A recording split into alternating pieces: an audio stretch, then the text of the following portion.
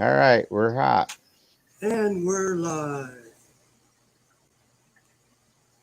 Hey, Lakeview Outdoors is there. If you're still there, buddy. We're doing a little live chat here. Got PCC Kid, Brooklyn, and we're gonna bust some bullets.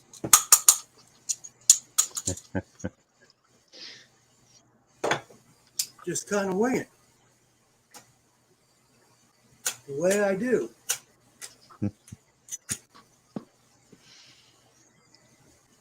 So you're casting 105s, or nope, that's not the 6 cav. These are 95s.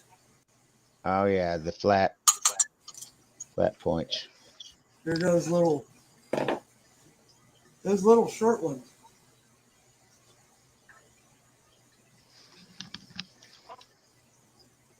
Oh. Yep, the little guys.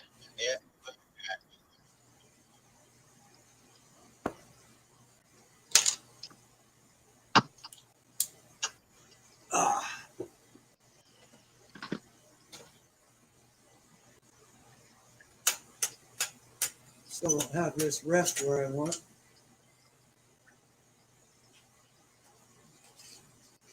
Like I said, I'm pouring from the other side from where I usually am.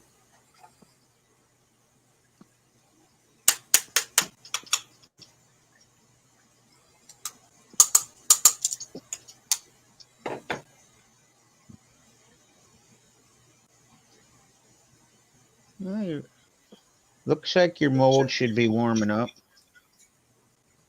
Hey, Julio. Julio, you want to come in? I'll send you a link. Just throw the hammers down, buddy.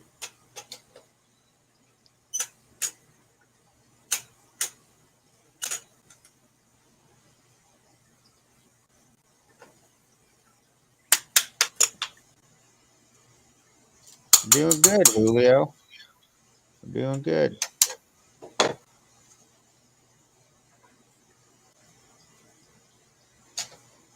Broke still tending the oven, I guess.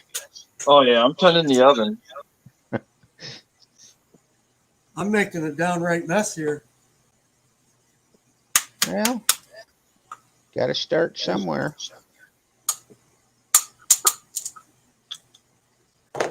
That one I could see the base was bad on it.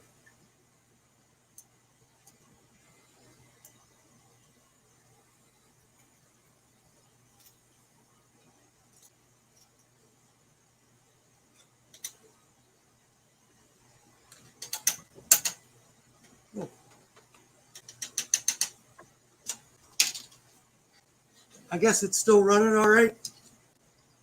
Yeah, so far so good. You're casting away. Yeah, we're remote from the basement today. Well, we'll see how long it works.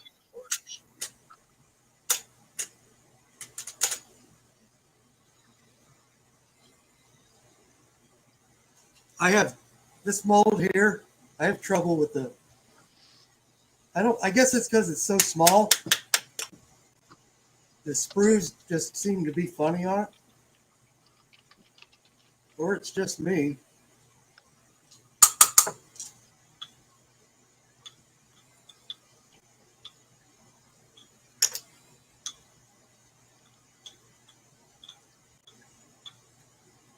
They look pretty good though. Guess I could turn this up a little bit.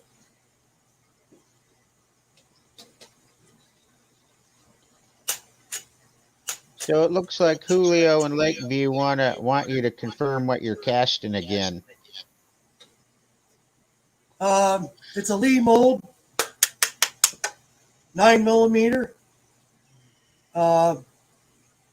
35695.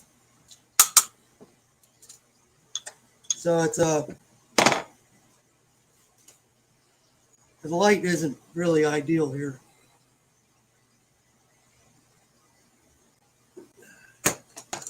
Whether I can. Yeah, they can It's see it pretty good. it's just a little tiny stubby thing.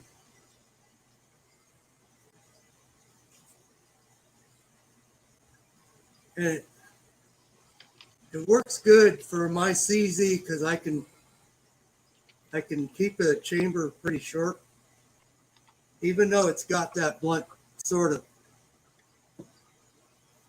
It's a little ogivey, but it's so darn short that I can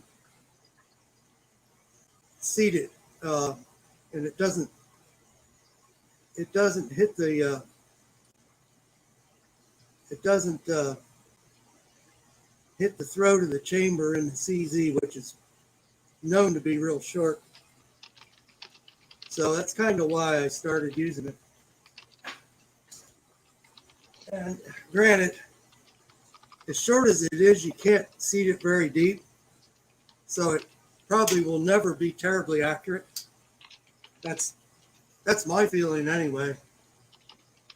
Because hell, that crimp groove isn't maybe 3/16 of an inch. It's probably less than that.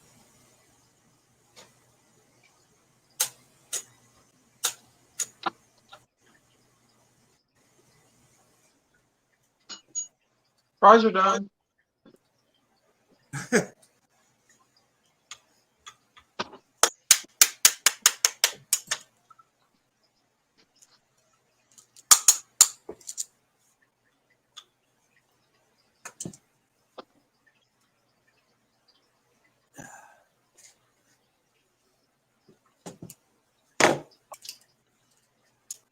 There's Eagle. Yep, Hello, Kenny. Eagle Eye. I guess Six Shooter Texan must be out there. I see somebody saying, "Oh yeah, Yep. hello, Chris 338." Sorry, I'm asleep at the wheel here, buddy.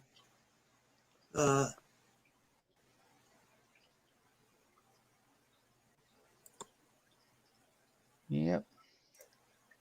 This thing's jumping up and down on me.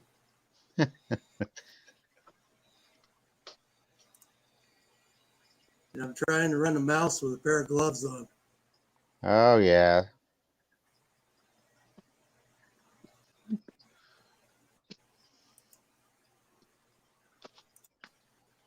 Come on.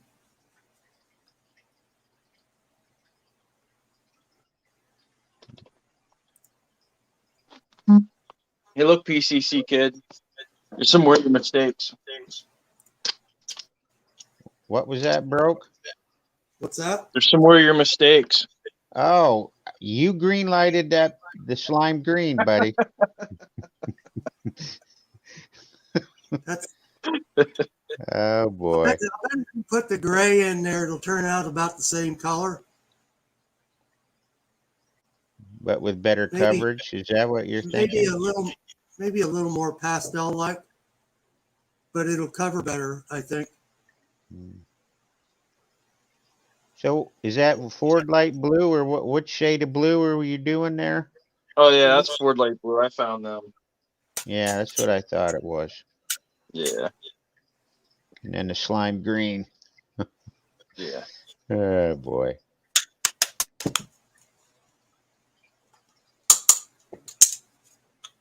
Well, I'm not going to complain about the maroon. I used some more of that yesterday. That covers all right. Yeah, I think it seems like any of those darker colors work pretty good. I tried the orange and the vermilion orange or Chevy orange or whatever the heck it was, and the bright pink, and yeah, I mixed gray with it, and you come up with a little bit of the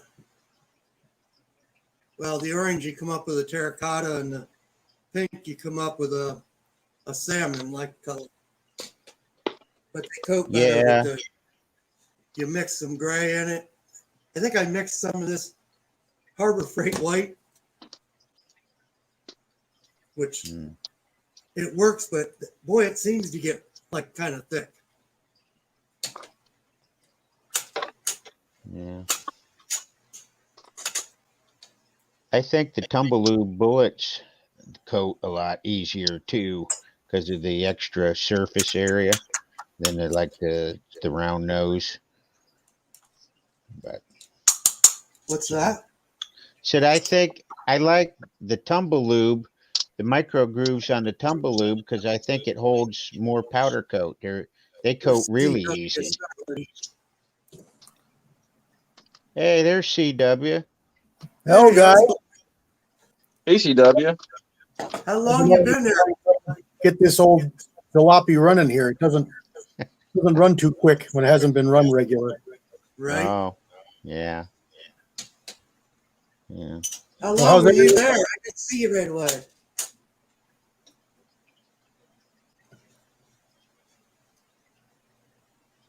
How long were you there, CW? Oh, 5 minutes or so. Okay, I didn't see you there anyway. That's okay. I was watching. Yeah. Yeah, I'm making a mess.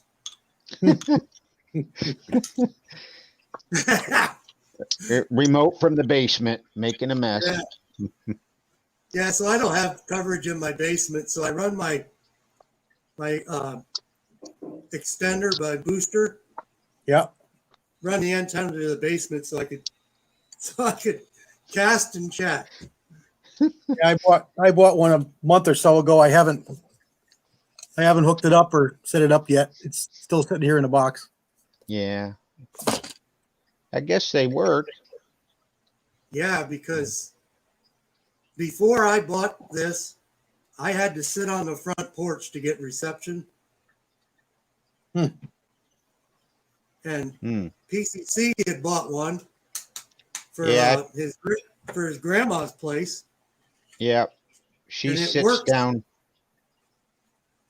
So I bought Yeah. one, and sure enough, it works fine. Yeah, they do work, and Grandma sits down in a valley, so had Yeah. to put one in at her place so she can get decent cell phone service and data. Yeah, I put a camera in the back corner of the house, about as far away from the Wi-Fi as it can be, and intermittent service. So I was hoping that it would boost it, but it's been working, so I haven't been urged to get it in. Yeah, I'm limited to like a couple rooms when I use it. So I literally had to move the antenna to the basement. Hmm. You know, the thing that you put inside. Yep. I got like a square box. Yeah, that's what mine is. It's got 4 antennas on it in a square box, about 3 inches square. Yeah. And for what I paid for, I don't remember. It wasn't a terrible amount of money. No, it was. $30 or so, $50, something like that. Yeah, they were pretty reasonable. Yeah, I think mine was 100 and some or close to 100. Yeah, this one probably isn't the best one, but it had good reviews. Yeah.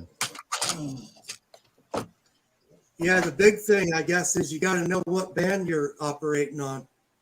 Mm-hmm. Has something to do with the band for your provider. And I don't know how flexible they are.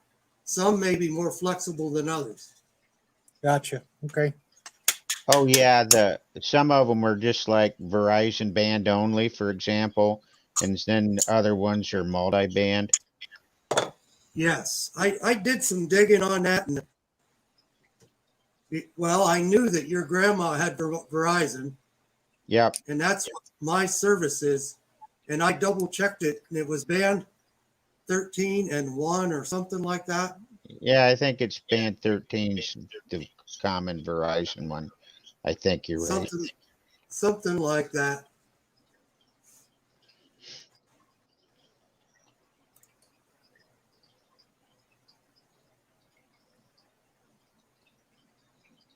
So what are you casting? It's a little Lee 39 or 35695. Okay. I've got that for the 380. Yeah. Yeah. That's what it's made for, is a 380, and but I have a CZ, and you can load it pretty short. You know what I mean? Yep. I was actually just pulling about 50 of those. They're a bugger to pull powder coated bullets. They don't like to be pulled. No, they don't sometimes. They're Especially if slippery. you're hitting that crimp groove. Yeah, these were actually 380s. I loaded them up with 231, Wow. and they should have been good. I think it was 3 grains or 2.8 grains.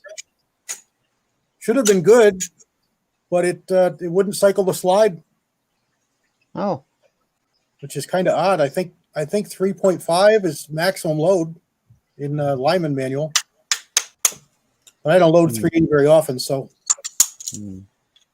Yeah.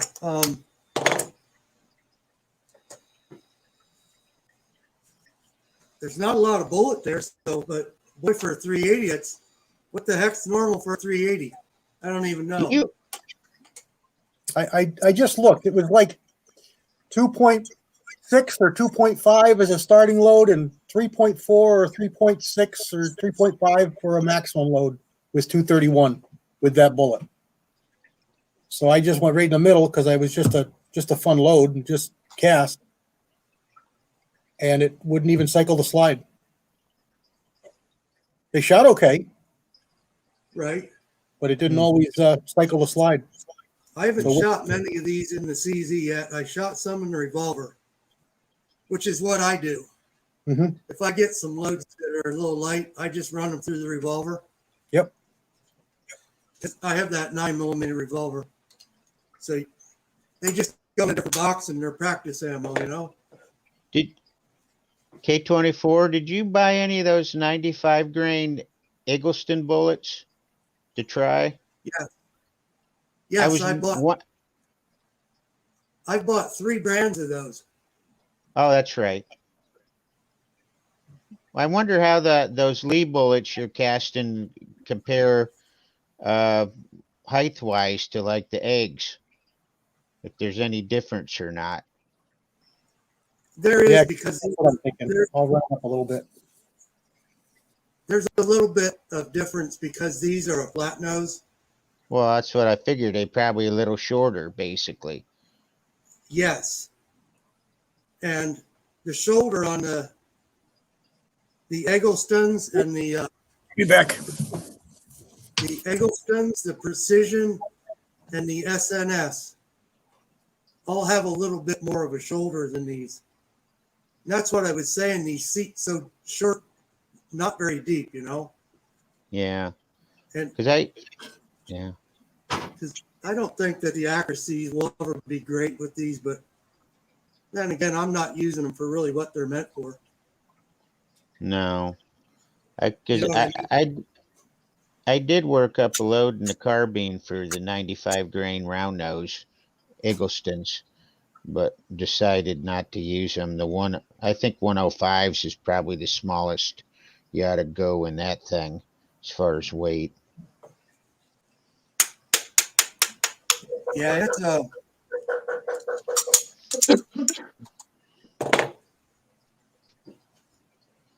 All right. I've had all right luck with the 95s. Yeah. I don't think they certainly don't shoot like something heavier. But, you know, for like a planking load, Yeah. and that's what I kind of like about this. It doesn't take a lot of lead. No. And, you know, if You've I'm got- going to practice loads for the CZ, these would probably be perfect. Well, that and you've got room in the case for your trail boss loads you were working up for steel with a short bullet. Yeah. And that I haven't tried yet, but I will do that for sure. Oh. Because I'm only getting about I want to say about 700 feet per second with the 105 and trail boss. So, And yeah. what'll happen, they'll tumble a little bit. But I'd shoot this Smoke and Hope and not have too much trouble. You know, the bigger targets.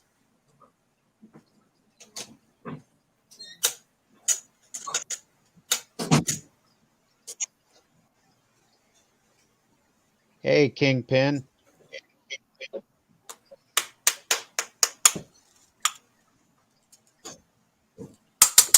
Well, I'm going to run through the side chat here. Yeah, you might as well.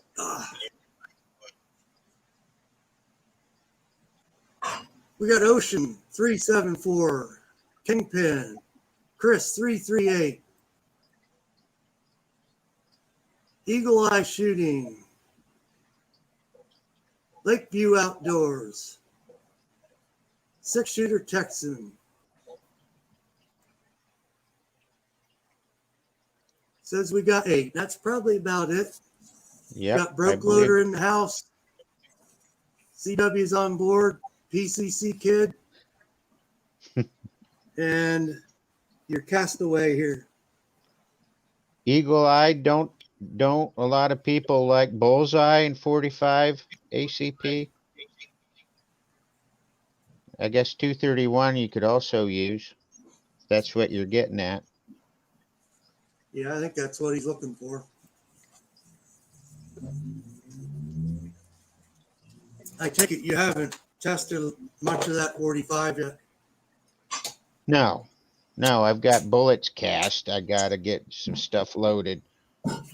But Thor's Axe has said more than once that he was a fan of Bullseye in the 45.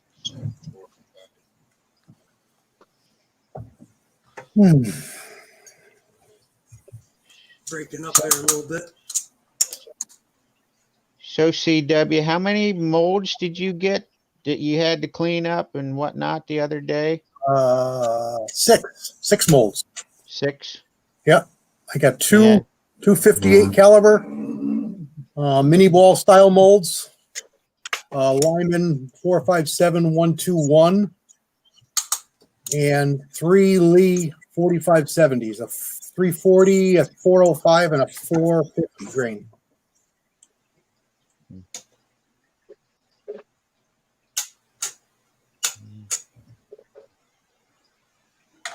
So did all the molds cast with the, I guess the fins on the sides and the end of the bullet, or was it just like that one mold? It was mostly that 450 grain.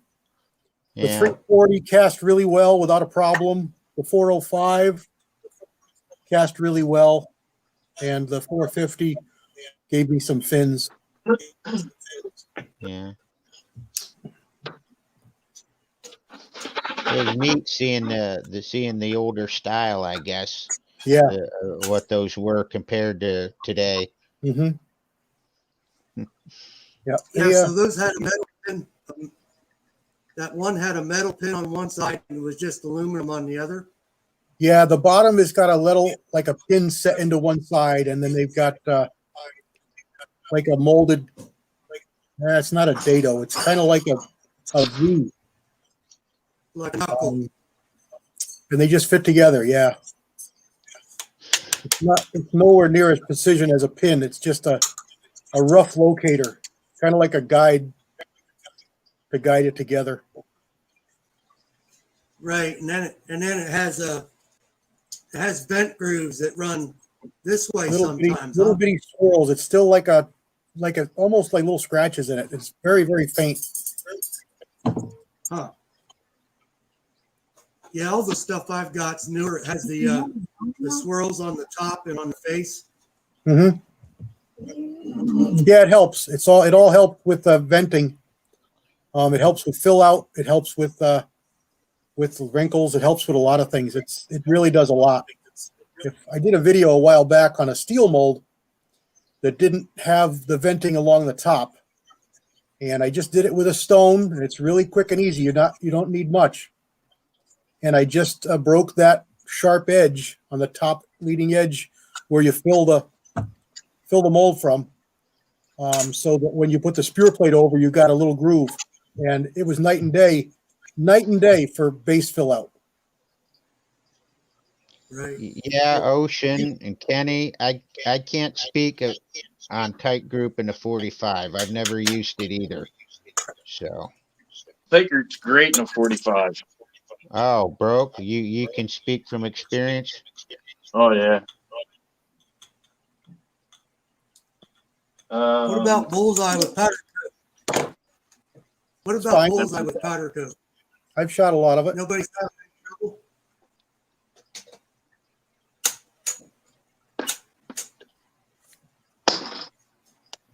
That was the question that people were asking about.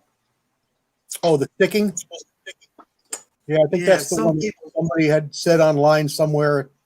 I don't know if it's a, I don't want to say a wives' tale, but I don't know if it's something that people just latched on and now it's just become something it really isn't. Kind of like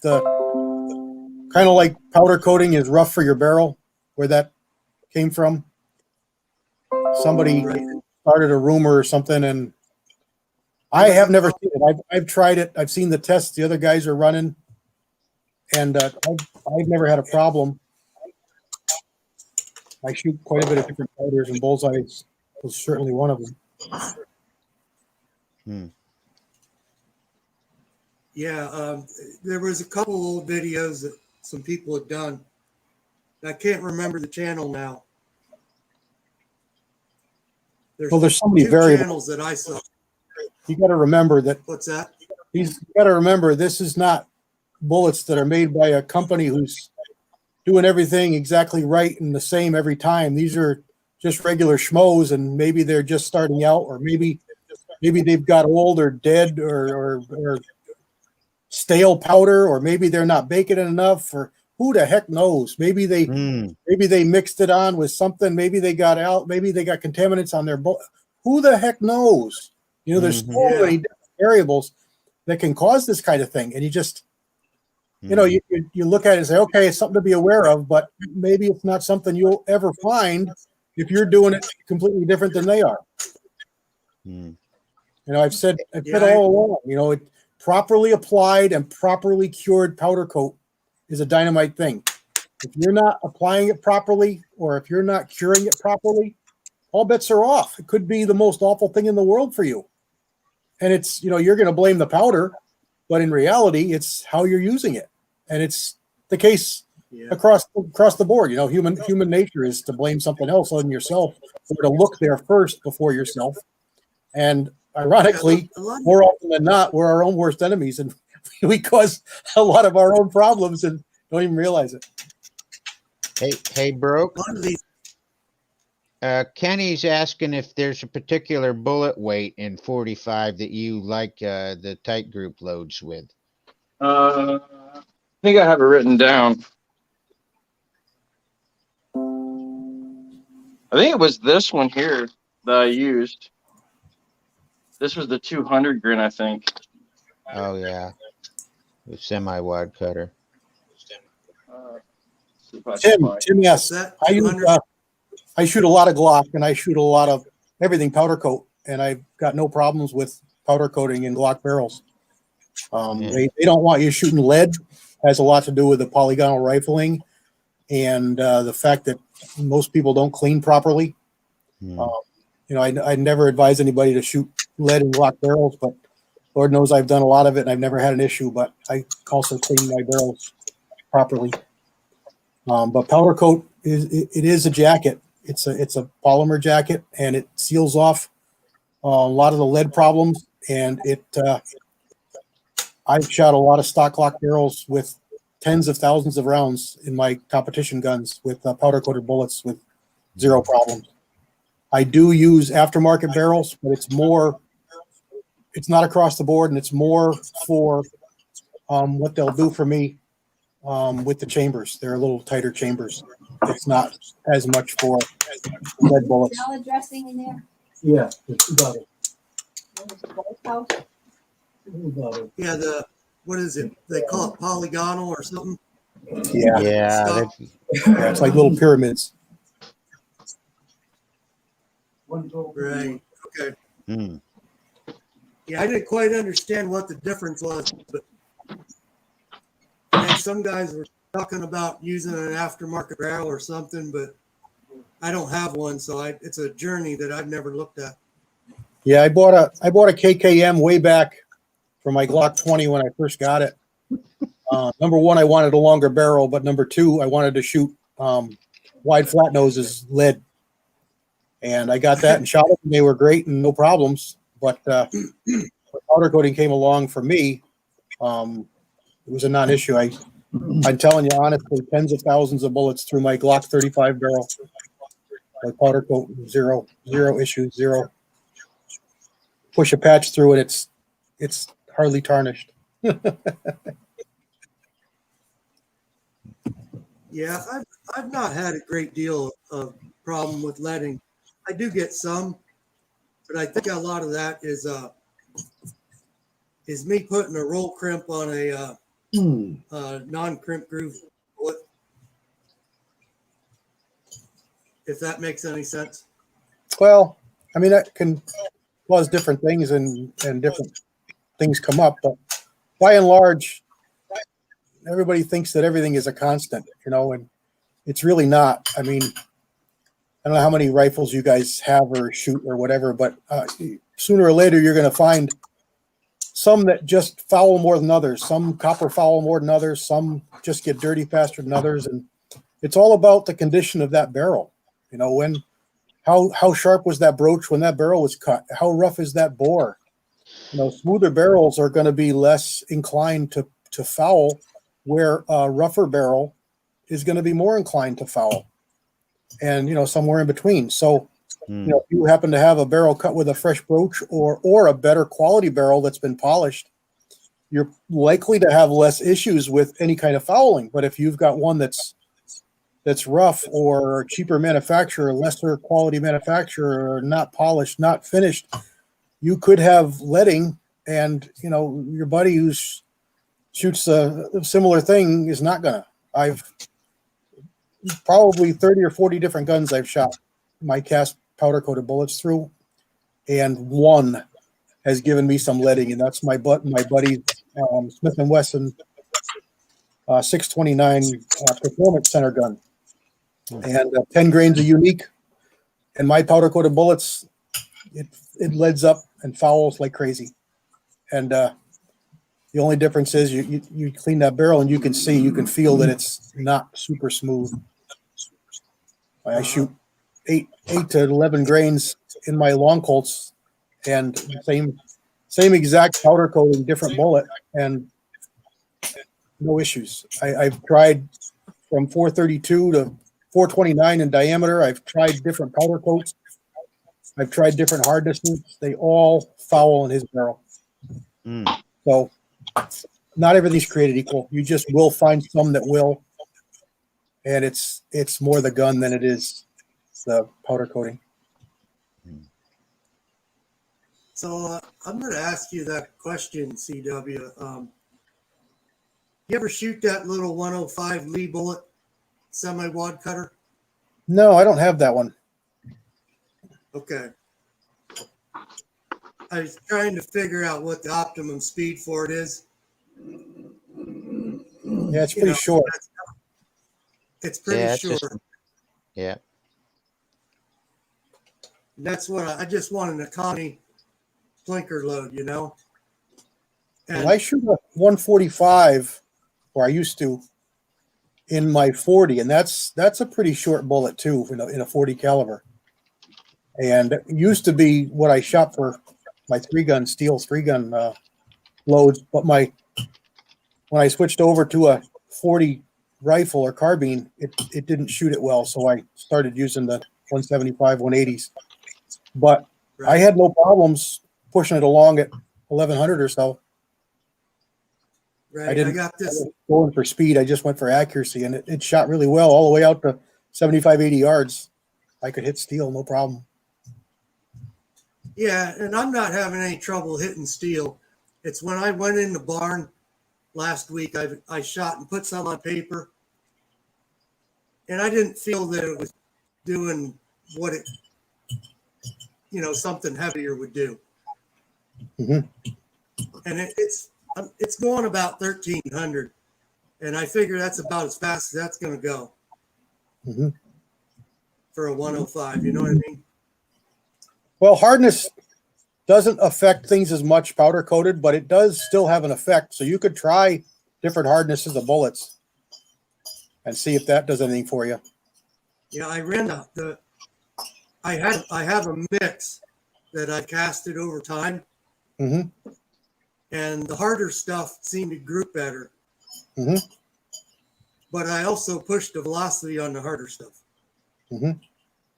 You know what I mean? So I didn't have a constant. Yep.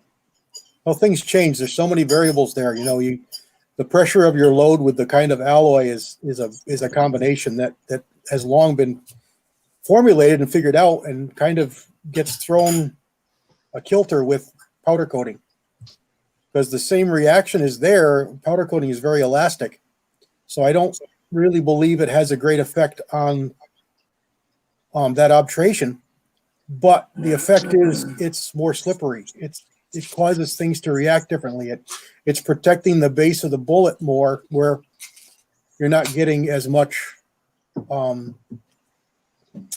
Well, it's not melting, but melting. You know, fluid lead as you do with pressures rise, because that's what's really causing your issues with fouling, is that lead melting really behind the bullet as it's going down the barrel. So powder coating kind of seals that off to a degree. You know, where gas checks would be the answer as pressures rise and velocities rise, and now with powder coating, it doesn't replace it, but it certainly moves it back to velocity wise where it's needed. You know, where before you'd look at supersonic as the threshold for a gas check in, let's say, a 357 Magnum, and now with powder coating, I've basically said, and it's pretty much true for me, you really don't need gas checks in probably 90% of the handguns anymore with powder coating. With rifles, they're still very, very realistic and needed. And having said that, I still almost always use a gas check when the bullet is designed for one. But I've also shot plain base powder coated bullets to about 2,200, 2,300 feet per second in a couple different guns, and no problems, no fouling.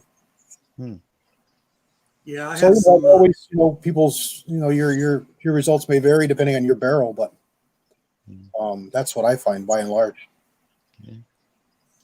That's Well, some good I info. was saying I'm shooting in the barn. It's not something that I normally do, but the opportunity was there to just try to understand what might be going on.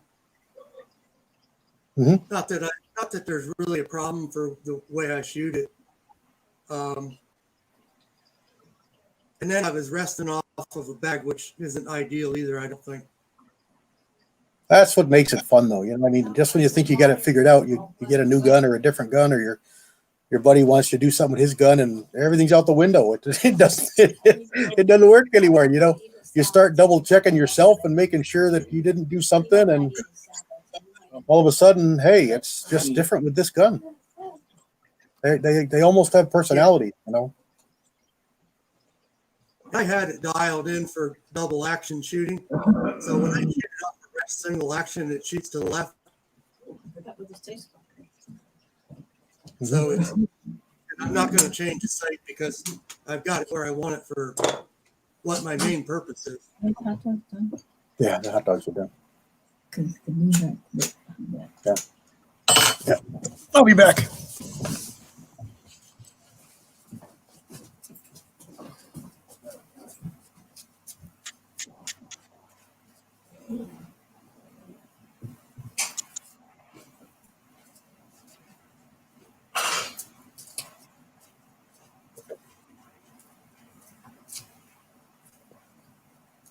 How many pounds you threw so far, K24?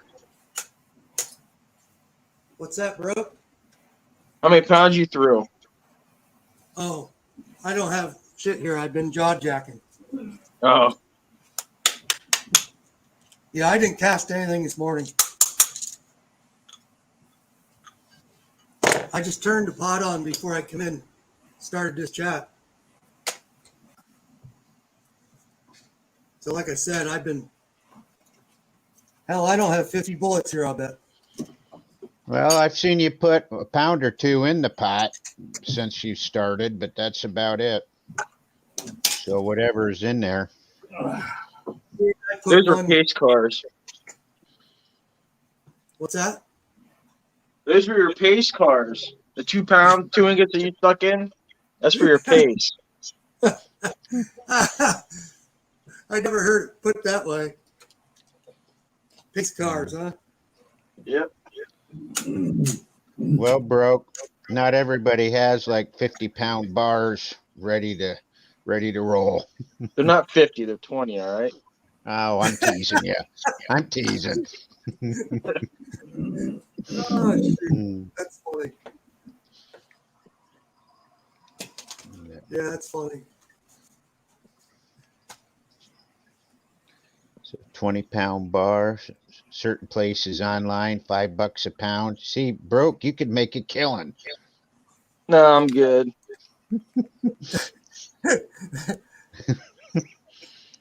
You could make a killing. Uh, yeah, Broke. Ocean wants to know if you're done powder coating yet. No. No, he wants to know if you're still powder coating. Yep, I'm still powder coating. Yep. Ocean, if you'd seen the mountain of bullets he cast earlier, he'll be powder coating into the darkness. Get them all done. Wow. 6-shooter. Looks like you were busy too. Yeah, I guess so. He might actually have you beat, broke. Yeah, Cool. yeah. I think there's a showdown there. I think I cashed it probably maybe 300 this morning, if that. So Yeah, I'm just dicking around here, so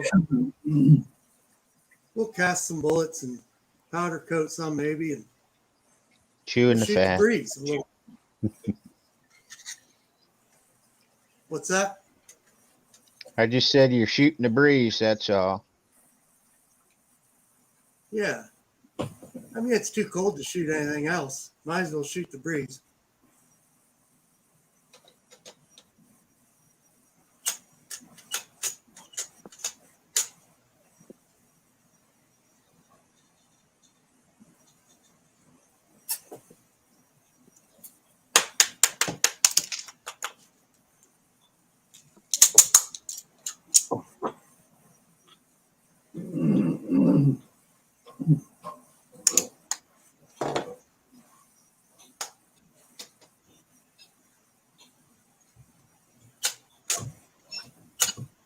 Fries are done. So broke, you're not gonna run out of powder coat, are you? Going through all that you cast this morning. No, not anytime soon. I'm not. Well, I didn't think so. You got to be stocked up.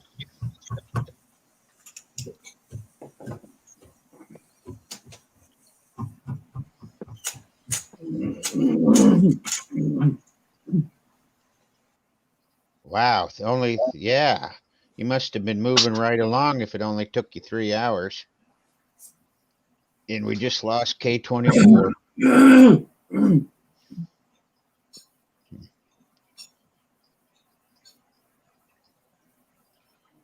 So booze and bullets, I take it we'll probably see some more videos on your resin mold casting and stuff.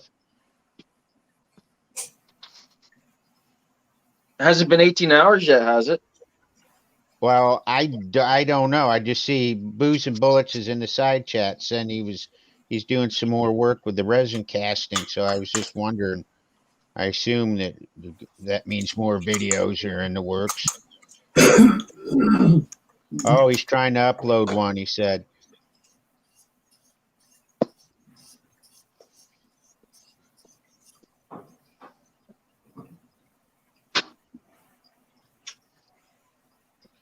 Yeah,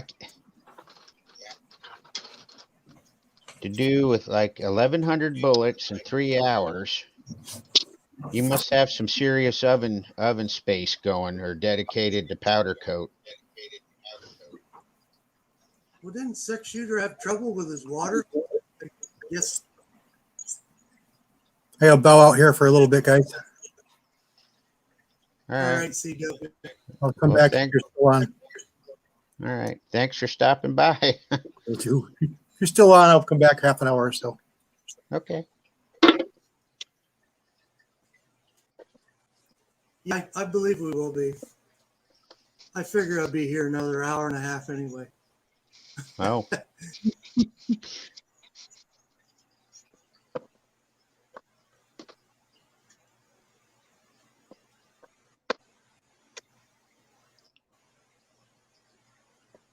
oh, okay.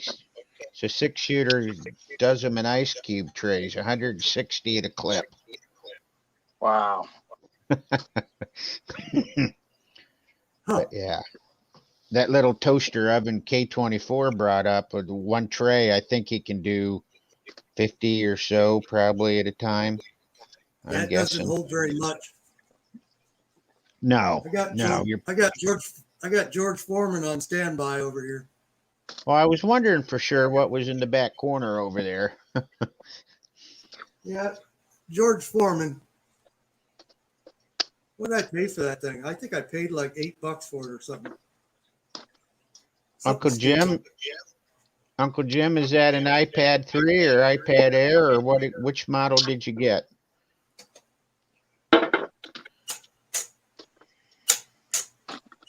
I'm just curious.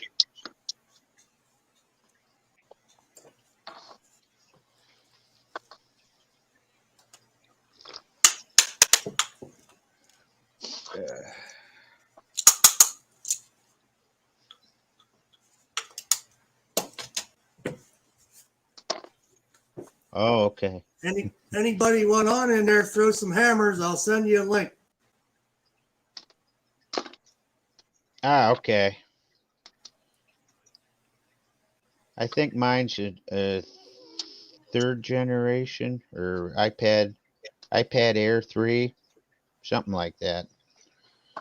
I'd have to double check.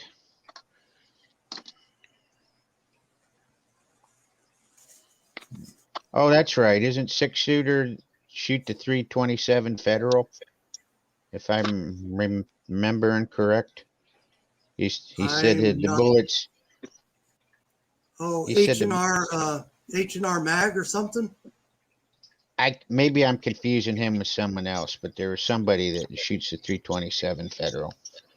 So I And could be wrong. maybe he does, but and I could be confused as well. But one of those guys is shooting a 32 H&R Mag. Yeah, I'm not sure. But yeah, and they may Yeah, have. okay. Yeah, it's 6-shooters, the 32 H&R. Yeah, I thought maybe. I wasn't sure, but I could have had somebody mixed up there.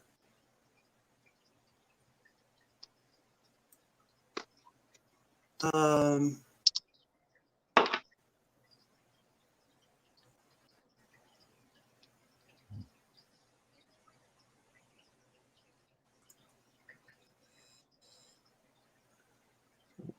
Well, Tim, most of the powder coat I've seen, powder by the pound, Eastwood, I think they all say 400 degrees for 15 to 20 minutes, depending on particular brand. Okay, that's what I was thinking of. 6-shooters, your Henry.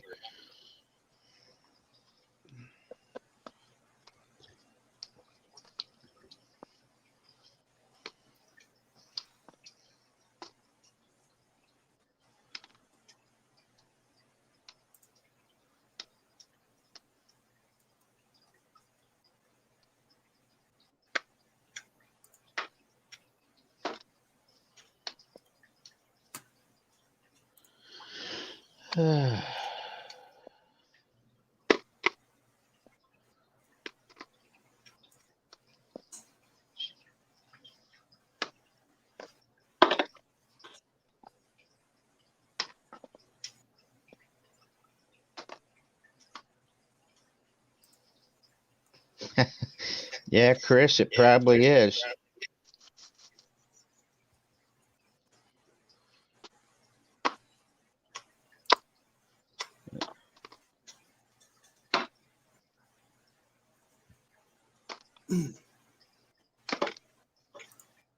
Okay, there we go. I think K24 is back.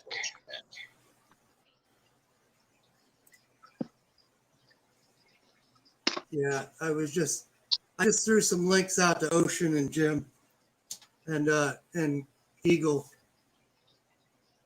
I couldn't Oh, I couldn't find Booze's address. I thought I had copied it, but apparently it didn't. It doesn't come up.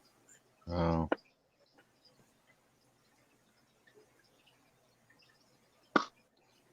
Yeah, Chris, that's what I've seen. 400 degrees for 20 minutes. Seems to be pretty common.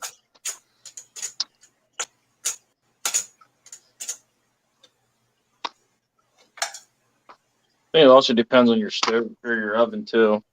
Yeah. Well, that's what Six Shooter was saying. His particular oven, he runs at 350 because if he cranks it up to 400, things melt. Yep, that's the way mine is. Yeah, and I think that little oven I gave you runs pretty hot too because it's so small. Oh, it could be. I set the slide bar there at 400 or just under, and it seems to work okay without, scorching the parchment paper or whatnot too badly. So, but it's been pretty cold out in the garage lately, so that may have some effect. Yeah, Booze and Bullets, I got you, buddy.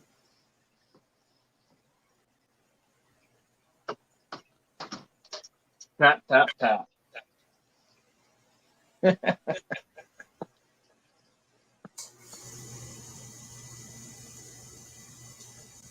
Yeah, I got it.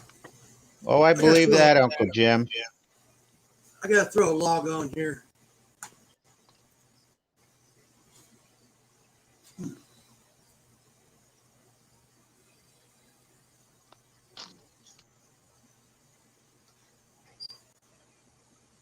It probably wouldn't be a bad idea to go over to Wally World and get a 2 or a 3 tier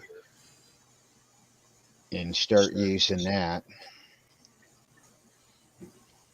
Use both of them. What's that, bro? Use both ovens. Well, yeah, Get you can both always going. do that. I need to wire more outlets out in the garage. I have one receptacle out there.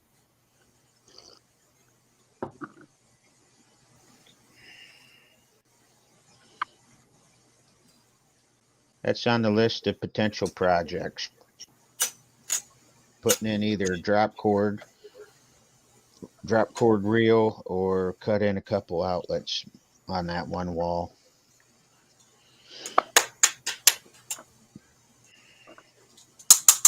Yeah, I did the same thing.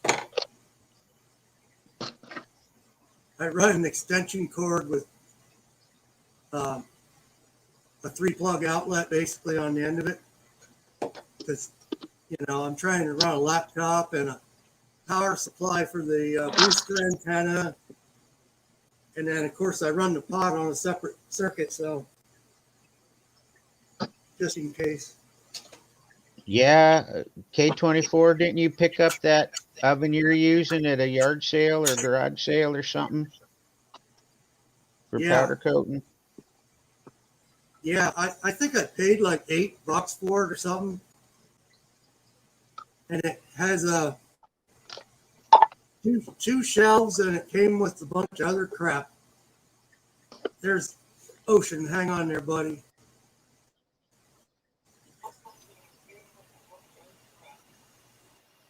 Hey, Ocean. How you doing? Hey, Hi, Julio. Julio. Hey, hi.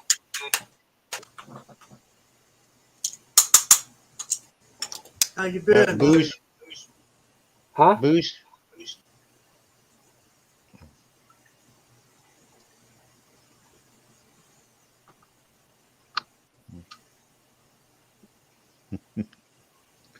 Julio, how are you? I'm doing good. Not bad, hanging in there. Good. Try to get healed up here. Slowly but surely. Yeah, you'll get there. I hope everything turns out good for you. Yeah, I hope so too.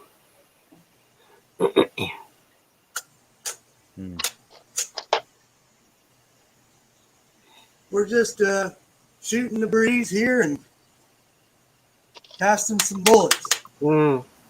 Well, that was a quick half hour, CW. It was quick, down and dirty. I left the sound on, so I've been listening. Hmm. Hey, there's Julio. Yeah. How you doing? You look pretty good, my friend. You're a little more color. Yeah, thank you.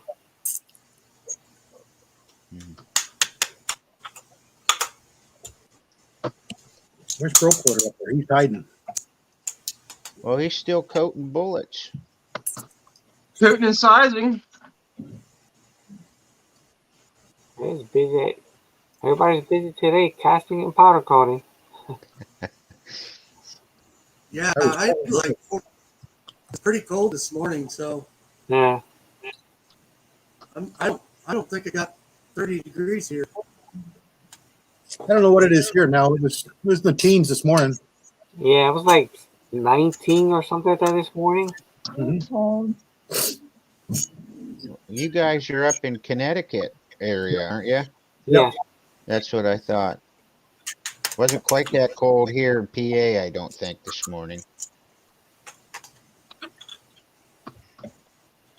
Yeah, I think I got a little more altitude than Julio. I think I was 16 this morning or 15 this morning. Mm. Hmm.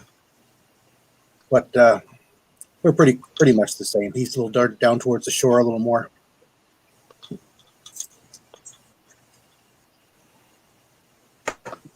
Yeah, Booze, a little bit of snow melted off today. Not much.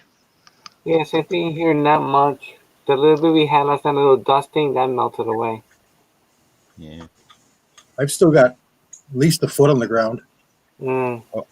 Yeah. I think I probably do too, 10, 12 inches anyway.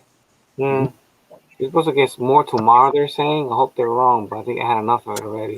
Yeah, I'm hoping that we're in that corridor where we get little to nothing or maybe rain. Yeah. Yeah. I've seen enough snow. Yeah, It can melt. we're Bring on we're spring. over 50 on Wednesday. Yeah, so it'll be Low nice. 30s, so yeah. Yeah, I think Broke was saying 40 something Tuesday, weren't you? Yeah, One point. 47. Yeah. Yeah, Yes. they changed ours. I think it's like 37 or 8 What? now.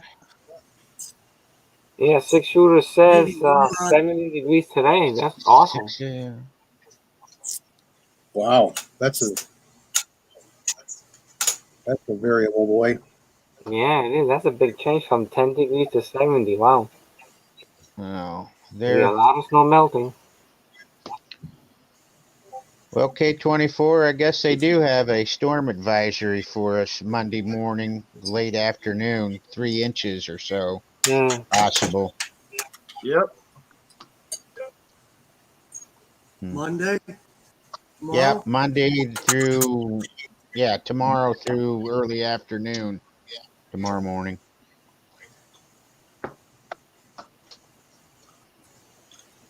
Wow.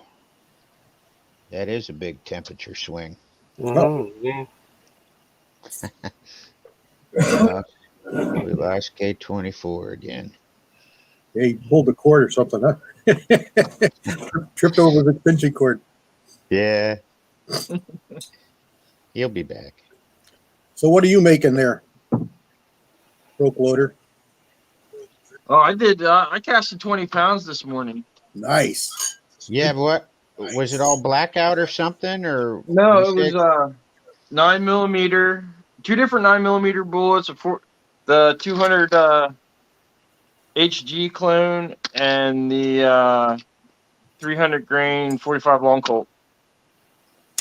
Lee bullet. Yeah, Lee bullet. That's a nice bullet. I like that one. I bought that to load in the Bushmaster, and I got to seat it so damn deep it looks silly. I don't even use it. But my black likes it.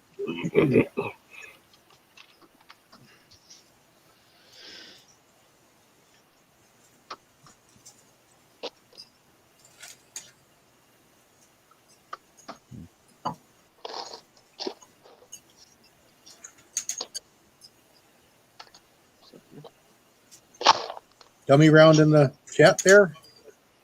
Yeah, he's at work. Yeah. He's coming by for his lunch break. Yeah.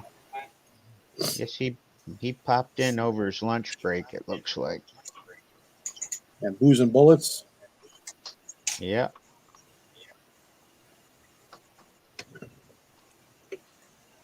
Oh.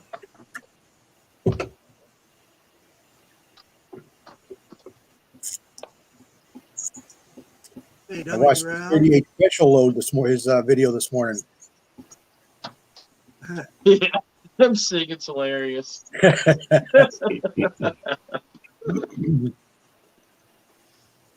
Yeah, no, I thought I was hearing things. I had to rewind it.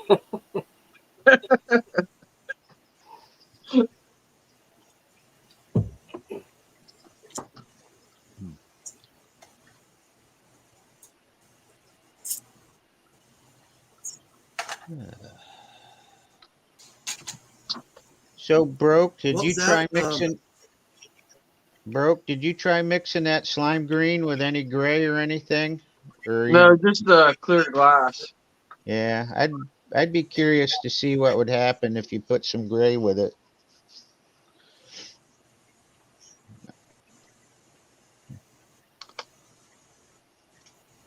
I think my last batch is in the oven. Let me see if I have any more bullets. Oh yeah. Probably should have asked you before. I like mixing colors too. You never know what you're going to get. Well, Sometimes it's darn interesting. Hmm? yeah, he's been doing a couple different projects there, I believe. Colors. Yeah, I'm out. That's all of them. Yeah. Put that in the notebook for next time. Yeah.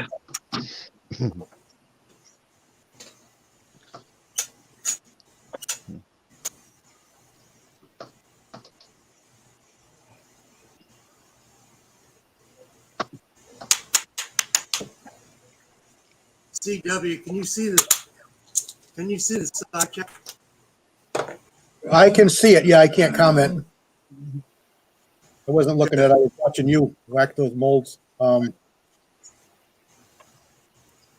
decide how to open a video. Gotta mix it up once in a while, yeah.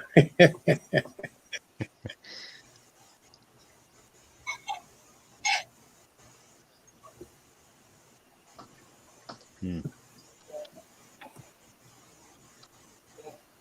Oh.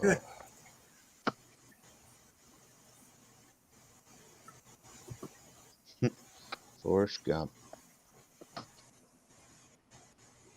I've been watching Jimmy Houston on YouTube.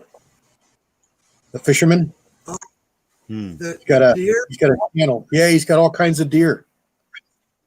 And he's got Yeah, one I've of watched them, that. Forrest Gump and Guinea. That's amazing. He's got them. He just feeds them out of his hand, and they walk up to him, and that one follows him around the yard. They come right up on the porch. Yeah, right on the porch. Yep, right in the house.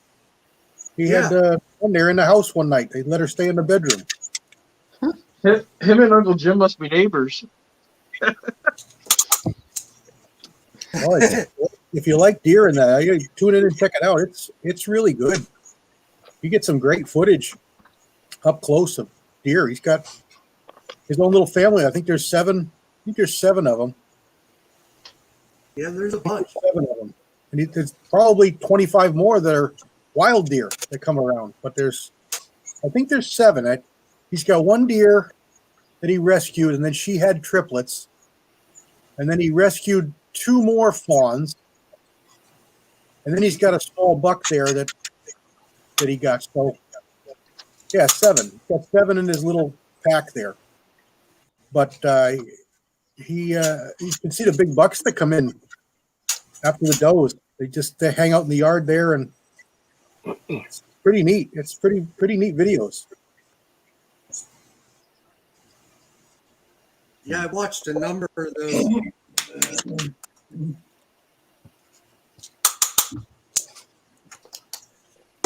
I watched some guy the other night.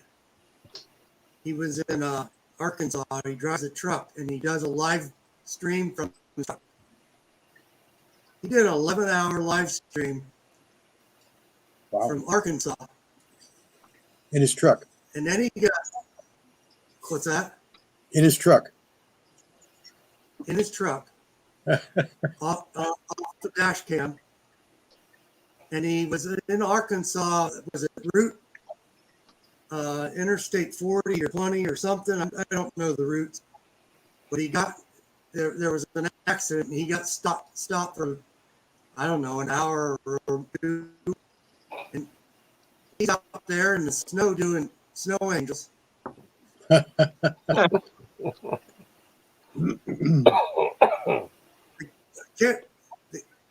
The guy's channel's name is JBG, Johnny Be Good. And he was heading to Pennsylvania. But I think he was out of hours, like in West Virginia or somewhere down in there. Yeah, 11-hour and something minute live stream.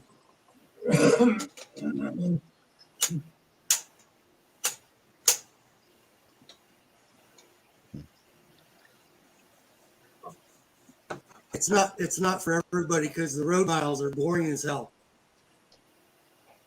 Oh, I imagine. I've driven those kind of hours. Been down to Alabama a number of times driving down. North Carolina, South Carolina, Virginia. Well, that booze, that's interesting. If you can shoot black powder at an indoor range, it must have some serious ventilation. Yeah, that's some serious. That's some pretty good smoking. Yeah. Yeah.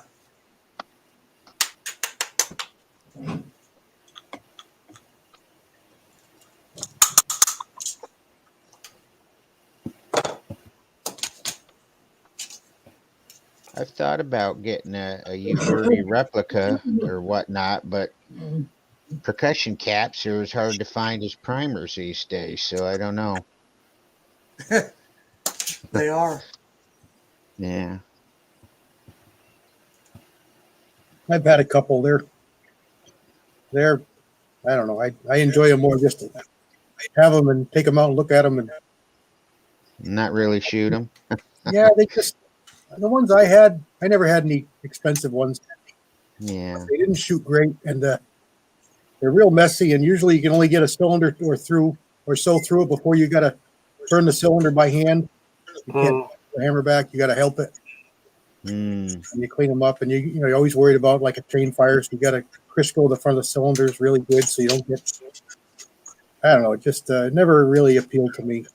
Much after the first cylinder.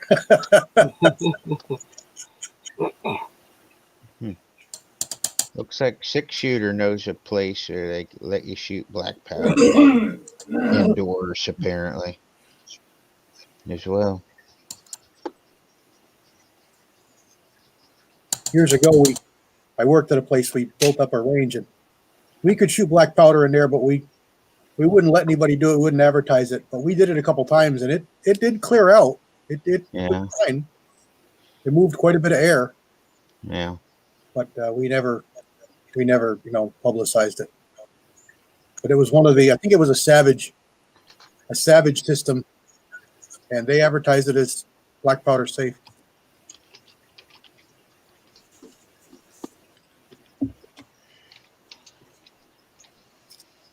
Yeah, we got a little bit of stuff here.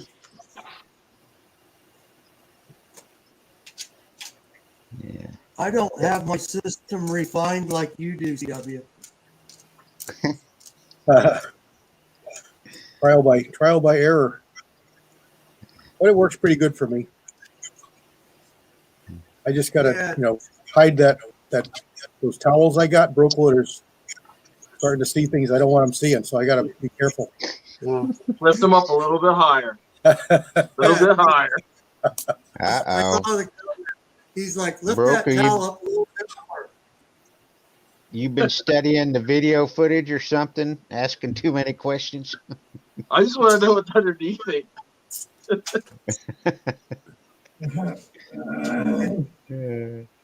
looks like a high wall cookie sheet or something.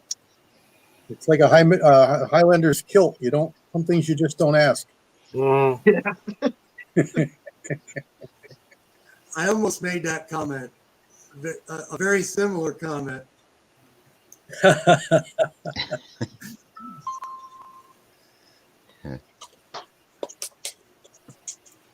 No, it's Hang just on here. it's just layers of towel. Booze. I don't know if that's a good idea. Too much skin exposed. I've I done got it a message. with shoes I shouldn't have done it with in the summertime. Yeah. Yeah, it's summertime. I'm casting with shorts and sandals. I Yep. haven't burned anything yet. I had a few cold calls. Oh boy, Fuzzy. I've done a lot of welding, so my ankles and tops of my feet are all scarred up from Oh, slag. yeah, they probably would be. You don't wear the right shoes; it goes right through them. You know Mm-hmm. that in the inside of your elbows, they always seem to catch them. Oh. You don't have sleeves on. Yeah, Kenny said that he knows a lot of places, open land in Arizona. I wish we had open land here, you know, that we could go shoot, you know. We're just so strict about so many things. Yep.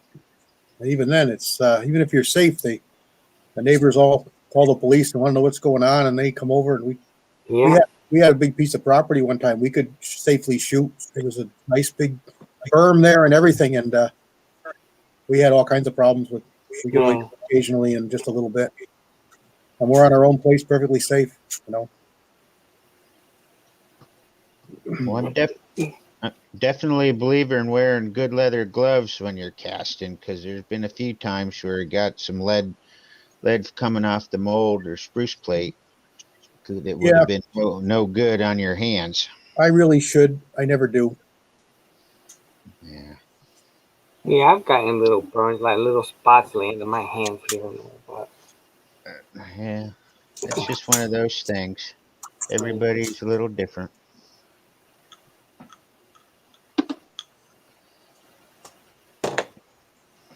Glasses are probably one of the most important. yeah, glasses I always have, 'cause I can't see. Yep. You know, crap without them anyway. So I keep a pair right beside the pot. yeah. Yep. That's a good idea. That's something you know. I've dropped some ingots in. I got some bunch of ingots from a friend of mine, and I have no idea who smelted them. And I had one of them go pop. So it must have had something in it. Who knows what? But it sprayed up all over the cabinet behind my. Wow. And if I'd have been close to it without glasses on, I could have very easily been wearing that. I've seen videos that some people, once they cast the ingot, they dump it in water. So why would you want to dump the ingot in water? Yeah, that's asking for trouble. Yeah, hot lead. They're making their alloy harder so they can. Who the hell knows? Is it still going to stay hard after you melt it again? No, that's just it. Once you get it up past 400 degrees for any period of time, you've just brought it right back down to whatever it is. Mm-hmm. You need the antimony and the arsenic and the copper and everything else to make it. Yeah, there you go. What do you got going on there? Failure to communicate.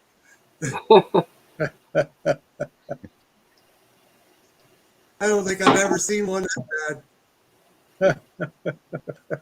I'm casting off the opposite side I normally would.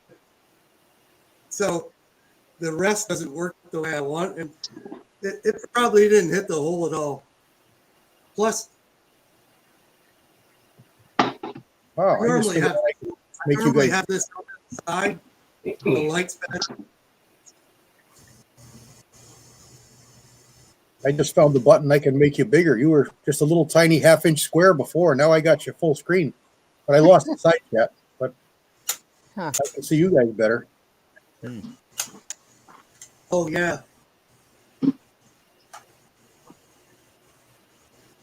Yeah, so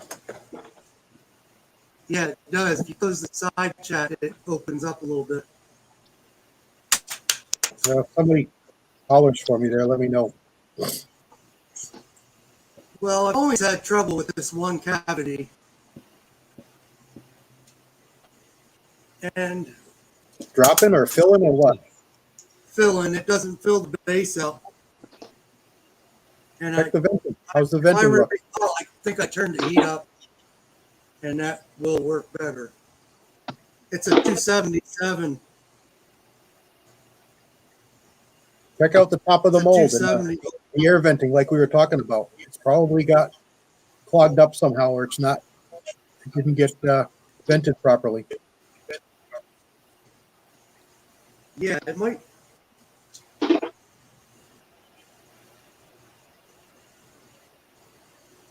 Open this pure plate and close the mold. And what kind of a gap do you have at the top there? Is there any line there where the molds come together, or is it come together dead flat? I can't see any light. No, I mean where the edges of each mold come together. Does it make a really tight line, or is there a little gap there for air to get down?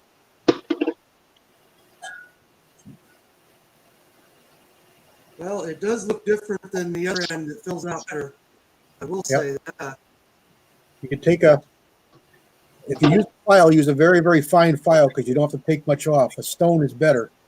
And just break the edge. Just break that corner back to the hinge, a little bitty half-inch piece of aluminum, and that'll probably help you out a lot. You don't need a lot. You just need, it's just an air passage. So a few thousandths is all you're talking about. And that might help you fill out. Wow. Yeah, I had trouble with this one cavity before. Yep. And I think I turned the heat up and it got better. But Yeah, I'm having, that will be. But if you got one that's cast and fine, it's not your temperature, it's your mold. Yeah. right.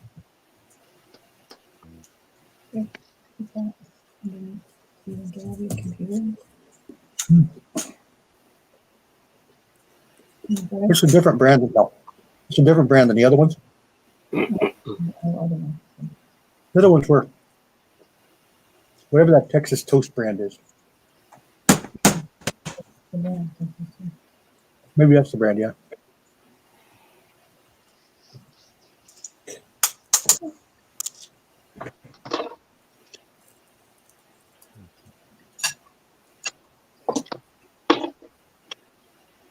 Yeah, Booze and Bullet said, is that for a 270 Winchester? Is for Yep. K24? Yep. Yeah.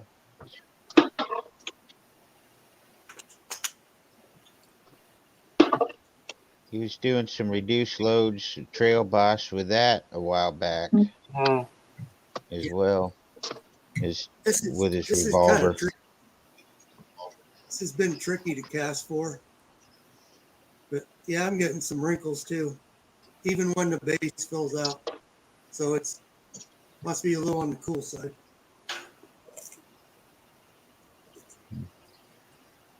This mold is definitely harder to cast than a bigger mold.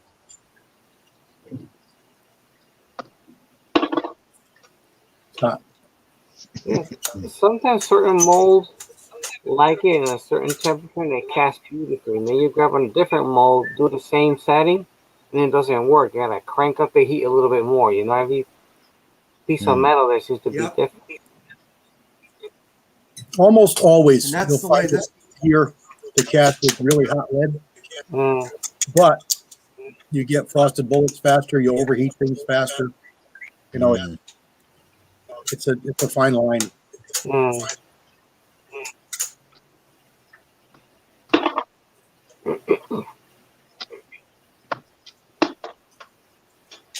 just gonna let that sit there for a little bit.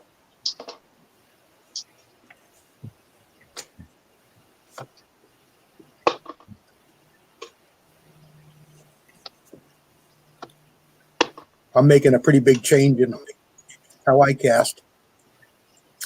For years and years, all I ever did was place my molds up on top of the pot to get them warm, keep them warm. Mm. And I just bought a single burner hot plate thing, a coil. Mm-hmm. Mhm. I'm going to put a piece of steel or aluminum on it, and I'm going to make a little cave with paver blocks. I'll lift my mold up about 4 or 5 inches. I'll put this underneath. Hmm. And I'll warm my molds up there because I've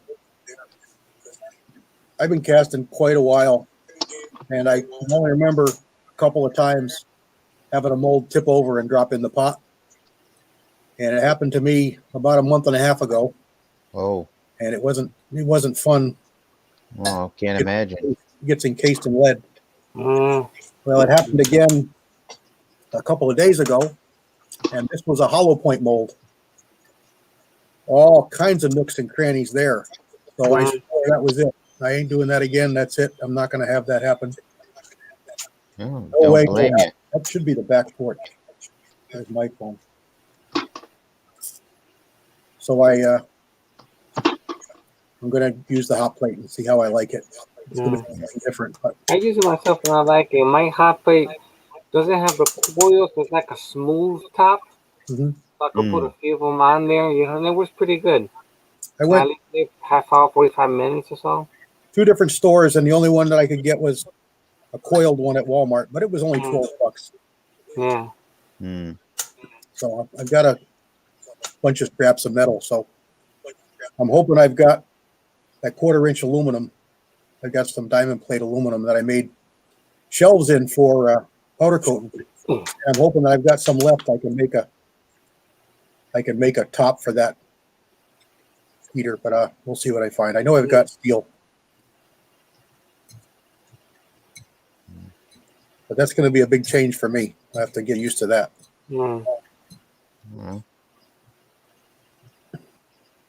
if you Yeah, haven't done it, up on a top like that, but then I see a lot of guys buy a little single burner, so let me give it a try, for $10 isn't bad. It's pretty good. Yeah, brand new, $12. So I'm not out anything if I don't like it or don't use it or whatever.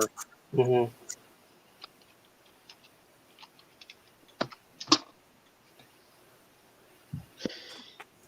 Maybe we'll get.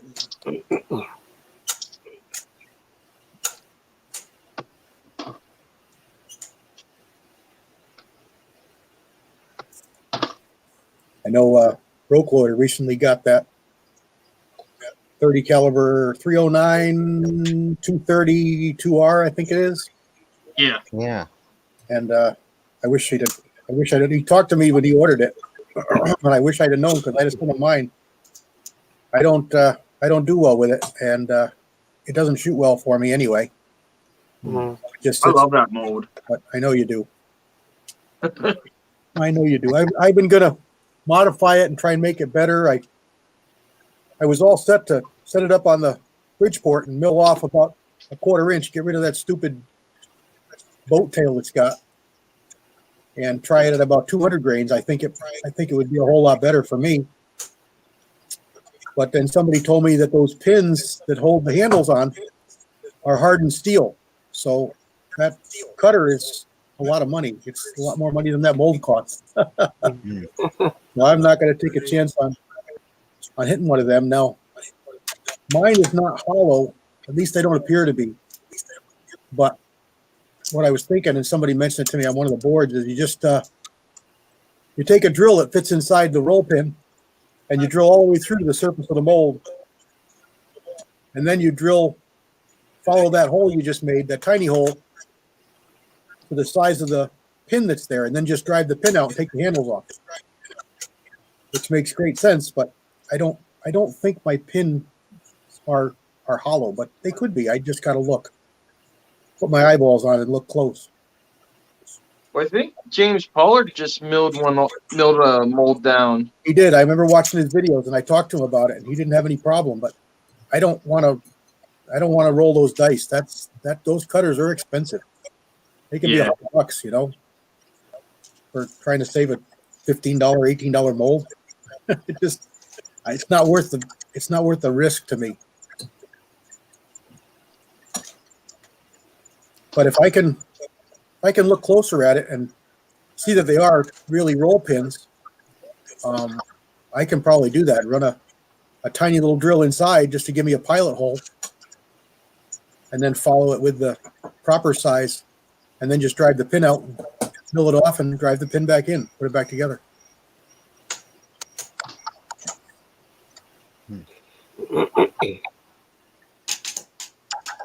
But I got a number of 200-inch grain molds now, so it's not like I really need it. I'm really anxious with my 7.65. I'm kind of getting excited. I had them forever. I just never. Well, I haven't played with them in a long time.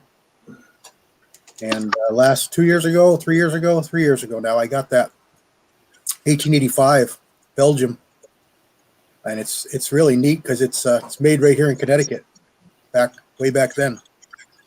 And it's 7.65. It looks just like I did a video on it if you remember. It looks just like a 1909 Argentine with that real thin magazine in front of the trigger guard. It looks just like it, except it has a shrouded barrel and a little bit longer forend. But I'm anxious to shoot that with cast, and I've had a 1909 Argentine Mauser. That's the one that's like a 98 Mauser. It's got the extra lug. It's a lot stronger action. The 1889 is like a 95 or 96 or 93 Mauser. Just two lugs in the front, very weak action, comparatively.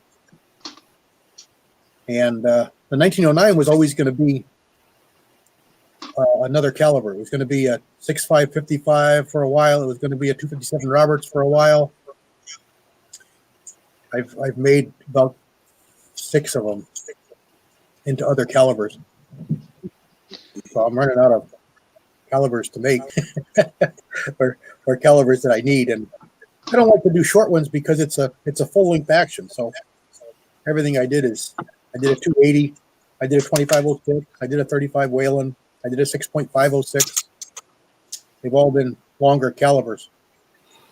So I don't want to do small stuff. I guess I could buckle and do a Creedmoor. It's a popular one. It's long enough to benefit from a longer action. But I've got my 6.506 that, it'll beat the Creedmoor all day and twice on Sunday for ballistics. It just doesn't have that slow twist for the really long bullets. But I've shot 160s in it, around those, and they shoot them real good. So, I can hit velocities that the Creedmoor would love to. I'm 3200 with a 140 grain bullet, 3150 with a 140 grain bullet, and it shoots really good. It's got a Douglas barrel on it. But anyway, I pulled it out the other day looking at it, and I said, why am I holding on to this? I did a little work on it. I put a new bolt on it 1 year, and then I put a Timney trigger in it 1 year, and then I stole that trigger out for a different rifle, and then I put a shroud a safety removal shroud on it, a nice brown shroud on it in the back. And then I drilled and tapped it for a scope mount. And I just put it back and left it sit for a couple of years, pulled it back out. I put a stock on it, put it back in the safe. Well, I dug it out and adjusted the stock and put another stock on it that I had. And I put a different scope on it. And so now I'm gonna shoot it as a 7.65. So I made up all that brass the other day, and I've been working on some more. And I'm gonna make a flat bullet shooter out of it. I've got a Lyman 314 299 mold that's designed for these guns, the 303 and the 7.65 54, and the 7.7 Jap. These bullets are great for those calibers. And then I've got a 311 284 that drops pretty fat. It drops at 315, so I can size that to 314. Plus, I'll pick up another little bit in diameter with powder coat. So I'm hoping that the 299 or the 284 will shoot. They're both about 200, 210 grains. And I'll have something pretty nice. You know, for me, everything revolves around what I can hunt with. Mm. So that should be a good one.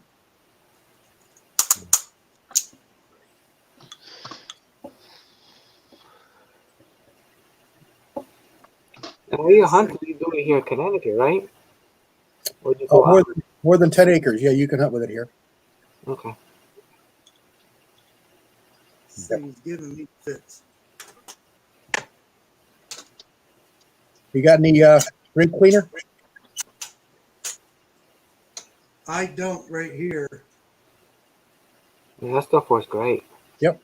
I just hose them out and let them sit for a minute. They're good and hot. It'll gas off, and then try it again. This Sometimes mold's it helps. this mold's gonna need some kind of attention. I've not cast much with this, but I did successfully cast some. But man, it's like every one, I've got some kind of problem. And it's not all the same cavity. It's mostly the bottom filling out. Got wrinkles. No, Sag? the wrinkles are gone away. It's starting to get frosty. Well, you're getting it good and hot then. Yeah, it's getting hot. Usually, it's not a problem to get those two cavities hot.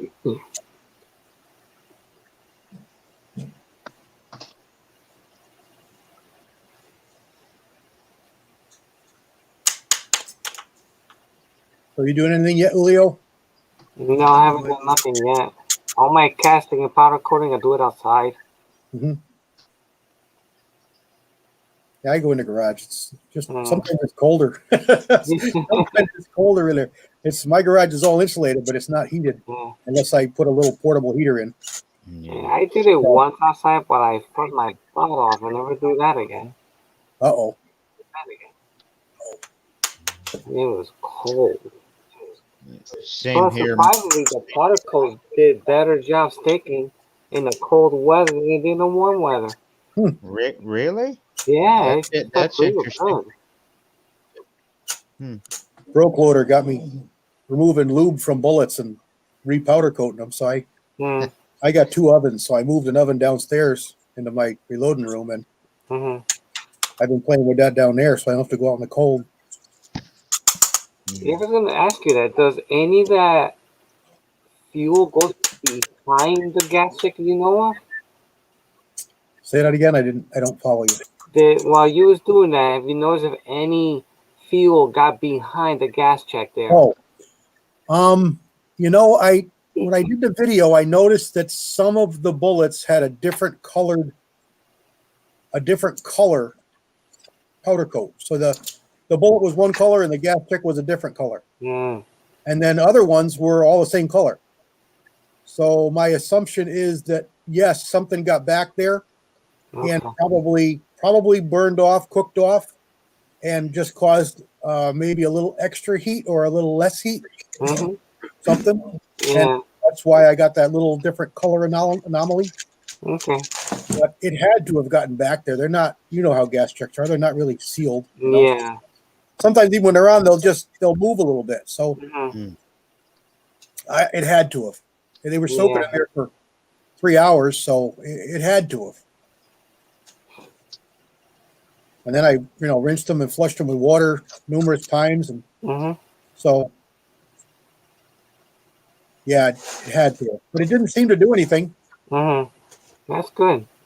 I did 300 of those, 320 or 340 of those 10 millimeters. And they all looked good. They all looked good. And I did probably another 60 or 80 200 grain Lyman 10 millimeters. And those I was talking to Rob about it, and those I had to soak for overnight plus a few hours. Those were coated with Lyman Molly lube. Molly in the bullet lube.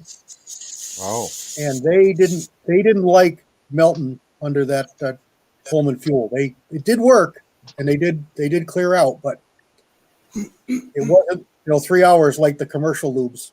Mm-hmm. So that Lyman lube is definitely a lot better quality lube. But then again, these commercial casters they're fighting an uphill battle. If they make a lube that doesn't work, they're going to hear complaints. If they make a lube that works good but falls out of the bullets before the guy gets it to his loading bench, they're going to hear about it. Right. So they got to make a lube that's going to do both, and they're not that easy of a thing to do sometimes because I mean, we all have gotten packages through the mail that are all beat up. Well, they had to be shipped from somewhere. Yeah. Even got to our dealers, so they got to deal with that. And even those bullets that I was doing, those 10 millimeters, I was on the phone with, I forget his name,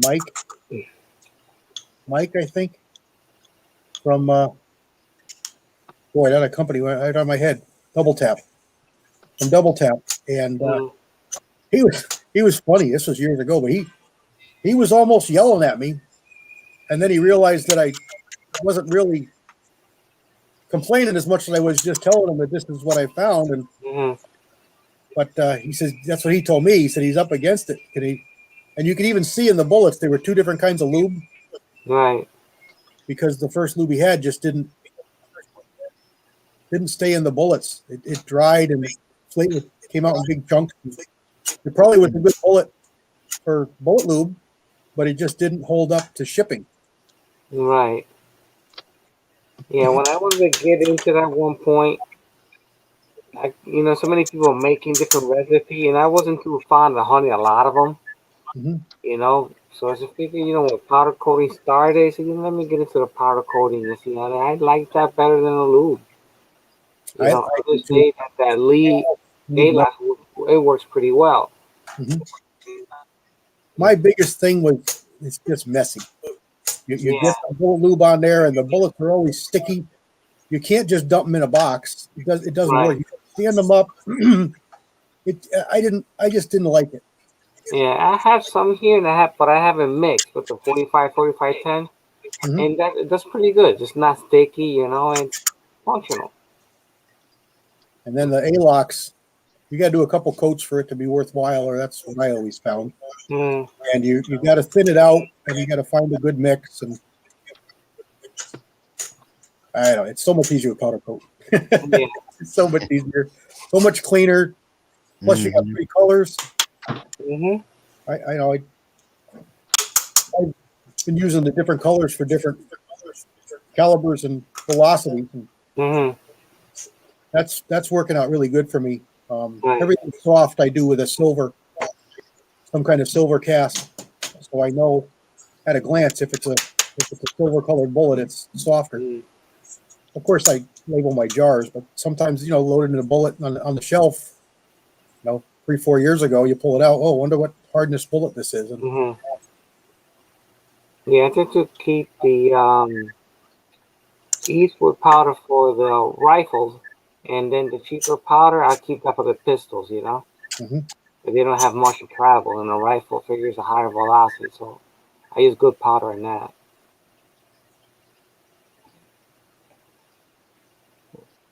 So K24, are you getting anywhere with that? That little rifle bullet's giving me trouble. You said one of them gave you trouble still? No, I don't think I'm hitting the hole right. Apparently, I can't pull up with the angle I'm on. I normally cast this way, and I'm casting this way. Trying to keep until you get good and warm, the way you fill the cavities can definitely make a difference.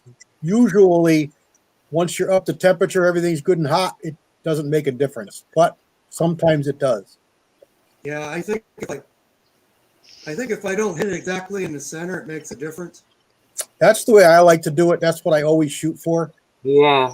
I want to fill it from the nose first, in my head. That's why I vision it. If it splashes off the sides or swirls around, I don't think I get as good a product. But some people like that, want that, and look for that. That's the way they do it. So Yeah, it's all what works for you. There's no real wrong way. It's just what right. works for you. I've tried, but others gives a nice big thick sprue on there, jump for cavity. It doesn't work for me. But if I do one at a time, dead center, I Mhm. get beautiful castings out of it. Yeah. You know what I think it is a lot of times, and this I've had this one time I noticed this, and I took a round file and run in the funnel for the screw, and it seemed to work a lot better. You can make a little bigger hole, but then, of course, it's a little harder to cut. But then you got to go back and make sure it's sharp. And this countersink on this back one is pretty rough, Yeah. and that can- might be some of the trouble too. You can find a stone. Sometimes a Dremel will have stones that'll fit in there. And sometimes you can just spin it with your fingers and get that sharp. And you file the back dead flat or on a stone dead flat. And sometimes that'll improve it for you. Yeah, I think I got a have to feeling mess you got a- around with this mold. I got a feeling you got a venting problem on that mold. Kind of sounds like it.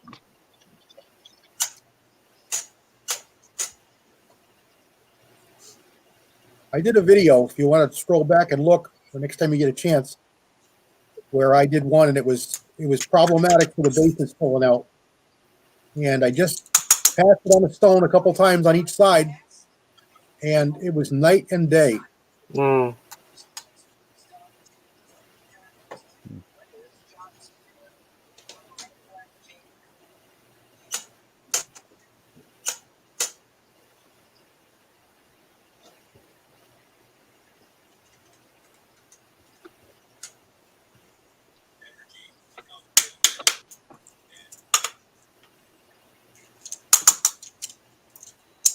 I got a zinc contamination a couple pots ago, and I'm still chasing it probably 3 pots later. Mm. I got all kinds of crazy colors at the top of my pot. Oh, Now, how you get that zinc in there? Where they came from? It was just in an ingot or in a piece of an ingot. I got a bunch from a friend of mine, and it was supposed to all be pure. It all seemed pure. I just knocked on them with a tool to see if they rung, and they were all pretty dead sounding. Mm-hmm. And I missed one, or I didn't check it, or I don't know, but I had oatmeal all over the top, and it was what a mess. Mm. Yeah, because even though they say it doesn't melt, it gets in there, right? I wouldn't go so far as to say one little couple ounce weight brew in a pot, but some people do. This was definitely more than that, because I took tablespoons and tablespoons out. Wow. I'm afraid that I don't want to drain the pot, because I don't want that stuff, because it's all on top. I don't want it to get down to my spigot. Right, then they'll get there, and you'll never get it out. That's what I'm thinking. So I try and keep at least an inch in there, and I'm adding more and fluxing and scooping it out. But just yesterday with that quick little half-hour, 20-minute cast I did, I had another teaspoon of oatmeal that came off the top, and it's look at my pot right now. It's yellow and purple and green. Yeah. So I still got it. It's still going on, and it's hard to get rid of once you get that in there. Mm-hmm. Top of my pot's a mess. Come springtime, I'm going to have to hook that thing out and give it a really good scrub and clean it down. It looks like awful.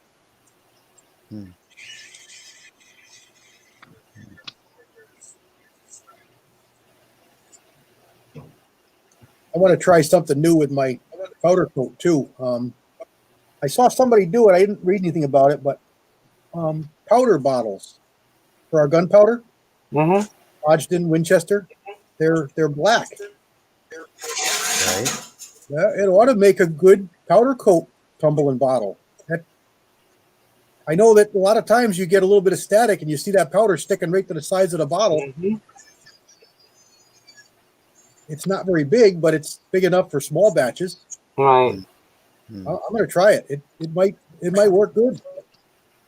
I'm always looking for small bottles because I really like those big giant Nesquik things that I use. Mm-hmm. I think that surface area really does a lot for static electricity. But sometimes I want to mix colors and try something, and it's almost a waste in that great big bottle. I got a teaspoon of powder.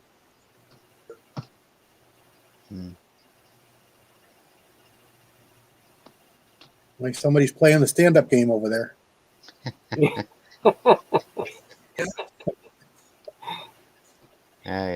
Yeah, short and stubby. Yeah. Yeah. We powder. Yeah, I got I'm a one that stand I up. can't. I haven't been able to get the basket thing to work to my liking. Well, I find that Eastwood's always stick, so I can't use Eastwood in my basket unless I cut it with something else. I mix it with another color. Okay. But Yeah, they do. I love these powders, but they just stick like crazy to each other, to the basket. They just stick a lot, but they produce a beautiful coating. Mm-hmm. I just stand those up, or I use the silicone ice cube tray. Still standing up. The thing is that they lean over, Mm-hmm. now they end up melting into the thing, you know? Yep.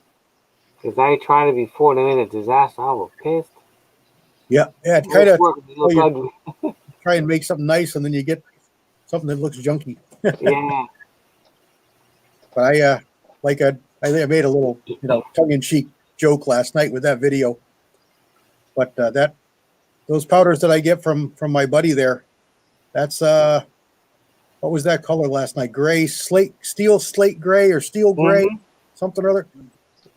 Throw it in the basket. A lot of times, if I'm rough with the basket, when I throw it in the quench, the bullets will fall right off.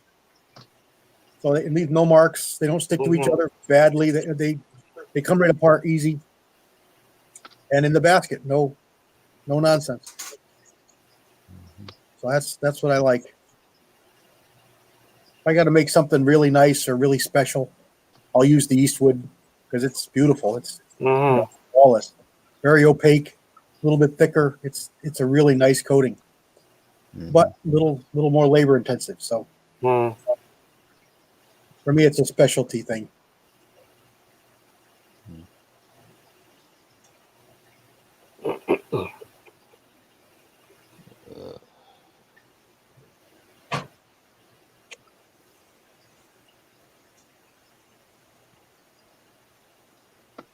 Well, I wonder how many per tray he gets. I don't know. I probably get a little over 100.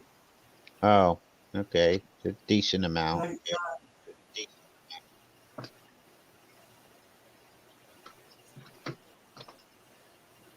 Were you able to get any baskets, Julio? Did you try and buy any?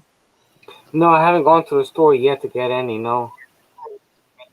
Well, if your wife needs anything from there, you look, and they were always $50 in free shipping.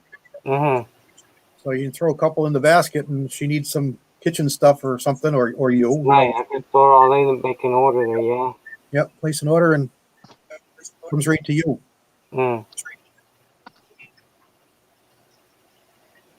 Rob's awful quiet over there. Is he all right? Did he fall in his oven? Nope. I'm sizing.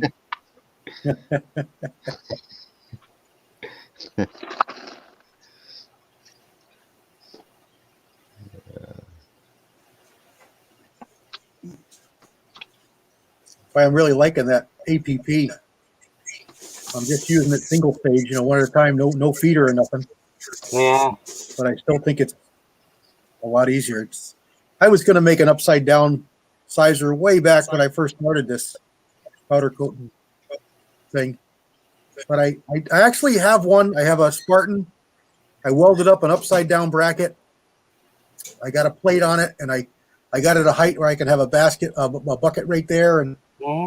But I never used it. I never used it. It's actually sitting in the corner. I want to take the press off it and throw the steel out in the garage for another project because I won't use it now.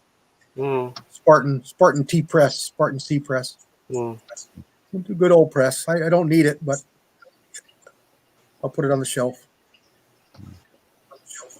Yeah, no, that 82 works good. Yeah, I really, really like it.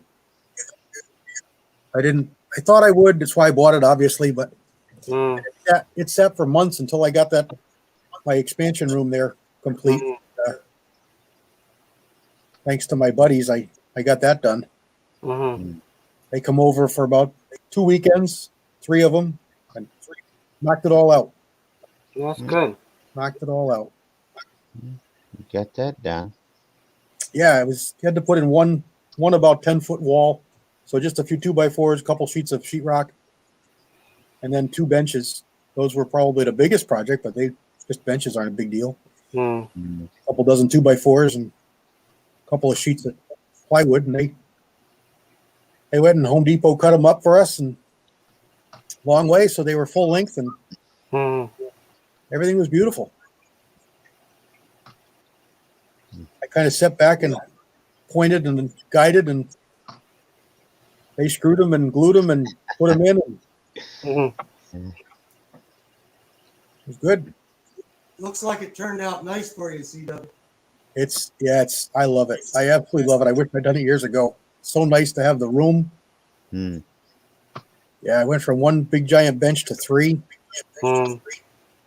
Oh, it's beautiful.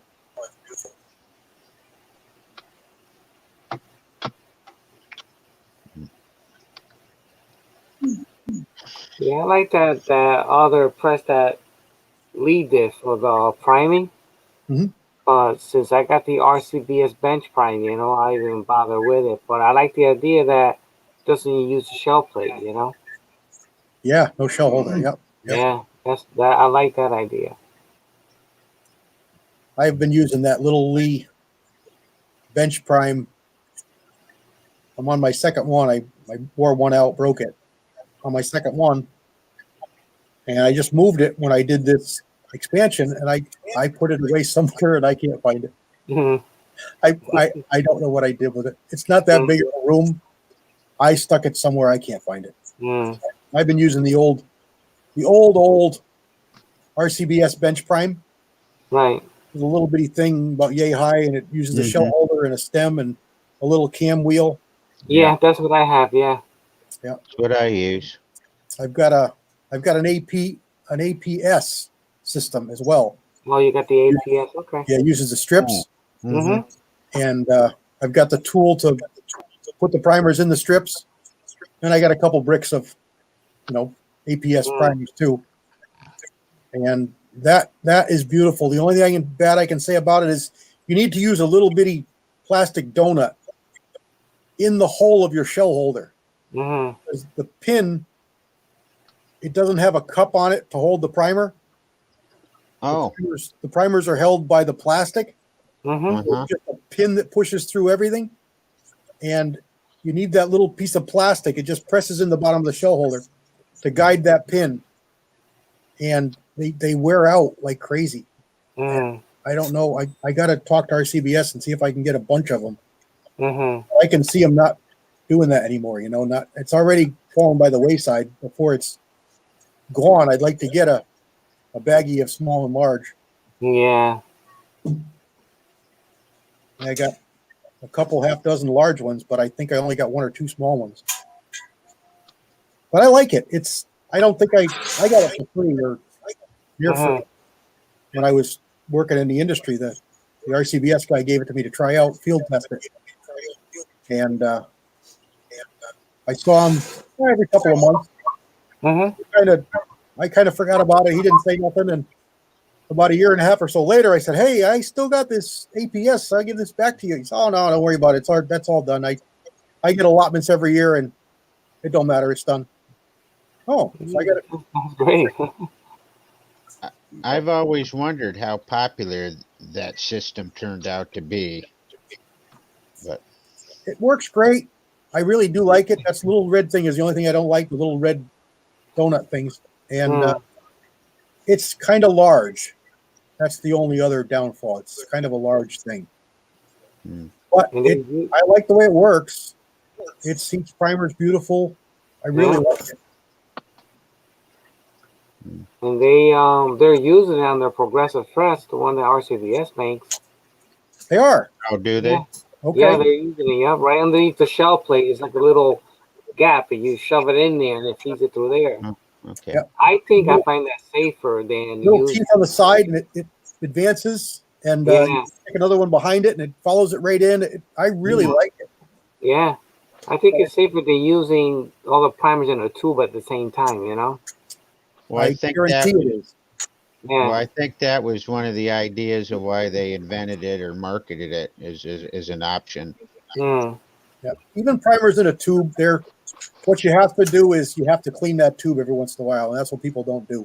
Yeah. Because the primers themselves aren't so much the bad thing; it's the residue that's on them that builds up in the tube. Hmm. It goes. If it gets sparked, that's you got all that buildup in there. So if you keep Right. that tube clean, take it off and clean it out, hose it out, whatever, and Mhm. you eliminate or reduce that problem greatly. Mm. It's just something that nobody thinks to do because primers are clean. Yeah. You I'm think gonna they are. run through the chat here quick. We got It's like 6 it shooter froze, checking huh? It's not moving. P23. James Pollard. Hello, James. Hey, there's Brooke Loader. Yeah, it's like the chat's not rolling. It's been stuck in the same place for a while now. Yeah. They Yeah. were in awe of me standing up bullets probably. Yeah,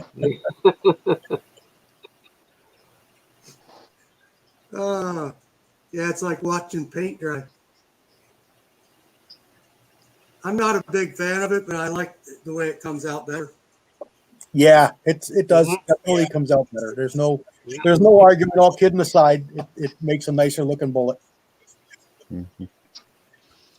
And I'll tell you, I tried this. And I only tried it once.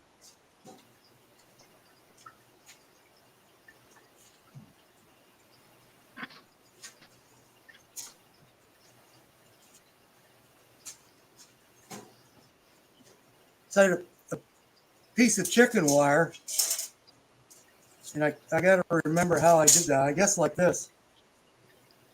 So then I would stand these bullets up, but they do touch the wire,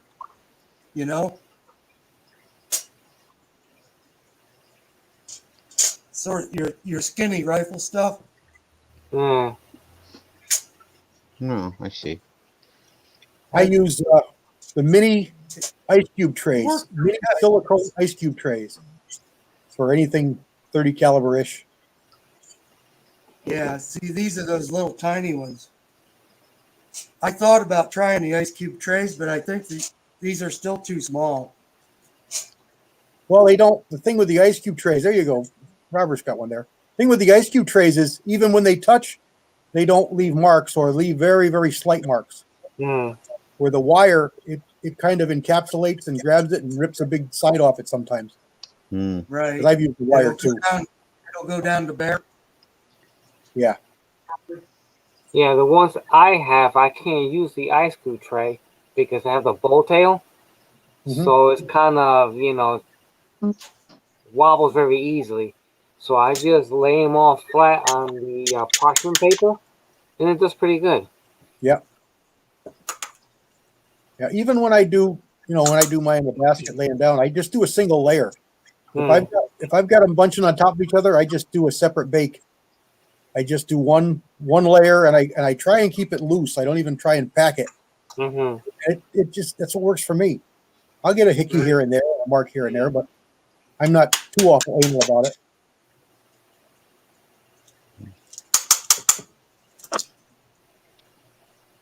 Well, K24, I think I'm going to bow out. So thanks for inviting me on the chat. Guys, Julio, CW, Broke Loader. We'll see you. All seeing right. you. Talking to you. So long. Yep, see you. Next. Oh, Andy's here.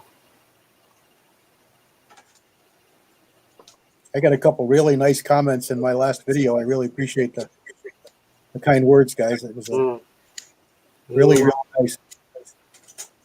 Walter Benning made a really nice comment that Really enjoyed. A guy I've become friends with on there, Roger Walks is his name on one of the boards I'm on, and I Mm, talk to him on the phone a couple times a week, usually texts and such, and mm-hmm. he's given me lots of pointers. He's one of them, been around the block and knows what he's doing and what he's talking about. He teases me all the time about the hot plate. But one thing I understand that Lyman RCBS for years they've been using the actual pins. Hmm. What made Lee not use the pins on the side? Just that pin on the bottom, the little piece of metal on the I think bottom. it's all production, just all cheaper to do. They rely on the fact that most people don't use things as much and they can use cheaper products, and it's fine for the majority of people. Mm-hmm. People like me who reload every day, use the things every day. I don't like people get upset. I don't like to bash them too much. You know, they got a lot of great products and I do use them. I'm not a complete hypocrite, you know. Their molds, I like their molds. I know what they are though, you know, they're not great, but they're good enough. You know, they work. Right. I've worn out more lead primers than I care to talk about. Mm. I've worn out a couple of presses, but not the better ones. That cast press that they make, Mm-hmm. awesome press. That's awesome. It's every bit as good as anybody's. Oh yeah, there's some very But good press. as soon as they make them out of the pot metal and the junk, Yeah. I'm surprised the ATP is as good as it is. We'll see how well it holds up, but Yeah, I hope it holds up a lot, you know? it sure is smooth. It seems really nice, even though it's that same pot metal and plastic. Yeah. You know, that's really my biggest complaint with Lee. If they would just use a little better products, Right. metal instead of plastic, they would be every bit equal to RCBS and Redding and Wyman and every bit, Mm-hmm. and maybe even better because they definitely are, you know, on the edge with great ideas. You know, their case trimmer setup, that hand case trimmer thing, Mm-hmm. that's awesome. That's great. Scooper, Mm-hmm. the little bitty powder scoops. Those can be plastic. That's okay, but Mm-hmm. they're great. I still use them. I mean, I've got a red set, I've got a black set, I've got a yellow set, Mm-hmm. and I was just using one today. I was loading. I showed my father. We were loading some 410s. Yeah. I use it when I'm doing load development. That's Mm-hmm. when I use a little, the little scoops. Yep. So, you know, it's not like I don't use them. It's just not my preferred. Mm-hmm. You know, it's not my preferred. But if you're just starting out, you know, save some money and you don't even know if you're going to do it much. Absolutely. Mm-hmm. Absolutely. Their kits are fine. But just know what you're buying. You know, you're saving money, but you're saving money because you're buying less quality. You know, Right. it used to be why you bought the Toyota and the Subaru, you know, because they were cheaper. Yeah, they Mm-hmm. were good. They sound like a tin can and they rattle when you're down a road, but look at them now. You know, now they're making a great product. Yeah. So it's all relative. Yeah. The only lead press I got is the ATP. You know, I'm very happy. It was a good choice. You know, I was debating on, should I, because they have so many issues here and there. Mm-hmm. But it works. Yeah, I really like it. I'm really enjoying it. We'll see how it is. Yeah. You know, I've been sizing bullets every cast I do. I size on it. Mm-hmm. I think those 45s I did yesterday was only about 30 bullets or so. I used the old Lee die push through Mm-hmm. on the Lyman press, the Lyman turret, just because I only had a few and I didn't want to reset up. I was all set up for 35s. I've got a pile of 35s on the table. I've been putting gas checks on and sizing, so I didn't want to set it up for a different caliber. But it does it quick. It's not like it's a big deal. I just didn't want to do it. Right. So screw the die in the turret. I keep the turret open. I usually just keep a Mighty Might or a Mighty Blue Mighty. I forget what it's called. My universal depriming die. I usually keep that in the turret, and I keep everything else open. So I just screwed a die in there and ran those 30 bullets through to 460. and I put them in plastic bags. I got them in a box here from my buddy, Mhm. the guy who sent me the molds. I'm gonna send them off to him.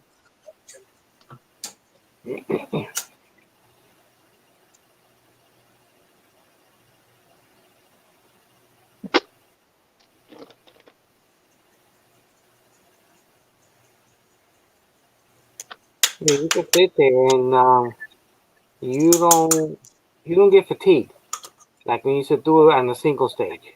Hmm. You know, I guess it's just the design of it makes these harder bullets go through it very easily.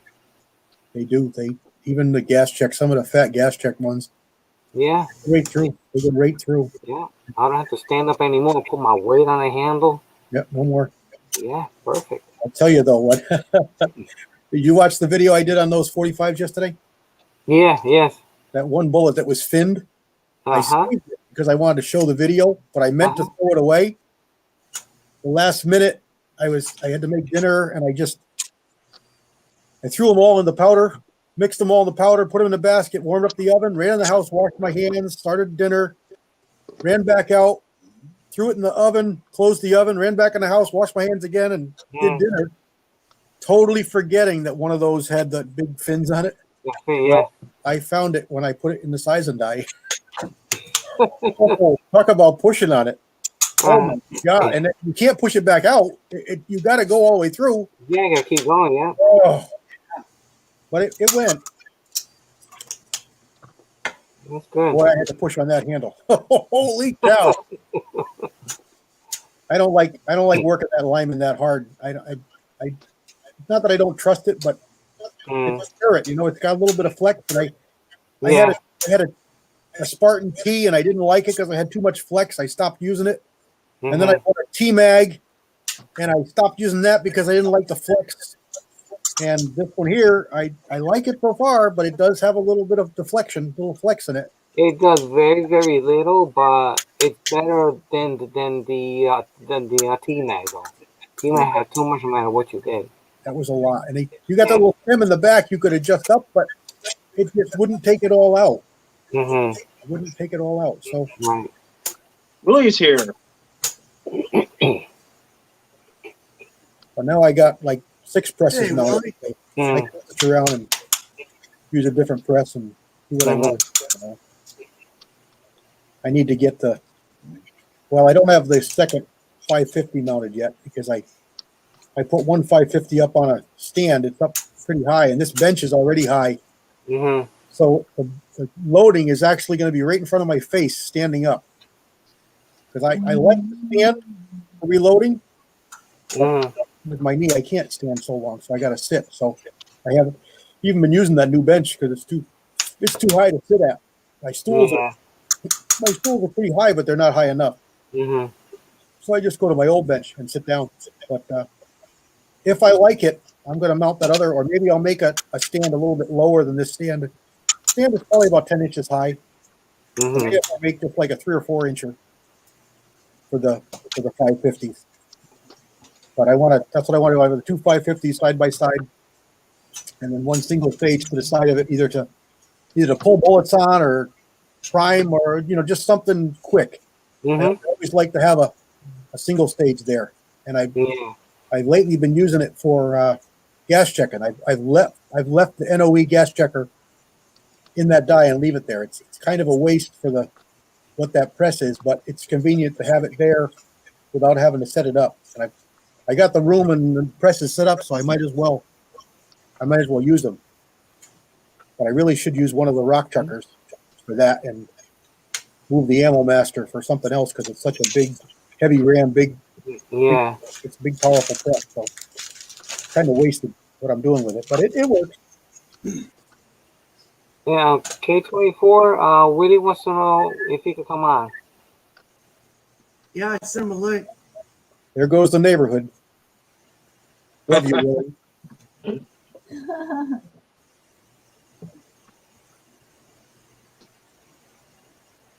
You got his email?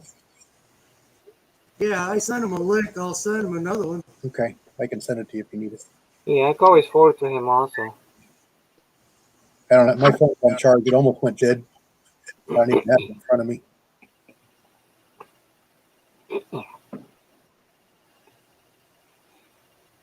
Yeah, so I use my single stage for like pressing gas checks or sizing the rifle bullets with the one with the sharp point on them, or especially sizing rifle brass. I do those things on my single stage. You Yeah, know, if I'm seating the 308, pointed bullets. I got that micrometer set yeah. up. I use that on the single stage, Mhm. and then I got the alignment turn, which I use for rifle reloading, and down my Hornady is just for pistol only because it's a pain to do. You could do rifle, but it depends on the bullet length. Once the carriage starts spinning, you got to put the bullet up into the die and just let it go, and it's a hassle. I like to seat the bullet there and That's go a to town with. progressive lock and load. Yeah. So with the pistol, it's good, but with the they call it the rifle, it's a little pain. Can be done, but it's a pain. Yeah, like my 550s. I load 300 blackout and 223 on them sometimes, and Mm, that's what I'm going to do when I get the second one set up. I'm going to probably leave it for blackout, right. but most of the time, one of them always stays 40 because I just shoot a lot of 40, Mhm. and I'll switch it to 45 sometimes. And I've got a 57 set, and I've got a 9 millimeter set, but I don't shoot nine. Mhm. And then 223 and 300 blackout. That's the only ones I've got. And I just want to have one for 300 blackout and one for the 40. So I'll switch the 40 out to other handguns, and I'll switch the 300 to 223 if I desire. But Mhm. I pretty much use my Lyman turret for handgun stuff, and I use one of the rock chuckers for rifle stuff. I I enjoy single stage loading. I still do the majority of it single Yeah, stage. it's not bad. I like it. It's okay. I'll always do my proving loads, test loads, single stage, and if it's something that works out good, I'll switch over and run it on the Dillon. I not that I don't have trust in the Dillon. The Dillon produces excellent ammo. I don't think Mm. that. I just enjoy the single stage. Mhm. Yeah, they would have made the progress that horn just a little taller, the mouth there. It would have been perfect, you know. Like I said, like 300 black will be easy on there, so depending on the caliber. But when you got the 308 or 30-06, 350 Legend, 450 Bush, these are long, tall brass. Yep. By the time the carriage does that swing and go up, you're almost into the die already. Yeah. My ammo master I can make progressive too. I've got everything to make that a progressive. Mm. That's a 5 station, and I did it a few times. It works good. It's Mm. probably a better full length rifle progressive press, uh, Mm. but it's got that spinning screw twisted wrought iron twisted. That's how Mhm. it rotates when it goes up and down. Yeah, yeah. And I don't know, it works, but it didn't really turn me on. I Mm. I like the way Dylan does it better. Mhm. But I see these guys with the little three and four hole blues, Mhm. and they take them all apart and use them basically like just a turret press. They remove the automatic and they Mhm. just Yes. that thing Yep. goes really well for them. Yeah. About lots of time that little clip or whatever it is it breaks on that twirling shaft there. CW, I heard that. I heard that, mister. Love you What's too, up, buddy. Willie? Hey, guys, how you doing? How you doing, Come on, Willie? go see mommy. Go, get out. Trying to get the dogs out of my damn room. I am beat. My wife's car is almost done, and I just did the yard work. This sucks. Yard work. Yes, sir. My yard is all There's no white. snow. There's no snow in the around. No, actually, I had to push the sand away from my house because I got that beachfront property in California. No, I just mowed a bunch of weeds. A whole bunch of weeds. So you don't get Uh, snow here, huh? no, I'm too low for snow. Yeah. I mean, we do get snow in California, but you got to be up in the foothills, to have that stuff. And I can't afford to even get near the foothills. The prices they charge out there. Yeah. So how you guys doing? Good. How are you doing? Blessed now that I'm done. Good job. I was pulling 380s this morning when I got the call to come on here. 380. Oh, yep. I've had them sitting there for probably 6 months, 8 months. Kind of dreading doing it because half of them are powder coated. And if you ever pulled powder coated bullets, it's a kind of a futile effort. And I hate using the whack-a-mole. But it worked. I ruins the bullets, but I don't care. I just throw them back in the pot. But I wanted to save the primers and the powder and the brass. And I had it all well marked, so I knew it was all 231. And I checked them as I did them, and they were all about 2.8 grains. So I looked at the book, and they all should have been fine, but they would not cycle. They wouldn't. The gun wouldn't cock or it wouldn't feed. It just wasn't running the slide full back. So I could have shot them off one at a time, one or two at a time, but that's silly. And I've only got one 380, so not like I shoot it a lot. Yeah. Demilling lead is a pain in the butt. You might as well just get pliers and bite him and pull him down. I usually do that, but the 380 is too short to fit through the. Oh, that's right. Yeah. And trying to pinch it with like vice grips, that don't work so good either. I tried that. Thinking of getting that brand of Frankfurt Arsenal, that bullet puller, the one you mount on the wall. Yeah. They told me you could do cast bullets with that. I've been looking at those. Yeah. If you go to the Amazon warehouse, they'll have the ones for like the large caliber magnums, 300 Magnum, 338 and stuff like that, really cheap. But they don't have the smaller one like you or I would want. But I did get something in the mail today from Amazon. Ooh, my little silicone trays for. Oh, you got silicone tray. Yeah, standing up the bullets. $12 for 3 of them, and they'll hold 40 each. So, okay. Did you had them before, or that's another set you got? I've had them before. The one I had is a little smaller. I used for the 309 diameter. Okay. It's in the shape of a heart, so it fits just perfect in there. Okay. But this one here will fit a 45 ACP easy. There's plenty of room, so I can stand them all up and not have a problem. That's good. Yeah, I'm quite happy about that. Hey, K24. Yeah. Andy wants to know what the heck's going on. Says you got too many recaps.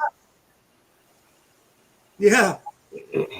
These little rifle bullets are giving me fits.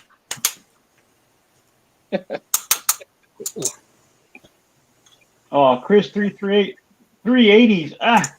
For a little kid. I know they have stopping power. I'm not saying they're junk. I'd rather have a 9 than a 380. I think I need to get another headset. This one's going to die on me, I think. It's a beeping at me. See if I can go get a longer charge plug. See if I can charge it at the same time I'm talking to you guys.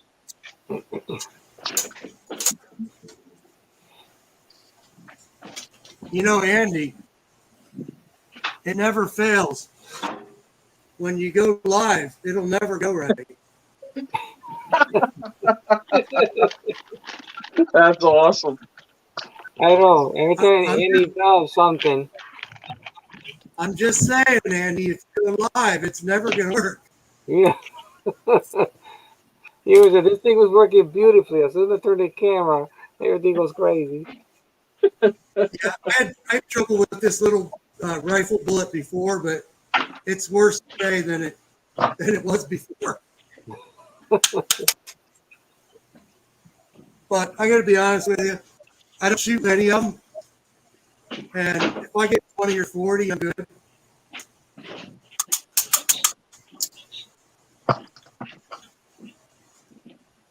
Hi, Jamie. I wanted to try to use the ACP to gas check. I haven't really tried it per se. And they're real fussy gas checking them with powder on. Mm. I don't have the hang of it, I'm sure. How are you gas checking? Just by hand? I was putting them on by hand and then putting them into the visor. Mhm. And it just doesn't feel right to me, but I'm not used to doing it either. NOE now is making a little adapter that you could put over the end of your of a bullet to gas check, and just give it a nice little spin, like a little pencil sharpener. Like it just cleans up the just little taper off the end of it. You could easily put your gas check on. That's on their website. Oh, too. right. That's a Right. good idea. I know. So it's more like a little pencil sharpener. What I do is I just know what powders coat thinly or work thinly, and I try and use those powders on the gas check bullets that I intend to gas check.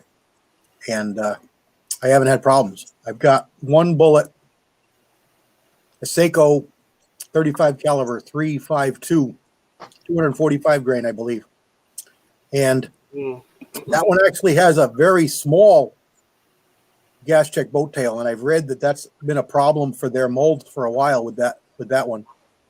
So that one I powder coat normally, and it actually works good because that little bit of diameter helps seat my gas checks better. I don't know. I don't believe they're going to hold on as well, but it doesn't seem to affect accuracy. They seem to work well. Are you using I'm good. Scott? All right, this is for Jamie. Jamie said to repeat this again. That NOE makes an adapter. It looks like a pistol sharpener, you could call it. You put the end of the bullet inside, you give it a little turn, it kind of chamfers the end of the bullet. It makes it easy to press on your gas check.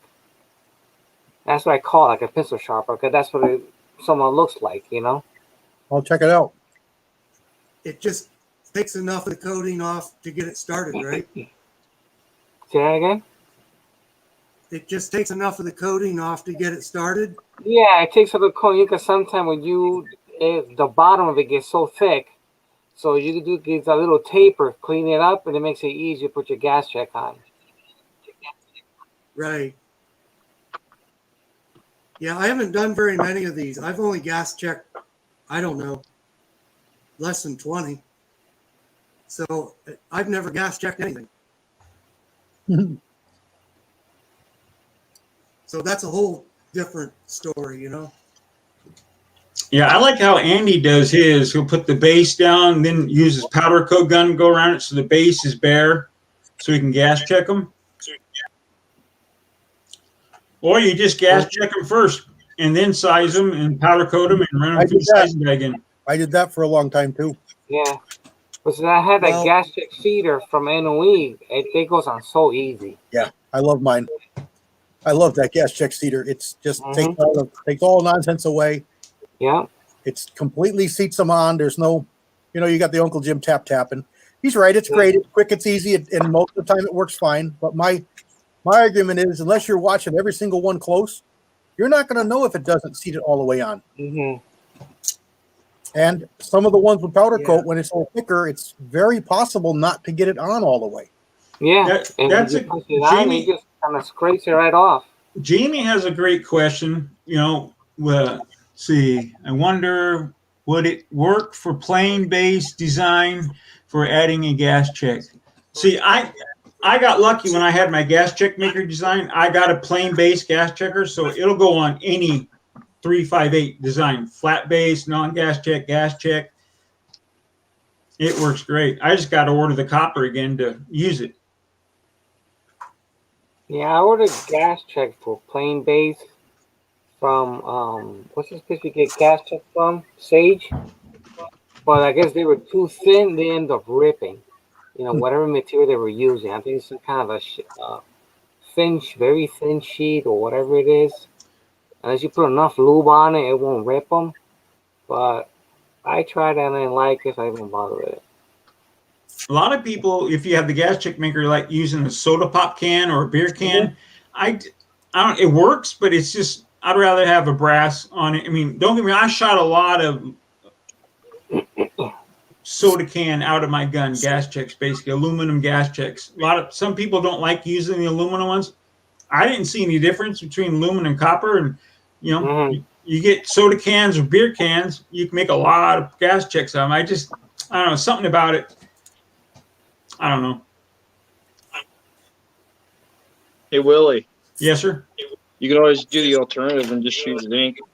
You know it, buddy. Zinc all the way.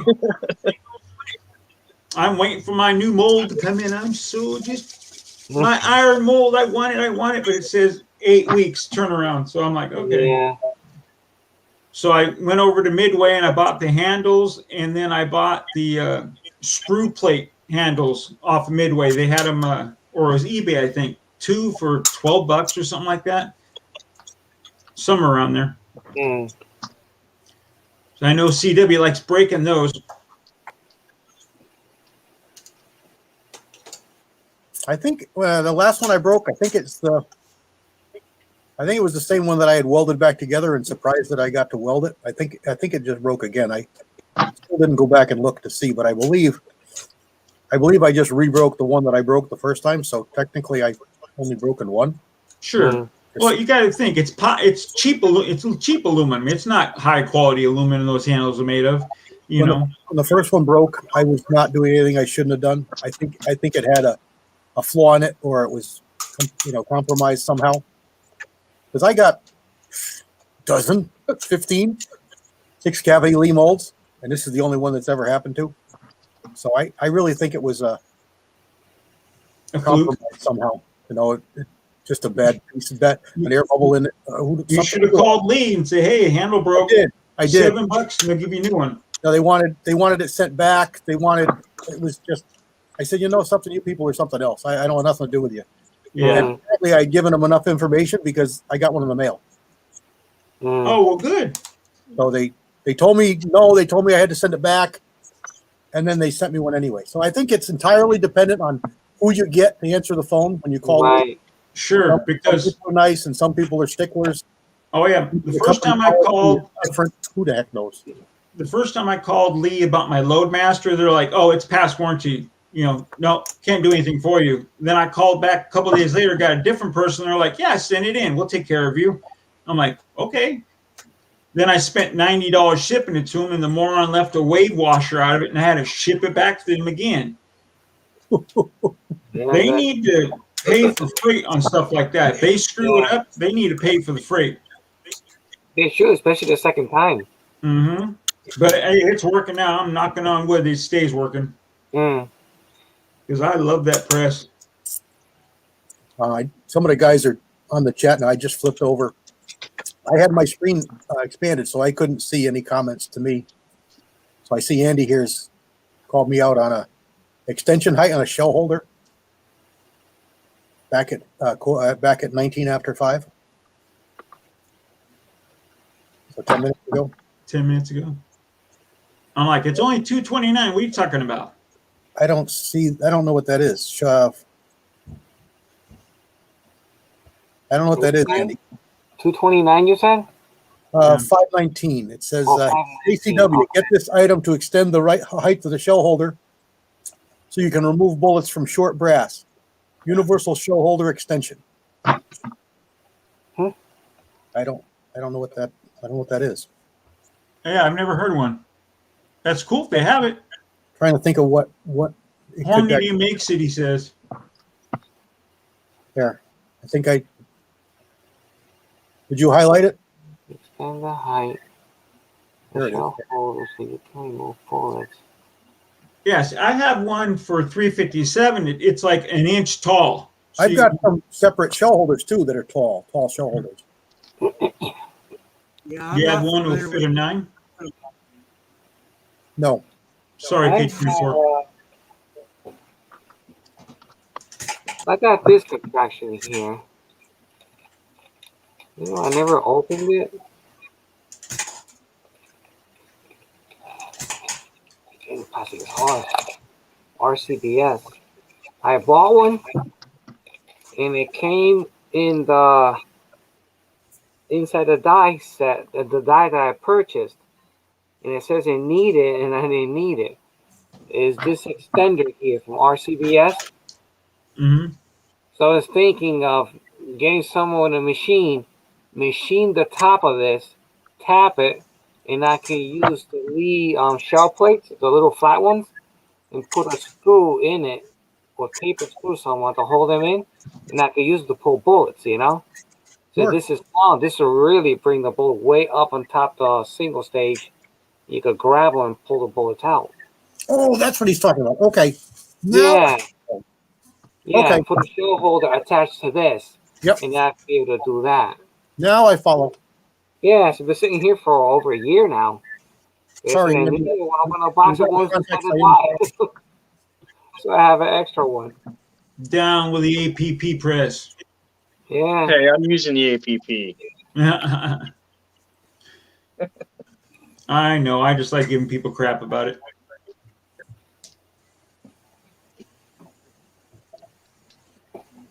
APP was cheaper than the mold you just bought. Absolutely. I could have bought probably 3 of them. You could have joined the APP club. I could have, but no, thank you. I got no room for it. No room at all. So I'm kind of behind here. D23 had a question and I didn't pick up on it. I'm going to let you guys give him that explanation if he's still in the chat. Which one you want to take it?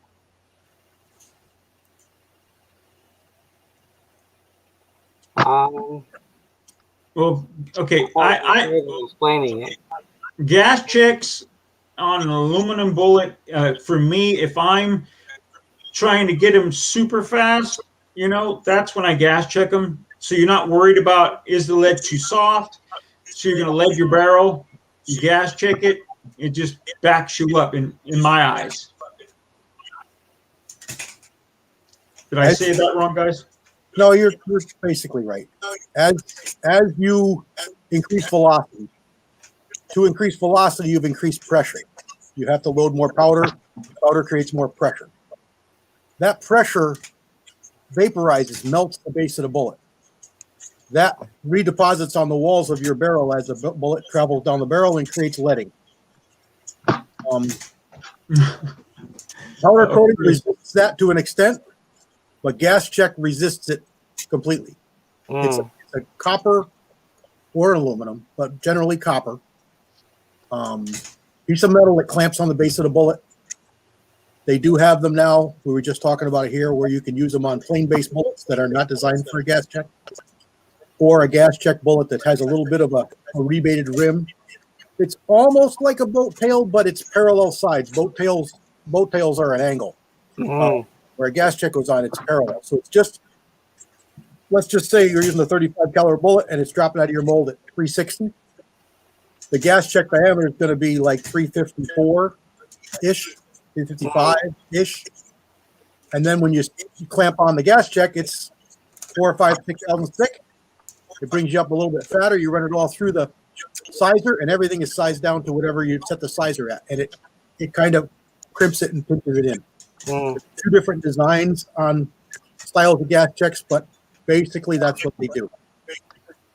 It's like a crutch. I'm sorry. It's like a crutch, James Pollard. It is. I mean, it's just going to keep you from leading your barrel. Like you said, if you're bringing your velocity way up, you know, you can lead your barrel. First time I shot my 300 blackout, I shot 20 rounds. I pulled it out just to inspect my barrel. I couldn't see rifling. It was just all lead down my barrel. I mean, I could not see a line of rifling at all. I had fun with a chore boy that night cleaning my barrel. So gas checks help. It does. If you get a little bit of leading, the gas check will do a little scrubbing on its way out also. So yeah. So when I started doing the 300 blackout, I'm using California wool weights, and that was like an 8 BHN, and I didn't know that. I had no clue. I'm thinking wheel weights are everywhere, like 18 everywhere. No, not here in California. They use crap stuff. So if I'm going to, because I like everything supersonic. I don't like anything subsonic because I just that way. I can't afford a can. I can't own a can in California. So why do when you can do bang? You know? Well, you also like those cages at the end of your barrel that make noise for everybody else. Absolutely. Muzzle brake on it. I like blasting everyone on the side of me. Thought you were moving, Willie. Well, within a year, I'm hoping. Oh man. Maybe longer because I didn't think about it. A friend of mine told me, he goes, I told my wife a year from 2 weeks ago. I said, in 2 weeks, 1 year, we're out of here, or I'm leaving. And then a friend of mine's like, well, how's your wife going to get a job with COVID going on right now? And I said, some bitch, I didn't think about that. I figured we could move and she can get a job at Walmart. I don't give a shit. If rent's cheap enough, I can pay it out of my check. Social Security, no problem. Because I'll make the same money in California as I would any other state. So I'm thinking, okay, I can afford the rent and all the power and everything else if it's cheaper, like what I've been seeing, But then again, I want her to be able to get a job and be happy like she is now. And with COVID going on, I don't really foresee that happening for a while at least. Because none of us thought this was going to be this long. We all figured, okay, once it warms up, it's going to be over with, blah, blah, blah. It's no big deal. And now we're over a year now, I believe, with this crap. And now everyone's double masking and all this crap and face shields. And I want to go buy me a big old fishbowl and put it over my head and walk around. Hey. I get yelled at all the time. I won't wear my mask in Walmart. Their company cannot force you to wear a mask, so I don't. And everyone's like, you have to wear a mask. I'm like, wait a minute. Let me explain something to me. You have a mask on. You're safe. You're not going to give it to me. I'm not going to give it to you. So leave me the hell alone. And one guy's like, did you graduate high school? You're stupid. I'm like, yeah, I got 3 masks on me. You can kiss my ass too, Good night, 6-shooter. Oh, good night, 6-shooter. Supper time. I was hungry right now, and I'm not going to have supper for 4 hours probably. Yeah, it's 5:30 here. But Brooklyn is right. You guys need to get on the zinc train. For pistol. Rifle, you got to develop. I mean, I know CW, you tried rifle, and it's like a shotgun. No, it's not pretty good. If you did a little load development, I'm thinking we can bring it in tighter. That's what I'm thinking. And I just never done it. I was impressed.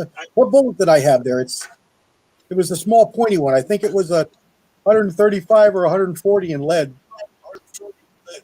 I don't remember. It might have been one from Andy you sent me. I might have shipped you some of those because I have damn. Where's that bullet at? I'm back out big, so I can't see the side chat. Yeah, let me see if I can find the bullet. I'll be right back. Andy was on there, so he made a comment. If he's still around. But I don't know. I don't think I have one of those bullets up here.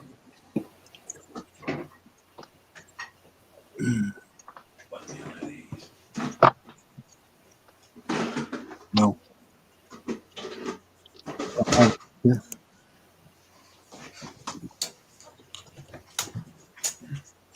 Okay, you're probably not going to be able to see it, but did it look like that one a little bit?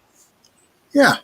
Okay, that I got an old ass 3-cavity mold, and you showed one where it had a trough going like 4-cavity and not silicon pellet. Damn it, I can't remember the name. I'm sorry, but I did a lot of zinc out of that one, quite a bit. And my Hensley and Gibbs have troughs. Huh? My Hensley and Gibbs molds have troughs like that. Yeah, that's what it was right there. That's the mold I have. It's a 3-cavity, old as snot, but it makes good bullets. And of course, it's iron, so I can do zinc. I got zinc. I was telling the guys before you got on, I got zinc. I don't know, a couple weeks ago. Somehow an ingot or a good sized chunk of zinc got in my pot and I didn't see it. Oh, I threw it in and I walked away to let it melt, and I come back like, I don't know, half an hour later. cottage cheese. Oh, it was bad. And you look at my pot right now, it's yellow and orange and blue and green, and Hmm. I'm afraid to let it get down. I've got about 1.5 inches of lead in it. I'm afraid to let it get down because I don't want it to get to my spigot. Mm. I keep filling it up and skimming it and fluxing it and scooping it, and I don't know how much good stuff I'm taking off. I'll tell you what, the best thing you could probably do is get 2 welding gloves and have a pot, and you can just grab your pot and pour it all out through the top. Just be careful doing it because you don't want it to go through your spigot because it'll clog your spigot. I don't want that to happen. Yeah, that's the only suggestion I could do is just pour it. I keep Be careful. scooping it out with my tablespoon, and I'll get it all eventually. But if I don't, it'll be springtime, and once it gets warm, I'll take care of it. I'll clean it out good. Mm. I probably need to do it anyway because it's a mess. But yeah, I took probably a cup of stuff off the top of that pot. It was nasty. It was bad. Yeah, you can add a little bit of lead to your zinc with no problems, but adding zinc to a pot of lead, you're going to get cottage cheese. Yeah, it was bad. Yes, sir. It was That's bad. when you ladle pour them. Get your ladle out and pour them. All I could think of was I had a couple of cannonballs in that bucket of alloy, and I guys who pour cannonballs, they don't care what it is, It's a cannon. It doesn't matter. And I think it was like 1.5 inch cannonball that went in there, and I think it was probably either all zinc or a lot of zinc or. Yeah, you got to be careful, especially on fishing weights. Fishing weights, a lot of them are zinc now. And I don't know those. The only thing I had that's questionable is balls. There was a couple balls, cannonballs, and I know the guy I got it from's got a couple of cannons. So Yeah, they're trying to get rid of lead little by little. Yes, sir. Yeah, I was just going to say, Eat Bacon just got back from the range. Yeah. yeah, he's been talking to me today too, commenting on my videos. Mm.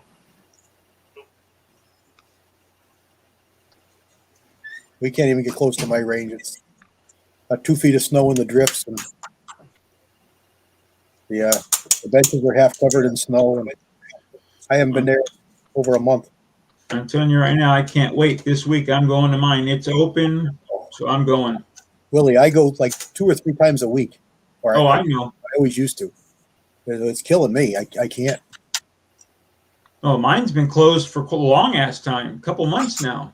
If my knee was better, I could trudge through it and still shoot, shovel off the area and go to town. But I can't dream of doing that right now. How's your knee doing, Brian? Yeah, it's still rough. It's not right. I'm sorry to hear that. Hopefully, it's better soon. I got real lucky when they did my knee. Just the one time, and they branded me government issue, and that's it. Yeah, no, they did my knee twice. I can tell you what, I know, like you guys probably know when it's going to start to rain. I know when the rain's coming, all that. The pressure changes. I can feel that. Oh, yeah. Yeah, I don't have to listen to the weatherman. It's still too new. I can't tell if it's a bad day or if it's the weather. It's too new. It's only a few months. So now, do you think you might have started using it too much too soon? no, I don't do anything. I haven't gone anywhere, done anything. I'm in the house. No, I haven't stumbled or fallen or nothing. Nothing. What is My the thumb is expected going up, recovery? changing them channels. What is the expected recovery for that, CW? Should have been by now. That took a long time. It's But now these days I can't get on my knees for nothing because it hurts. So I have to use like a knee pads if I don't got to use a towel or something. But bare I can't do it no more. It hurts bad.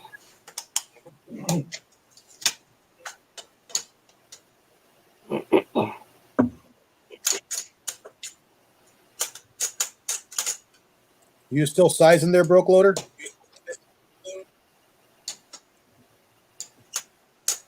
Yeah, Jamie, I will give that Sage Outdoors, is it? You check their website. They sell the plane based gas checks there. But the ones I had, it was like very thin. I mean, it tears so easy. It looked like you know those little gold sheets they sell for like craft or something. A little thicker than that, and it tears so easy. It's almost like paper thin or something. Maybe a little thicker than paper. It's a Copper or 309, not a aluminum? 312. I'm sorry. Yeah, go ahead. Copper or aluminum? They make a 309 155 2R. Oh, we lost K24. I don't know of one. They make a I know the 312 155 2R. I size that down to 30 caliber, no problem. Oh, so do I. I'll try to make you some aluminum ones, Jamie. I didn't know you needed them that bad. There he is. Now, Brian, do you have a 222? Yep. Okay. Do you do Ellie Wilson stuff? No. Okay, because I say I got a case gauge here. What about what's this one? Yep.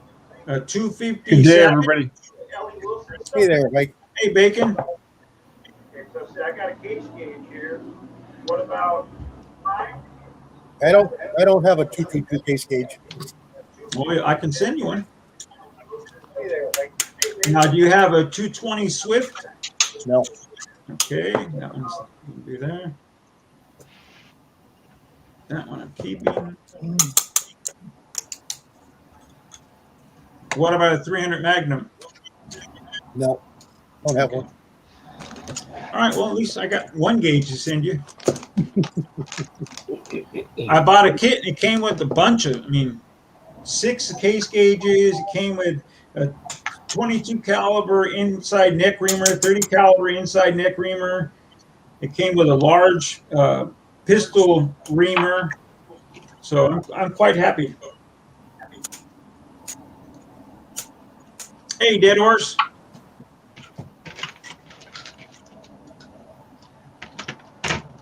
How are those 270s filling out? Are they any better? Some of them. Yeah, it's not going great. Did you get oil in the mold or? I don't think that's what it is. But I think it's more that I'm not hitting the hole in the center, being such a small bullet. Long, skinny bullets are a little harder to cast than short, fat ones. Now, one problem I had was I had my mold too low underneath my pot. I had to bring it up so the lead would fill the mold up faster and not cool when it's going down into the mold and cause wrinkles. Now you can try a pressure fill. Try to pressure fill one. See how that goes. Yeah, I don't know whether it's poor rate or what it is, but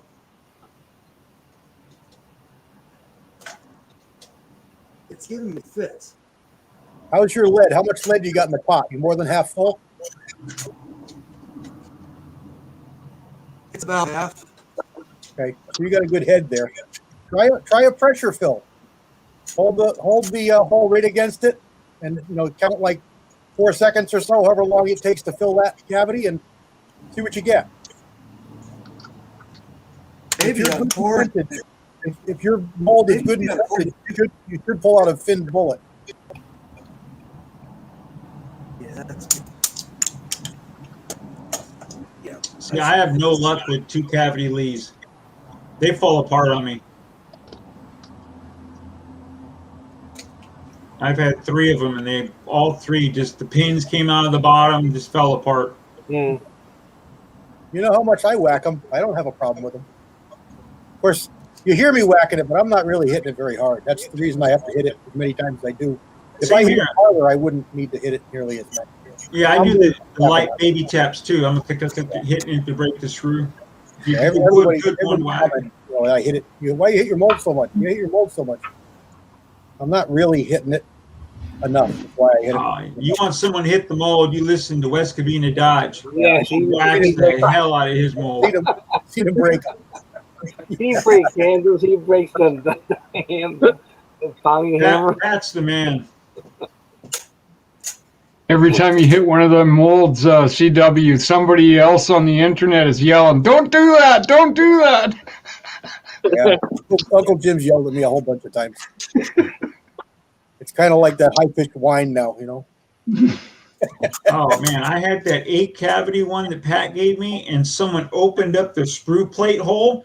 So I was literally had a ball peen hammer whacking that some bitch to break because the sprue was so thick to cut. Man, what a pain in the ass. Thank God PC Boy Empire welded it up for me, and I just re-drilled them. Yeah. That's what I was trying to tell Scott there. He said, you open up the hole. I said, yeah, but don't go too much. Yeah, you got to be careful on that. I just took a little burr off of it. This little 95, it had a burr on the opening, and I opened that up, and this mold worked pretty good. But I could see the burr. If you got problems with that, you can take your spear plate right off and lay it on a hard Arkansas stone and just polish it. Make it dead flat. Or hit it with magic marker, like a Dicom, and then do it again, and you'll see if you got any high spots or low spots. It should be as dead flat as you can. Then go back and hit the other side, and you'll get a nice sharp cut there on your lead. The leaf stuff is just stamped out. They don't go to that trouble. Yeah, and you can see where they stamped it. You can see the overlap. Yep, 99% of the time it's fine, but every once in a while it's not. Like it was run on a turret punch. You can see it. Yeah, I mean, it is what it is, and as far as that goes, that's probably you get what you pay for pretty much. Yeah. But like you said, CW, that putting it right down against there, that seems to make a difference. Yep. Absolutely. Yep. It's still not perfect, but that tells me you got a venting problem. Made a lot of difference in the base. Yeah, that tells me you got a venting problem. Yeah, I probably need to just circle back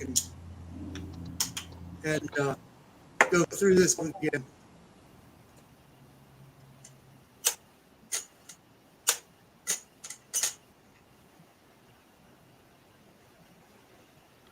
Is that your special casting hat? Yes. For Okay. the Castaways today. Some guys just hold their mouth a certain way. Scott wears a hat. Yeah. So if you look, the avatar, it's Gilligan's Island. Yeah. Okay. I see the red sleeve and the blue sweater and the blue shirt. Let's see here. There you go. Oh yeah, Professor. Oh yeah. Mary Ann and Skipper and Gilligan. What's that in the middle? Some kind of contraption that Professor made. It was a big bong for them to smoke that weed on the island. I think it was a still. It's got copper coming out of it. There you go. Or I could say it was a sex swing. Woo-hoo, for Mary Ann. Dun, dun, dun, dun. Oh my goodness, Willie. I'm bad, I know.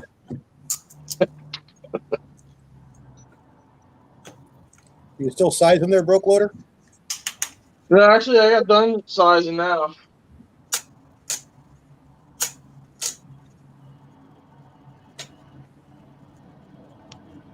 Now it's just cleaning up everything.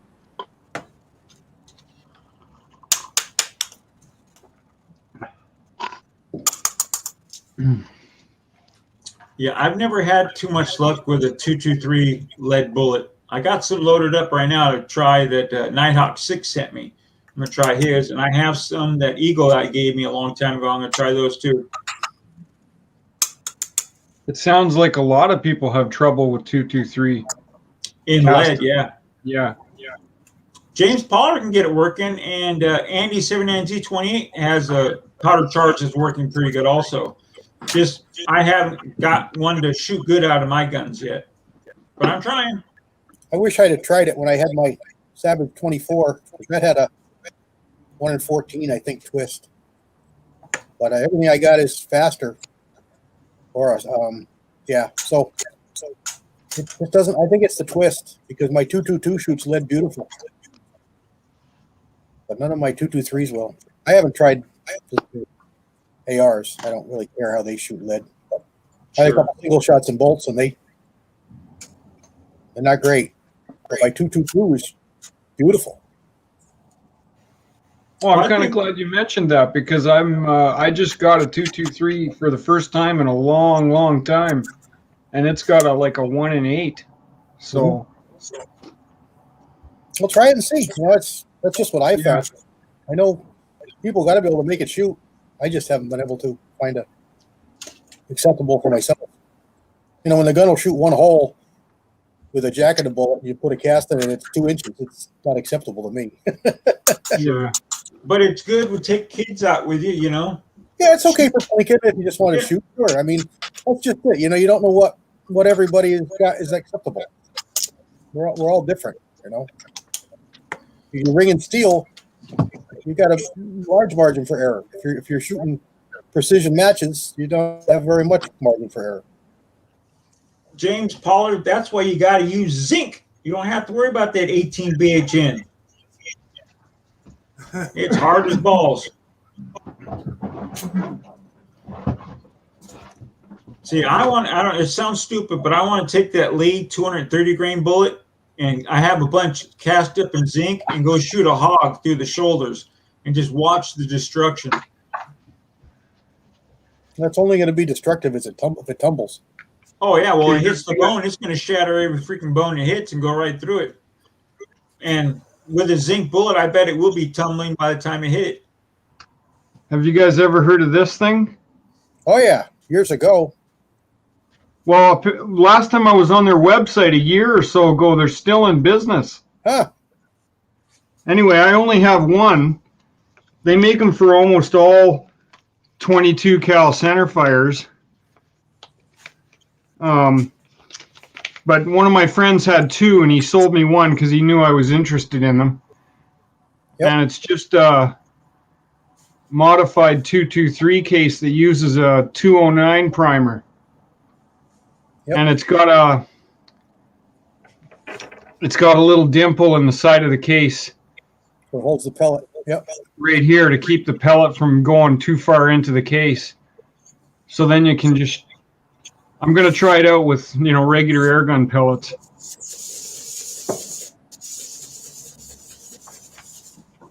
Yeah, 209 primers are something I can still get. They're still everywhere.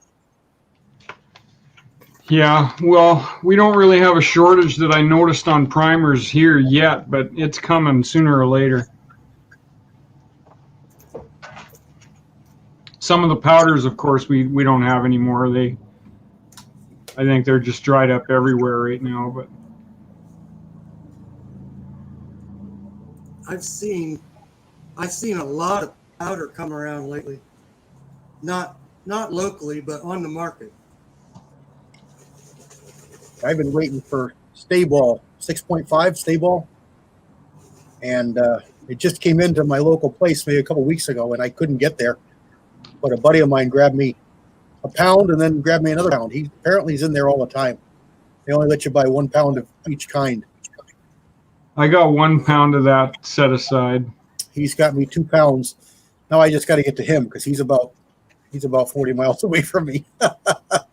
Now, Brian, I got a question for you. That company that got the primers, what's the name of it?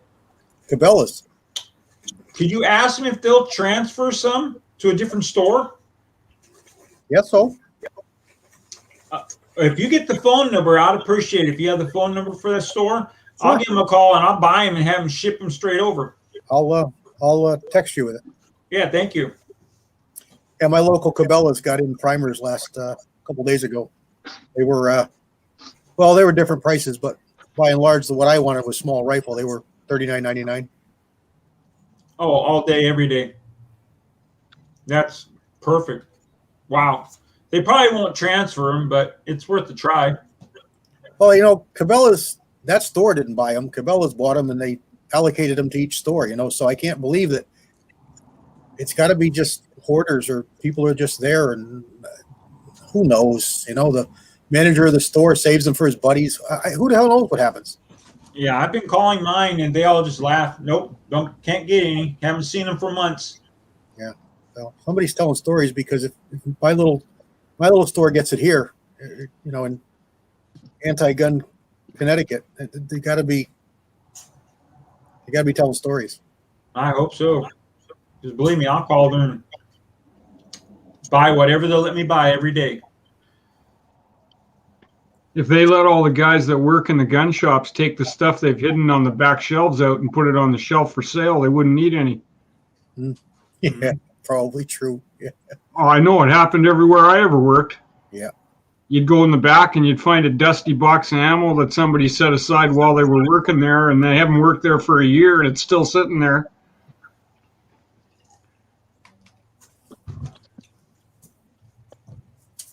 Were they selling them by the brick, Brian? Yeah. Yep. Oh, that's great. Yeah, you can buy. I don't know that you can buy 100. I've never seen anybody buy 100, but That's what they're doing here. could I don't know. When they have them here, they're only saying one box 100. That's it. But if you had 5 different brands, you could buy one of each brand. You know, large Magnum, large rifle, and all the way down. And that's what I did last time I was in. But $9 100. Wow. It's just. Somebody sent me a picture on an email. It showed somebody was selling primers in a local Craigslist. $200 a box. And he was kind of vague. He was selling 100 pieces for $200. Well, on offer up here, someone was selling 250 9mm primed cases, $1 a case, and they sold. I'm just like, you guys are being stupid. Yep. I'm getting ready to buy a flintlock and go have fun with a flintlock. You know, make my own black powder and just have fun. You shoot zinc balls? Yeah, well, I don't know about that. I don't know how the barrel's like that, but Yeah, black powder barrels are softer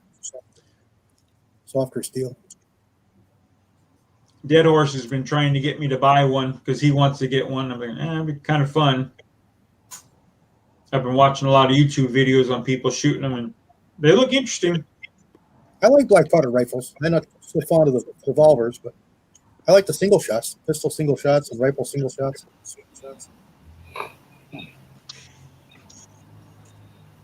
Yeah, they look fun. They were always kind of specialized, though. You know, it was always a select group of guys that kind of you ran into at the range that would be into that kind of stuff. And, you know, they usually go hardcore, you know, powder flasks and funnels and buckskin jackets. And, I mean, they have fun, that's for sure. Mm-hmm.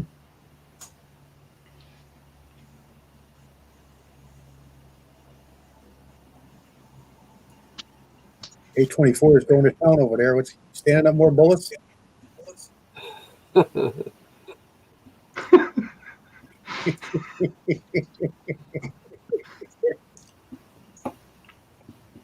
Pretty soon it'll be the stand-up bullet guys versus the baskets full. Oh, I'm usually a basket guy, but I bought these and I'm going to stand them up on certain ones. Whatever it is, what did Cranky say? Stand them up like a Republican. That's what Cranky said. That's been a while ago. Hey, Michael. Michael Sines is here. Hey, Mike. Hey, Michael.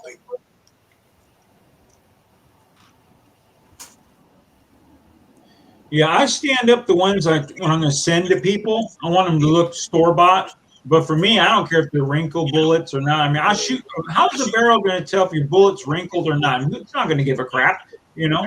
As long as your base is filled out and your driving band is good. You're shooting paper too. It's just as long as your base is like you're saying, refine and crank away. But if I send them to somebody, I want them to look nice. Wrinkle bullets are R&D bullets.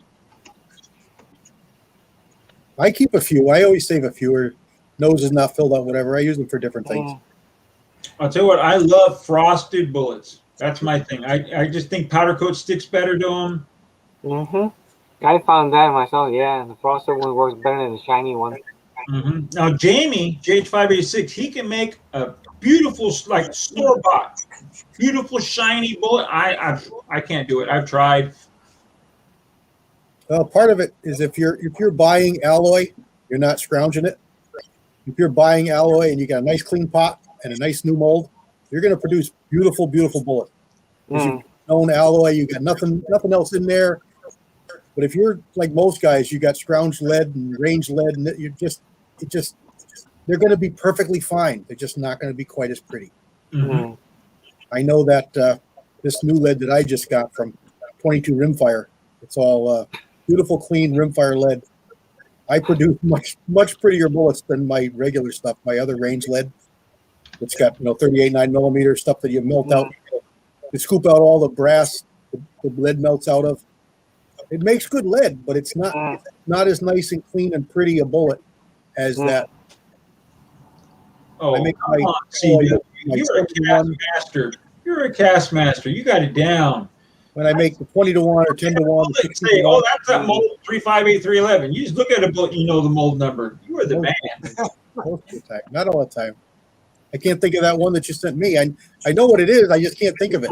I'll have to hit the mold and send you the number. It's 310 something. Could have been. Did you guys see what James put down? He said Viagra guys stand up their bullets. No, Jamie makes beautiful stuff. He sent me some of his leftovers that he wanted to melt. Kyle sent them to me. Jamie said, melt them. I'm like, hell no, these are fine. I powder coat them and they shoot great. I still got a bunch over here. There's nothing wrong with them. When I first started casting, I bought some hardball, and I casted wad cutters with it, and they come out really, really pretty. So I got to believe that CW has a point there.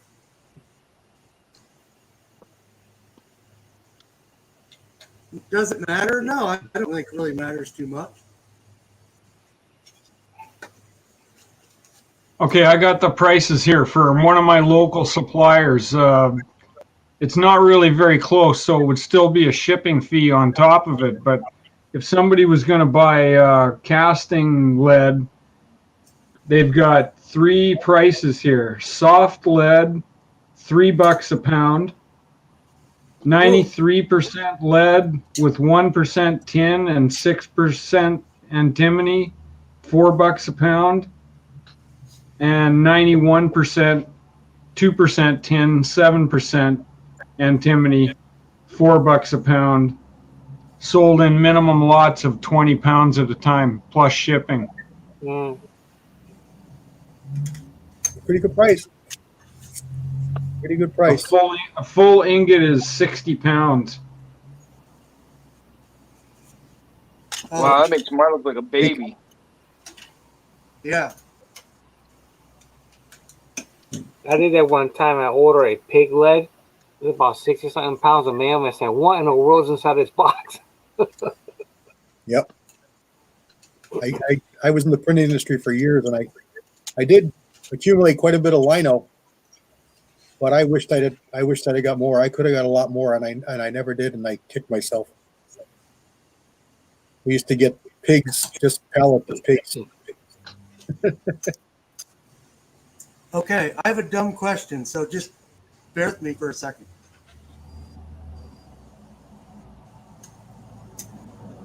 So I flux this with wax.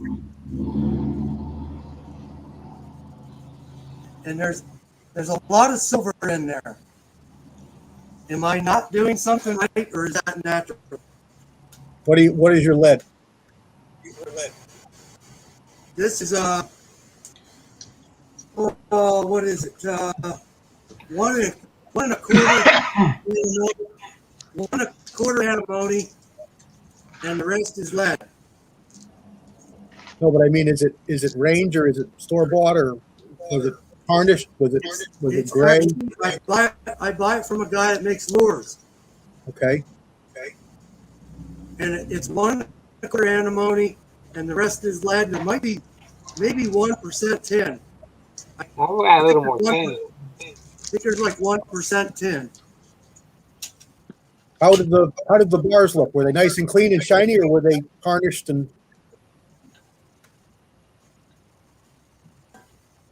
So they're pretty shiny. Yeah. Because a lot of times you don't realize just how much surface area you have there, and if it's all tarnished, you can get it all on the surface of your lead, and it's all basically dirt and tarnish on your ingots. But you look pretty clean, so These are pretty nice. Now I bought some. double flux it and mix it in, and if it doesn't go away, it's something that wasn't needed in there. You can get tin, you can pull it out if you're not careful, but as long as you're fluxing, candle wax is fine. That's what I use too. Mm-hmm. Yeah, I got away from sawdust. I love sawdust, but if you use sawdust, it can get down into your spigot, and then you're going to have all kinds of trouble. So I've got away from sawdust just because of that. I use wax. yeah, I've got a little bit of sawdust too. I don't use it every time. I use sawdust when I the big pot, the Dutch oven. Smelt. When I smelt, I use sawdust. But when I use the pot, I just use wax. I buy sticks of wax, sticks of candles at Home Depot. They're $1.50 a piece. They're like an inch around, 3 inches long, 4 inches long. Yeah, I've those been work. using these. Yep, the little candles. Yep, they're fine. Tea candles, tea cake, whatever they call them. Yeah, they're I pretty collect cheap. the candles. They're easy to cut When I up. go to a birthday party, they're gonna throw them out. So no, I take them because I cut them in pieces and throw them in a pot. Sure. Yeah, there you go. That's a good idea too. Brian, I put that mold number on the private chat. I gotta back out of here and. Oh, I'll tell you, it's okay. It's 311 1311 PB. So a little tree cavity. I like that evaporust you did on those molds. Did you make a video on that? I did. Oh, I haven't seen it. I got to go look at it because I need to get some of that for this mold.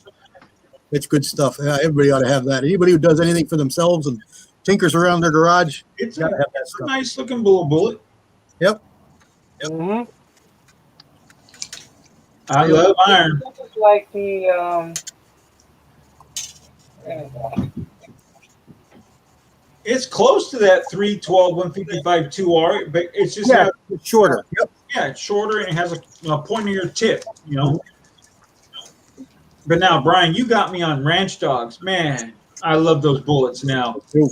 Yeah, me too.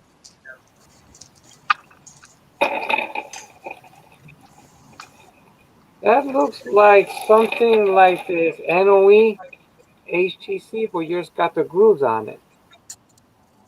Instead of smooth, you got grooves on it. But it's almost Yeah. similar. It's similar. It's pointier. It's a little pointier profile, but it's very similar.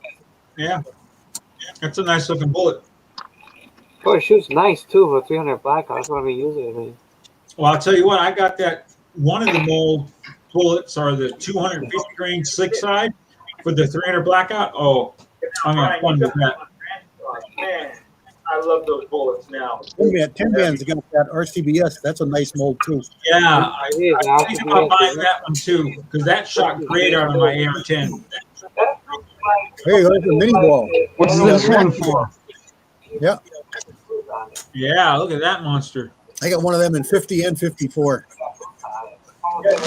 I found it on the ground at the range. Ah. Very similar. That's a nice looking Yep. bullet. Oh, it shoots nice too. A 305. That's a Thompson Center Maxi Ball. One of the bullets are the 250 grain six side with the 300 blackout. Oh, I mean, I wanted that. Man, I love those bullets now. Yeah, I think about buying that one too, because that shot great out of my AR-10. We got a serious echo going on here. Yeah. Someone has their audio up quite loud. I got one of them in 50 and 54. What's it for? Found it on the ground at the range. Very similar. Is someone watching this on their cell phone? Also?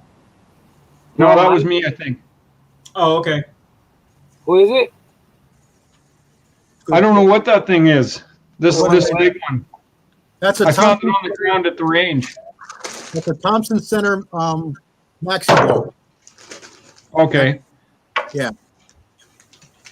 50 or 54 caliber, most likely. Yeah, I got one for that in 50 and 54. 370 grains and 420 grains, I think. Black powder bullet. Yeah.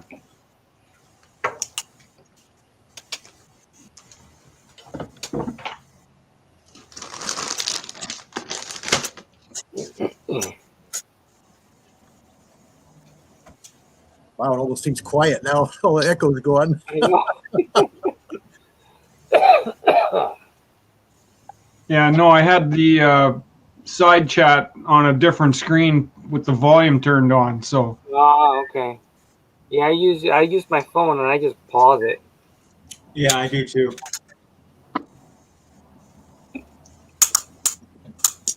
They do have the mobile StreamYard. I think it'll hold 9 people. But I don't know if it'll be a battery eater like using this version. I don't know. Yeah, this version eats batteries bad. Yeah. Yeah, I never tried the mobile version, see how it works. I thought I could use the pad instead of this. I was surprised. Mr. Lusk had a live stream last night. Mr. Kyle. Yeah, I saw that. That was great. He had a- But he went to bed and he left the streaming going. He never turned it off. Yeah, I texted him saying, hey, you need to turn it off. And he said, okay, like 10 minutes later. Yeah. Really? Look, he did 8.5 hours or so. Oh, he left it on that long? Yeah, it registered on my end about 8.5 hours. Oh, my goodness. Kyle did or Jim did? Kyle. Kyle. well, after Jim shut his down, Kyle started one. Oh, okay. Yeah, first time I seen him do one. Yeah, then he went 99 on us. Hmm. He said he doesn't know what he's doing. You gotta help me out. And then I think Tin Man was there, helped him out, but then he was only on there. I only watched like the first 10 minutes of it. Mm. I watched. Yeah, Tim was there. Marvin, Ozark Spirits, and I jumped on after. And who else? Julio, you were there, weren't you, Julio? No, I was with Uncle Jim first. Okay. Yeah. Who else was there, damn it? There was somebody else I saw too. Who was There there? was, and I'm just freaking can't remember who else. And I feel bad because I was with them. That's all right, Uncle Jim only did 3 hours. Yeah, he had to save his minutes for the next Okay. time. Oh, we had Idaho Rogers and another trucker. Oh, damn, what is it? Was it Sergeant Bulldog? Jerry? Was Jerry on there too? No, Jerry was on Uncle Jim's. There was 2 Marines, Idaho Roger and someone else, and I'm feeling bad. I don't remember his name. Sergeant Bulldog? It might have been Sergeant Bulldog. That's what I was thinking. Mm. And he was really worried for Kyle losing all of his minutes. And I'm like, well, I'll text him. And when I texted him, it was like 10 minutes later. He said, okay, and he'll take care of it. But he might have fell right back to sleep. Who knows? Mm. So he just ran with dead air, no one there. Mm-hmm. So everybody just went away. That's funny. A live check just I went showing back to- nothing. I went back to look for it later and it was gone, but it could be. Oh, MCK says he was there. Yes, MCK. Yeah, MCK was there. But then MCK left. and they brought in Sergeant Bulldog, I believe. MCK got that beard looking good. Check you Mhm. out. I didn't recognize him at first. I'm like, damn, he looks so young now. We lost rope loader.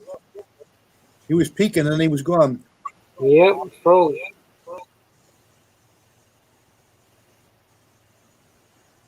Yep, Sergeant Bulldog. Thanks, Mark.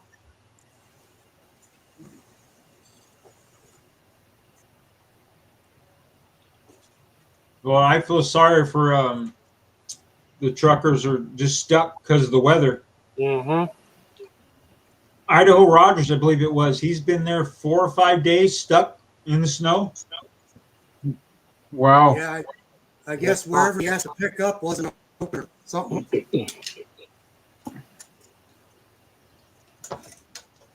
That would suck because he's an independent, so he needs to be on the road.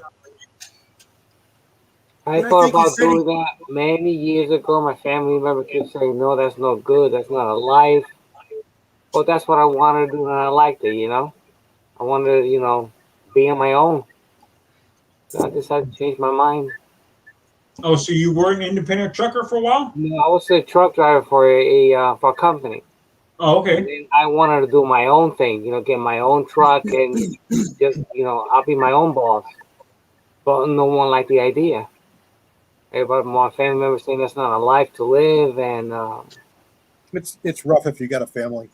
yeah. I feel sorry for a single shot. I talk to him almost every day, because he's on the At road. least he's single. He's nobody home waiting for him per se. His brother, but he's not home. He's just there. Yeah, he's trying to get his dad to move in with him, and I hope it happens. I really hope it'll happen because it'll give him a little company when he gets home. I think it'll help him. Now, single shot, he's not an owner and operator, right? He's working for a No, company. he works for a company, He worked with somebody. Yeah. and right now he's in the black, so he's like he just got to keep going. He goes home for a day. The other day he was there for 3 days, and I was surprised he had 3 days off. He called me yesterday. Yesterday, I think I couldn't get the call. Yeah, I talked to him yesterday a couple times, but then I started working on the car, and I couldn't talk to him on the phone while I was working on the car.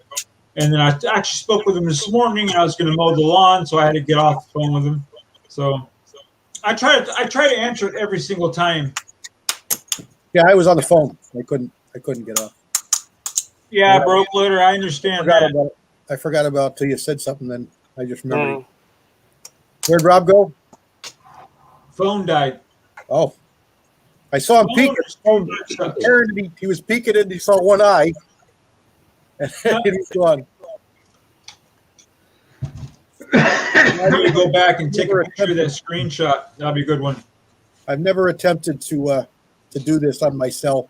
Everybody said it was a battery eater, so It I'd is. plug it in if I did, but I just use the computer. But this computer it's not old, but I don't use it very often. So I think what it does is it does its updates. It took me like 15 minutes before it would open to check the email to get the link to get here. K24 texted me at like 2:30, and I come up here at like 20 of, and it took me until like 10 after before I can get on here. Just with the phone, just with the computer booting up and doing its thing. Yeah, I've been plugged in the whole time, and I'm at 85. Really, with it plugged in even. Yep. Yeah, I'll try it sometime, but I never have. I use a computer almost exclusively. I couldn't even imagine trying to do any of this on a phone just by itself. I've done it on my phone, but I'm sorry, Julio, go ahead. Yeah, we used to do on our phone, but when what's the other one? The Google Hangouts. Hangouts was Hangouts. great. And it worked great. No problem. See, I still do Hangouts with Echo and the Bunny Man and Dead Horse. We sit and talk together on Hangouts. You just can't go live on YouTube anymore with it, but it's still there, and people are surprised that it's still there. Yeah, because it's supposed to be discontinued soon. That's what they keep saying. But I dead used to horse, use hangers why to you make messing phone with calls. 380s? Sorry, Bacon.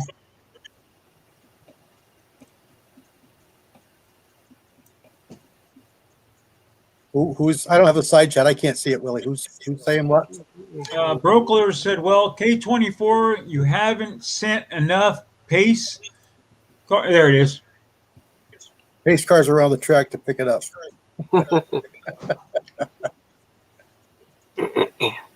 Dead horse, 380s. It's a little inside joke.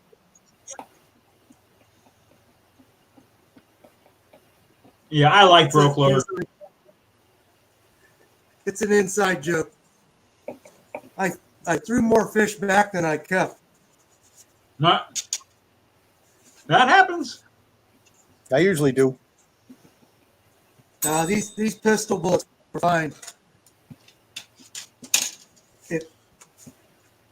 We heard the I think ding. a lot of it is I lost one of my light here, and I can't see that pour spout very well.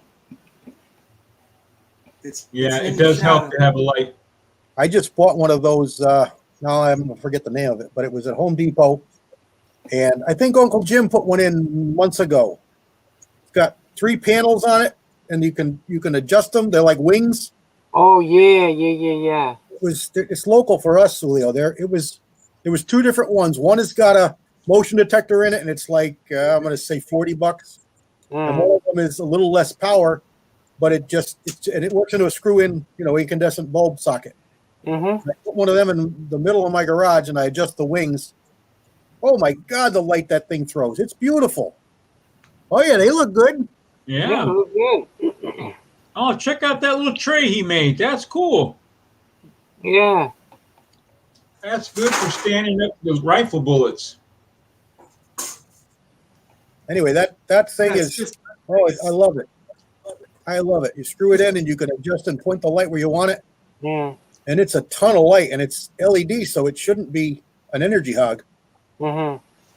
And I think it was Yeah, 20. I have the LEDs for what, 4-footer I think it is. Yeah, about a 4-footer maybe. Or Yeah, I 6. got it with my benches. And it's an LED one, and it was pretty bright. I like it. Yeah, it weighs nothing. Yeah, it's like there's nothing in it. It was all plastic, It was great. So I use Texas Outlaw says Zoom is better than StreamYard too. But the thing with Zoom is you gotta have 2 programs running. You gotta bring up Zoom, set that up, then bring up YouTube and set that up and connect and disconnect to YouTube. Okay. It's kind of a pain. This You is can't like do it all through Zoom. this is only the 3rd time I think I've been online, and I haven't used any of them programs ever, so it's all new to me. Me too. Yeah. I've never this is all I've used. And Yeah, because this is being easy because it plugs you right into YouTube automatically. You don't do anything, and it works.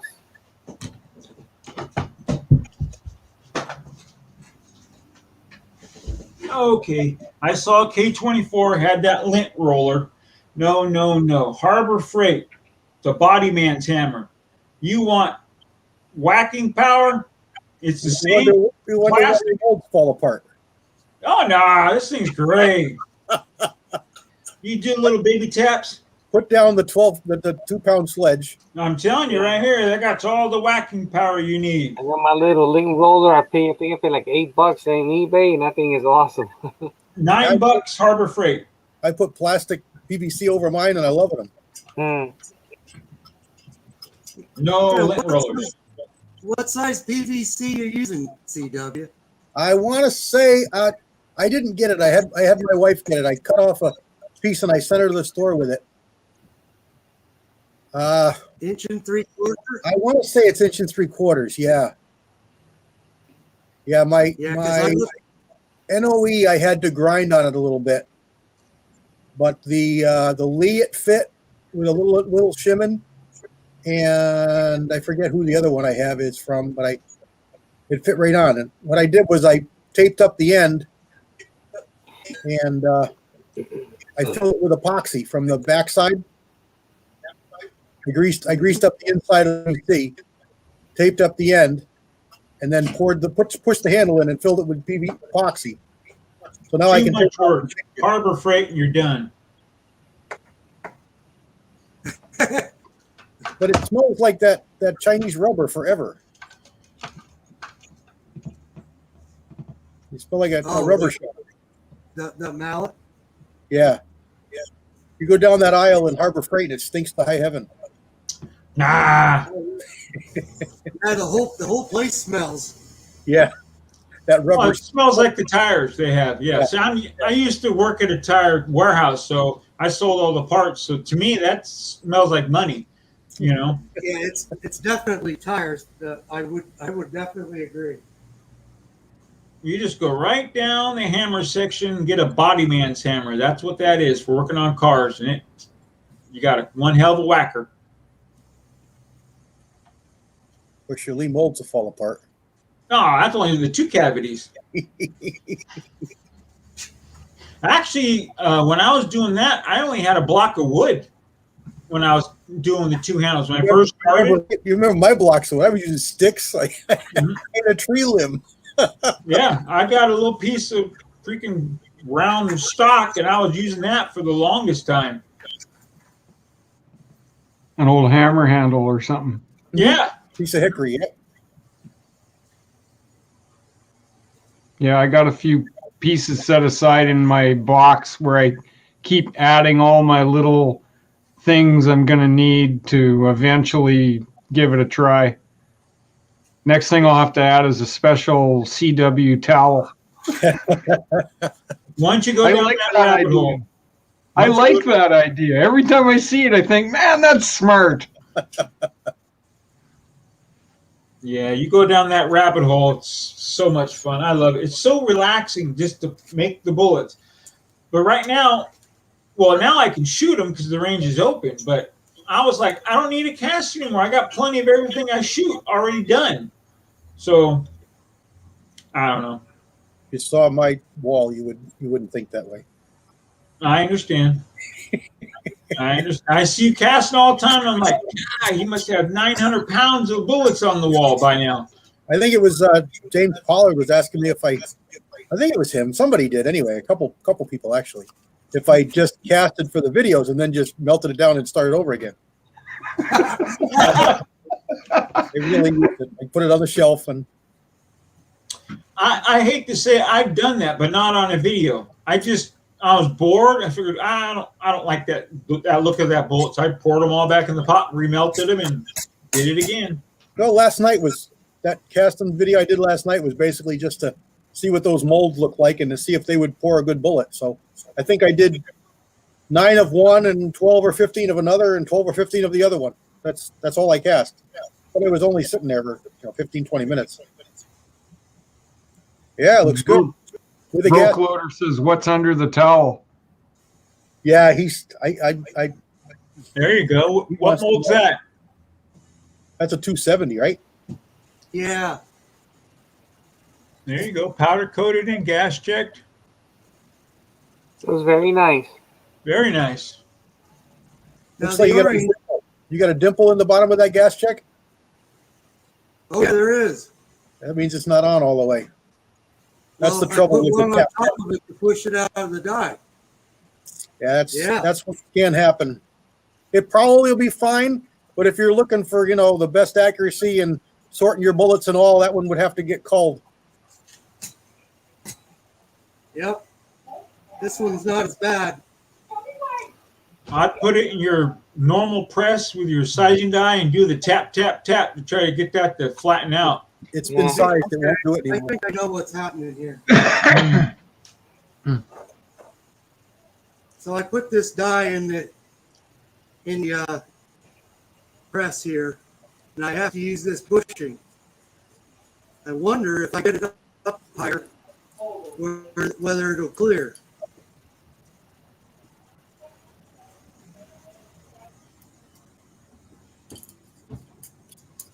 That might be what it is. Because I had to use another bullet to push it out the bottom. Oh, okay. You know Yeah, what try I mean? that. Yep, you shouldn't have to. You're right.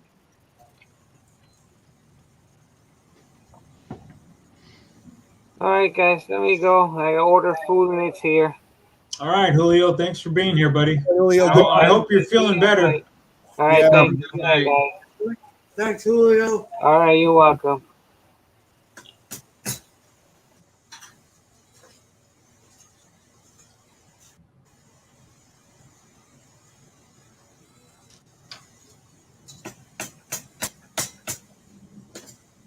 There you go.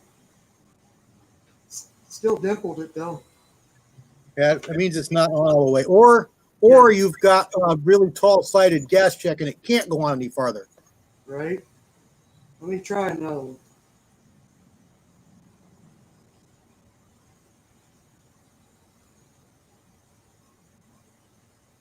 With that NOE tool I use, if you don't have, sometimes you get a little bitty proud. Instead of you get a tear out, it's just a little bit proud at the center. With a NOE thing, it pushes those gas checks on so tight it'll dome up. Oh yeah? Yeah, it's This is solid. better. This is better, but it's still doing it.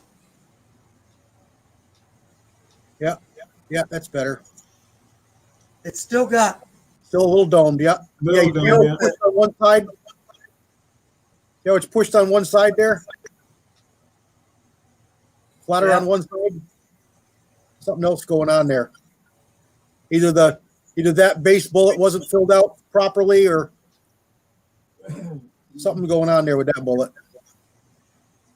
well, I gotta tell you, I just barely get them started. Give him a little whack. I was going to say, it's not going to hurt anything. It might, your accuracy might be a little off, but if you're going to use it for killing an animal or something like that, don't worry about it. As long as you don't pull the bullet out of the case, because since it's not all the way, if you pull the bullet out of the case, the gas check's going to stay in your case. It's not on all the way. I can tell. It's not on straight either. Yeah, I got to call Al about that NOE gas check thing. I know you sent me the link for all that stuff. I didn't know if I had to order all that stuff, Brian. Or... Yeah, you need to order the whole thing for the kit. Oh, okay. It should be like, well, last time when I bought it, it was like 31 or 33 or something like that. Not a pile of money, but maybe Okay. it's more now. I didn't check the price. Yeah, I'll give them a call. So is that the best one on the market right now? Well, I don't know about best. It's what I like. Well, if you have a lubicizer, you can use that to seat your gas checks easily and not use lube. If you want, unless you want to use lube. I mean, a lot of guys are powder coating. Yep. They powder coat and use lube.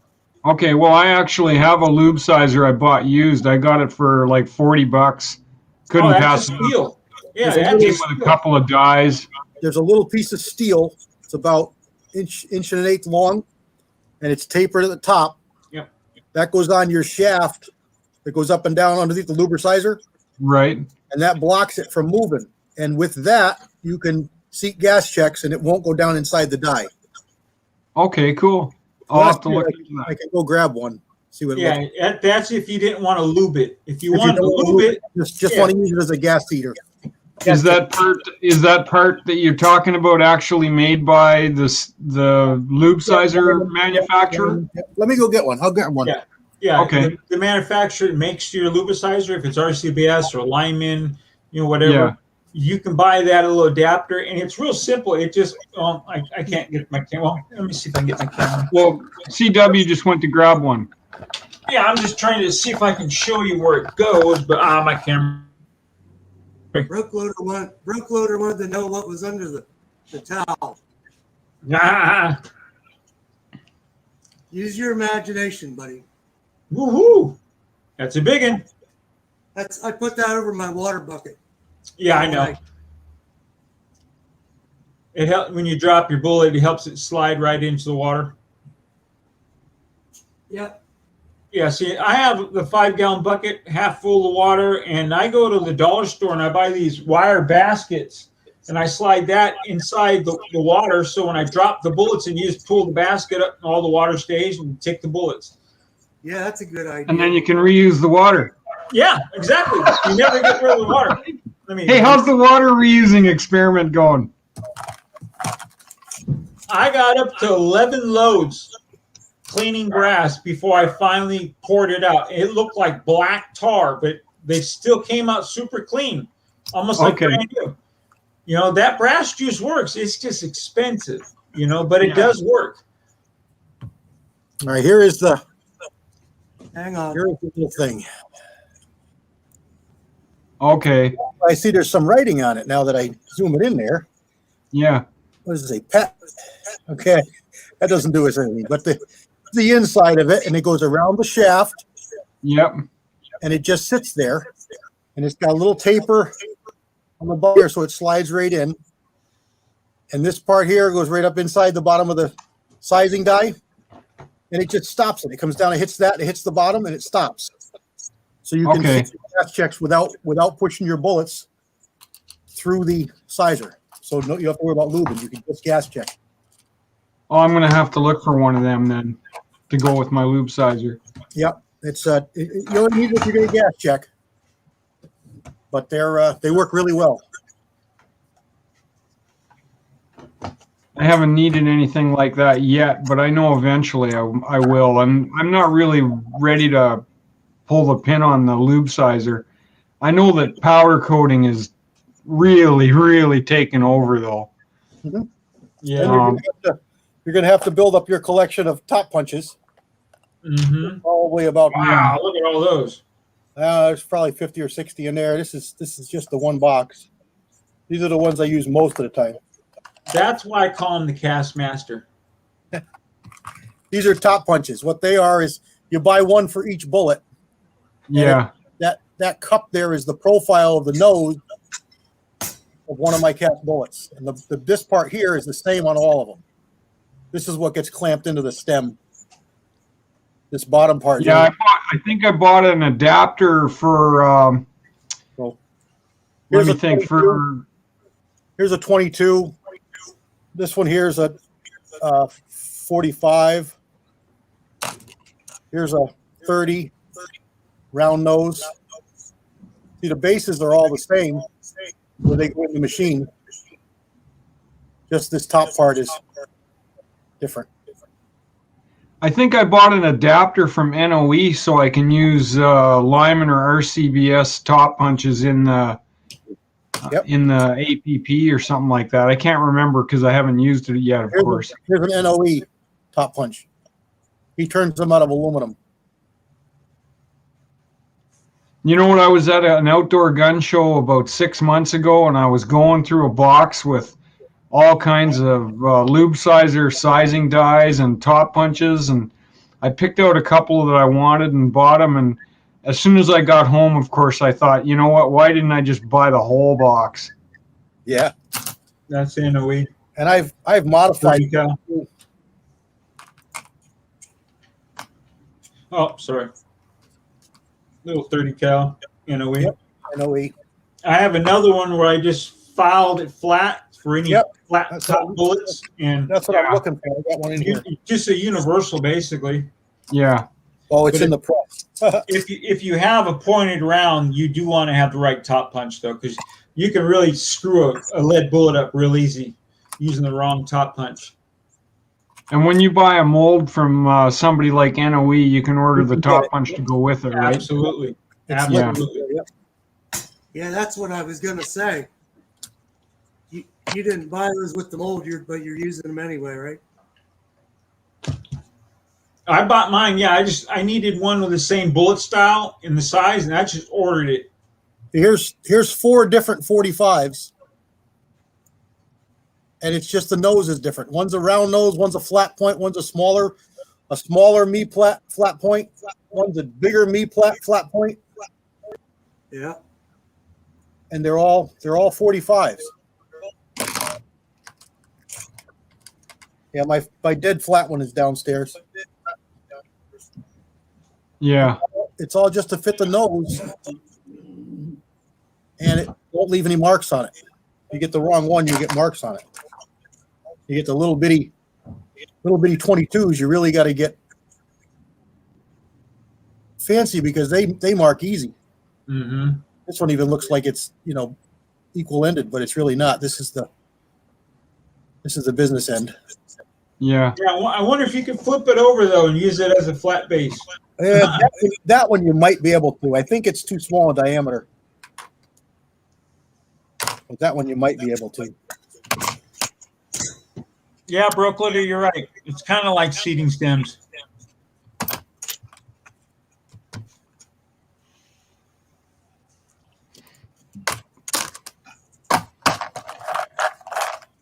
Well, I got a little stash of stuff building up little by little. I've got a milk crate that I throw scrap lead into that I can gather here and there. I was at a yard, not a yard sale, but like a business was having a parking lot sale. And I managed to get a bunch of downrigger balls for fishing.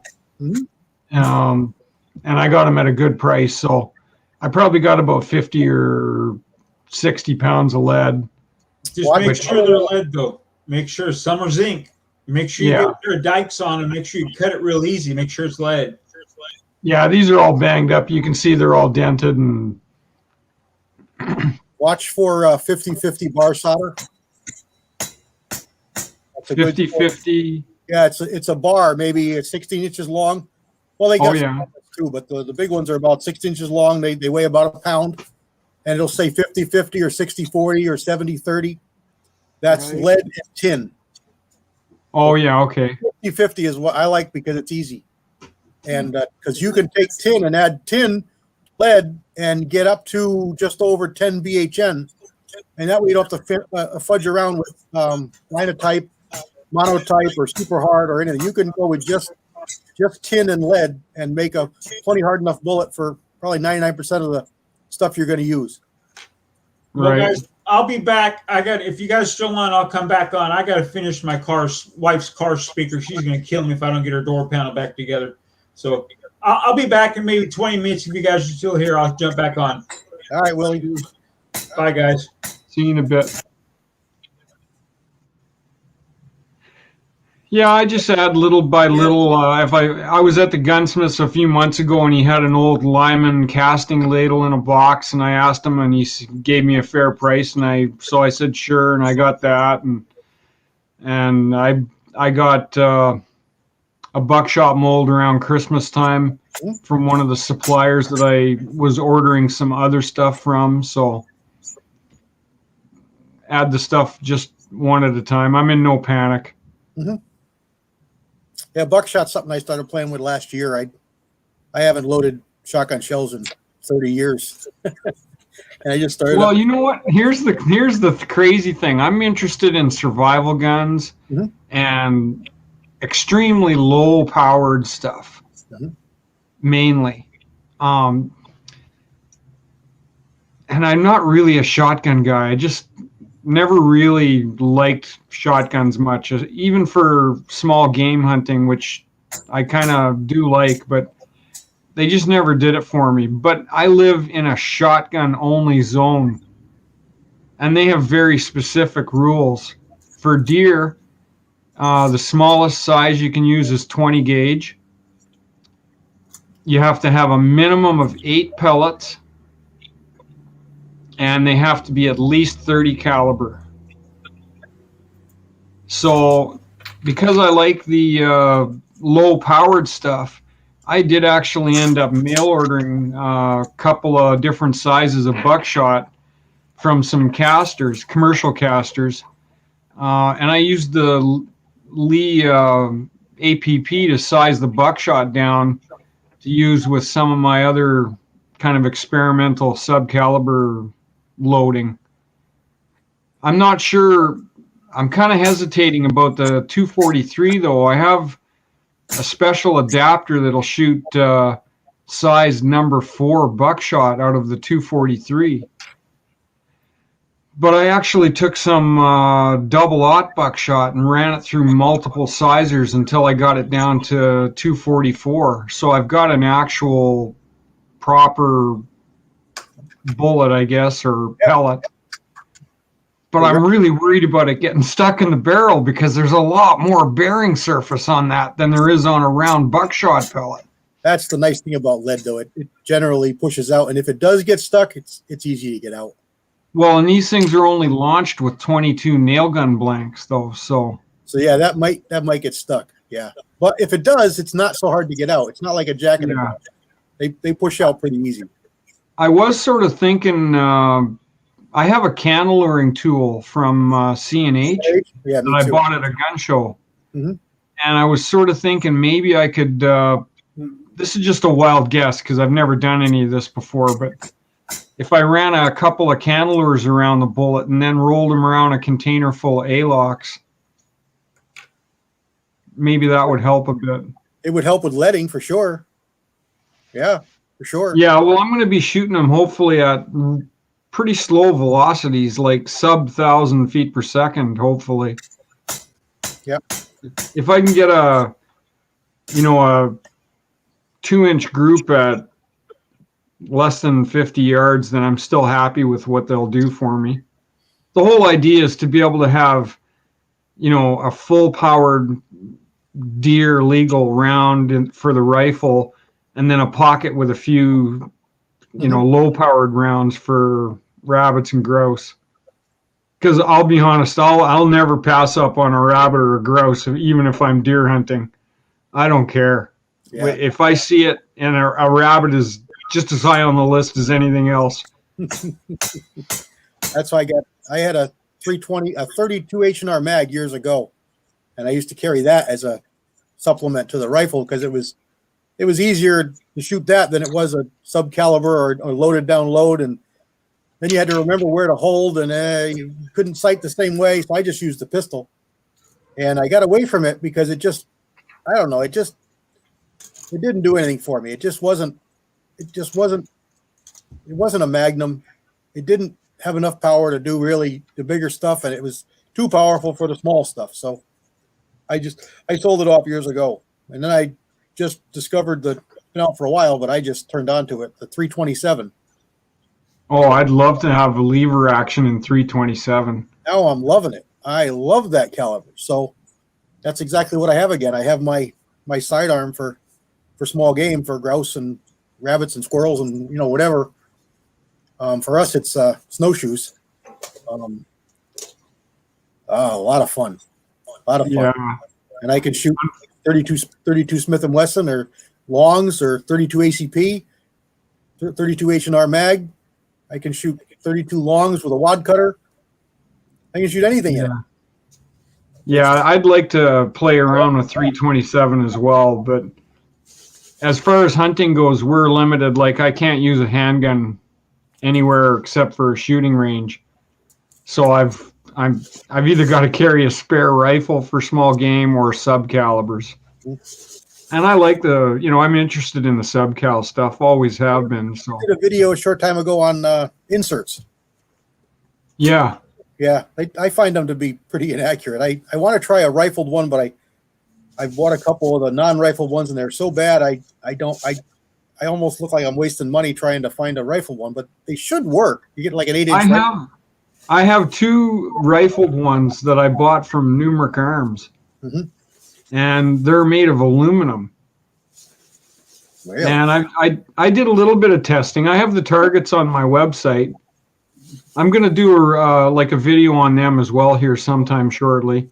And then I just ordered a 45 long Colt stainless steel rifled adapter, which should arrive from Eastern United States over to my place here sometime in the next few weeks. The only reason I bought it was because I have a jug with 545 long Colt bullets that are all cast and lubed, and I have no way to use them. I tried to push them through a sizer so I could knock them down to 44 cal and then use them out of a 44 adapter that I have, but they just won't do it. They won't go through. I'm worried I'll rip the press right off the bench. Yeah, you'd have to get something in between to size them a little bit and then a little more. But yeah, that's a lot. I've tried it myself, and it just doesn't do it. Yeah, I found Colt. That's a favorite of mine too. Well, I have the aluminum adapter in 357 and then 44 mag, and then hopefully I'll get the 45 Colt one shortly.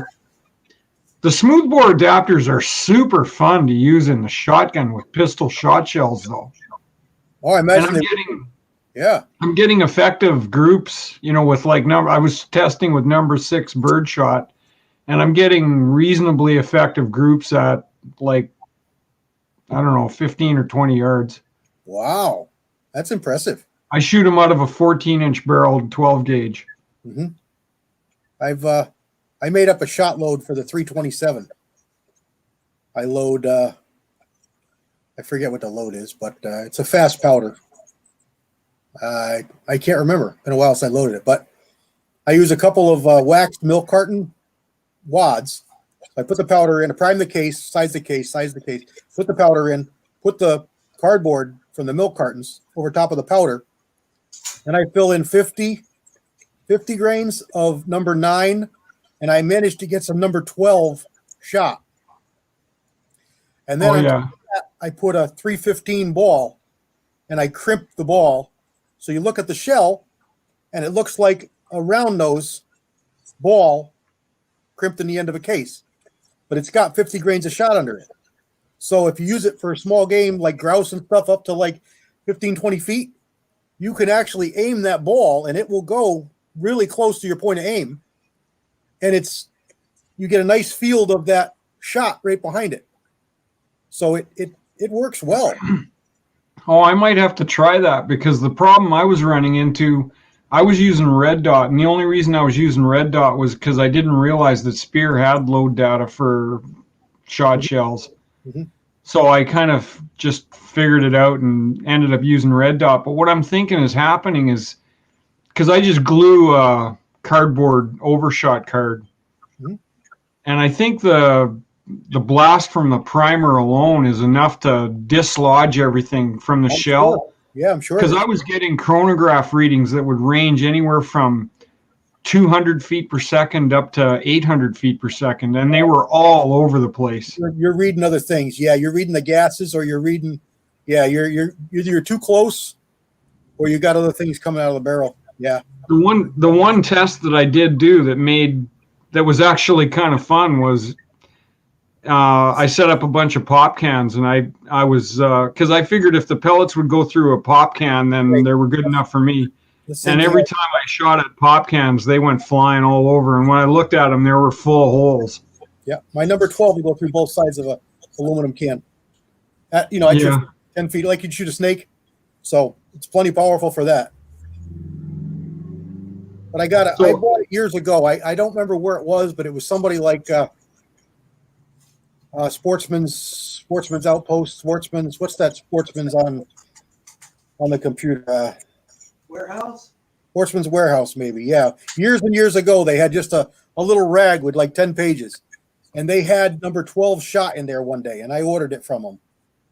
So I only use it for handguns. So I think it's a 5-pound jar, but I've still got it, and I'd use it just for handguns because you get a lot more shot in there. It's tinier, but you get a lot more. So you get a halfway decent pattern for rats in a barn, for snakes by your feet. I don't think I'd shoot it much farther than that, but I like it a lot. And you put that ball in there, and it's actually something you can aim and hit something with. And I'm using it with a handgun, but you could do it in a carbine rifle too. But I'm really up on. I like those Savage 24s. I really like. I have one of them. I like those a lot. I have one. I have an old one. That's what I'd want those cartridge adapters for. Because if I could get a 12-inch or so 327, that would be the cat's ass. But well, you know who makes those? You know who makes those? There is a company that makes them. Chazelle. Yeah.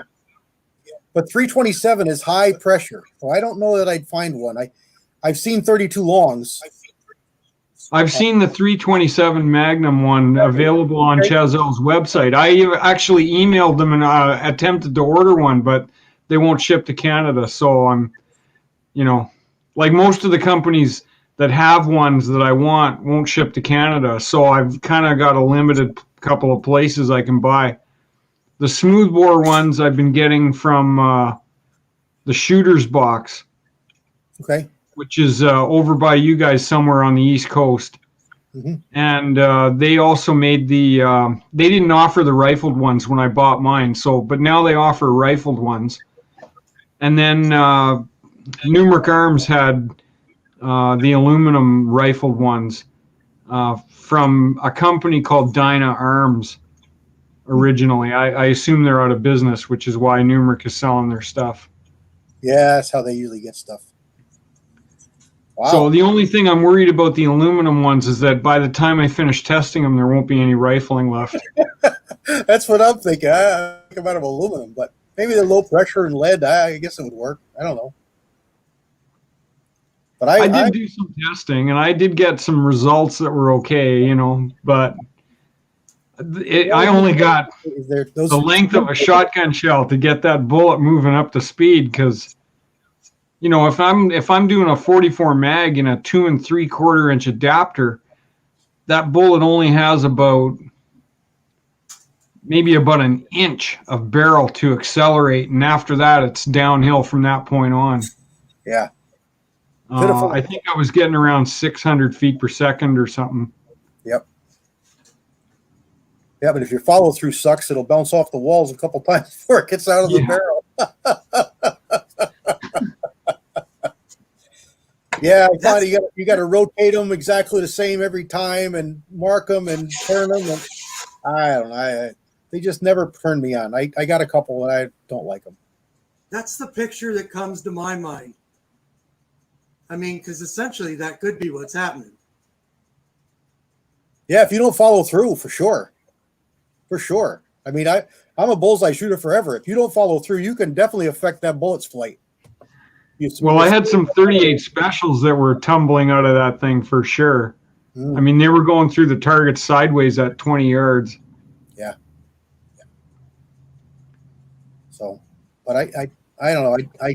I like the idea of it. I don't know that I'd follow through. It's just I'm too worried that it's not going to be accurate.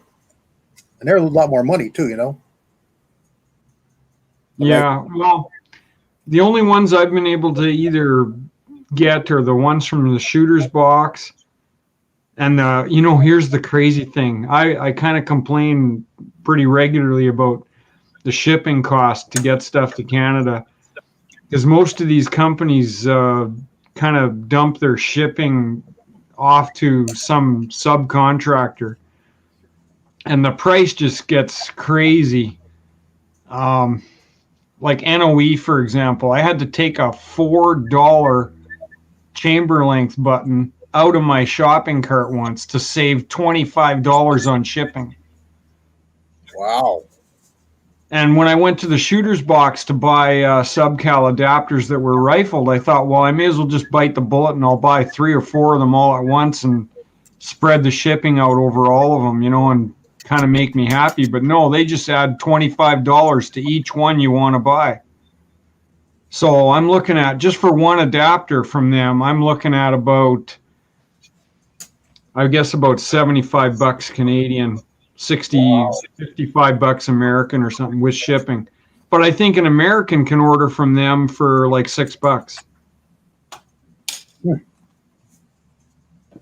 I just had the reverse happen. I forget the name of the company, but it was in Canada, and it was a peep sight for the Savage 340. And I hunted all over, and this company had EPS, EPPS. Elwood Epps. EPS. Yeah. So he had it. It was a good price. And I got to thinking, and I didn't say anything, but there was no conversion from U.S. to Canada. This was his price. All right. So I ordered it, and it was about a week went by, and then he contacted me back, and he said, "Oh, I need $4 more to ship this. We mispriced this on the website." And I said, "Well, not for nothing, but this is a $90 site. U.S. dollars are worth more than Canadian dollars, and you didn't make an adjustment, so you're already getting way more than $4. Yeah. So I don't know what you're complaining about." And then he gave me some horse shit, so I said, "Screw you. I'd cancel it. I don't even want it. Don't play games. I don't like that, And if you did it wrong on your website, shame on you. Fix it. I got the price for what it said on your website. You should let it go and adjust it for everybody else because it was advertised at that price. That's the Yeah, way here in the United States, you post the price. that's it. Else, it's bait and switch. It's not legal. But he said, no, he did it wrong, and I need $4. And I said, the conversion has got to be covered at least $4. What's $90? What's $90 up there? If you set $90, it's how much you're really getting in US. A little over 100 or about 100. Well, $90 American would probably be close to $125 Canadian. So there you go. And he wanted $4, wouldn't ship it. So he was getting a whole pile extra. And You know, we got a whole whack of companies up here that are like, some companies know their market is only local, so their prices are Canadian because they're only going to be shipping to places in Canada. But we also have companies that know that their market is, you know, global basically, and they put their prices on their website, and usually in some obscure spot of the website it says that it's all in American dollars, which is kind of a scam, to be honest.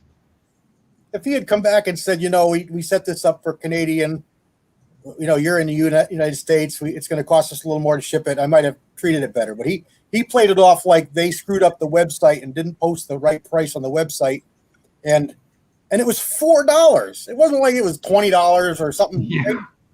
And I said, well, what about the conversion from US to Canada? Because last I checked, US dollars were worth more. So you're already getting more than $4 by a good chunk, I think. Yeah. He didn't. Nope. So cancel the order. I can't see they're selling a lot of Savage 340 peep sites. No. Be happy to get rid of it. So what was it? A takeoff? No, it was a Wilson 340 brand new peep sight. I guess they still make it with target turrets, but they're out of production for a while. It's a once in a while thing, so I couldn't get it from the factory, and I just kept surfing until it popped that they had it there, and I said, "Oh, this is great!" So I ordered it online, and everything went through. Took my money, everything's great, and then like 2 weeks later, hey, we need $4 more from you, or we can't ship this. Yeah. Yeah, that sucks when places do that. I have to admit, though, I have really good luck with most places from the US or from Canada. The places I kind of like are where I can go online, I can add everything to a cart, get all my taxes and shipping and everything, make a payment, and then bang, 4 days later, 5 days or 6 days later, I get my package, and I didn't even have to talk to a person, which, I kind of like that, actually. Yep. If I have questions, I'll ask them, I'll email them and ask them, but some places just will not respond to, like the Shooter's Box. I had ordered numerous adapters from them in the past and got a really decent price on shipping. And then the next time I went is when all this weird pricing went haywire. So I messaged them, I think, 4 times over 6 months about doing a bulk deal for me. And not once did I even get a reply. Yeah, it's becoming more and more common, unfortunately. In fact, I ended up actually buying their product off of eBay because I knew they were advertising their stuff on eBay, but I went directly to their website because I had an account there, and I logged in, and when I was ready to check out is when I realized that they wanted like $25 on top of $25 for shipping. For each So one. I went to eBay to order it from the same company, and I got it for like $16 shipping. Good for you. So they got to pay eBay a cut, and they made less on the shipping, and I still get the item. Yep. Yeah, that happens for sure. So who's out on the Sometimes side that is chat here easy. still?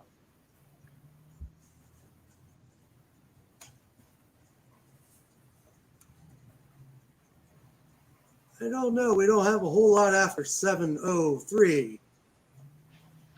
And we're probably, it says we got 7. I'm still zoomed in, so I don't even see the side chat. Yeah. There's just a handful. 7 watching. Protected near your door. Jim and Broke Loader and maybe James Pollard. Tim S. Yeah. He's got the Bullwinkle there. Yeah. I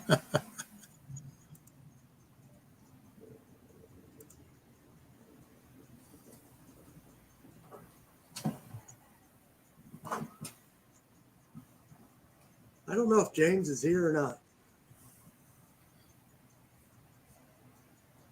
He was here 7 minutes ago, so I'm gonna have a smoke here. But it's I've got a batch, another batch in the oven there. Sometimes I cast and coat at the same time. It doesn't make a lot of sense, but it is what it is. I usually cast for half an hour or so, and then I warm up the oven. I let the oven run one time to get the temperature, and then I throw bullets in a basket on top of the oven to warm them, and I go back to casting. And then after about, say, 10 minutes or so, they're warm enough, I coat them, and then I throw them in the oven, and then I go back to casting. So I cast and bake at the same time, too. So I gas checked some of these rifle bullets, and yeah, they're still got a little bit of a funny shape to them. What are you expecting out of them? Not a whole lot, really. I mean, it's a test at this point. I have some already loaded Mhm. That I powder coated after gas check. Hey, what's And, the outcome? Oh, go ahead. Of course, I haven't been to the range with this particular rifle because to hang a target, I got to trudge through the snow. Yeah. So I'm not doing that until I can drive out. I mean, I'll walk out to 100 yards, but generally, if I go to 200, I usually just drive out. Yeah, me too. I don't walk out to 200. Not when I can drive. But no, the reason I'm asking is that they're certainly going to be fine. They're certainly going to be safe. They're certainly not going to be dangerous. You just may suffer a little bit of accuracy. But if it's just something you're plinking with and shooting a gun and having a good time, and you don't expect, stellar one-hole performance, you're going to be fine. At this point, I'm trying them with and without. Mm-hmm. So I went up to 1900 without any. Uh-huh. And then, so I'm going to push these up a little higher just to see what goes on. Well, I've never cast for the 270. I did 7mm years ago for the 7 TCU. Yeah. But that's probably the only 7mm I can think of ever doing. A ton of 30s, of course. 35s for sure, 32s, 8mm, but no 24s. The only 25s I've done are 25-20 and 256 Winchester mag.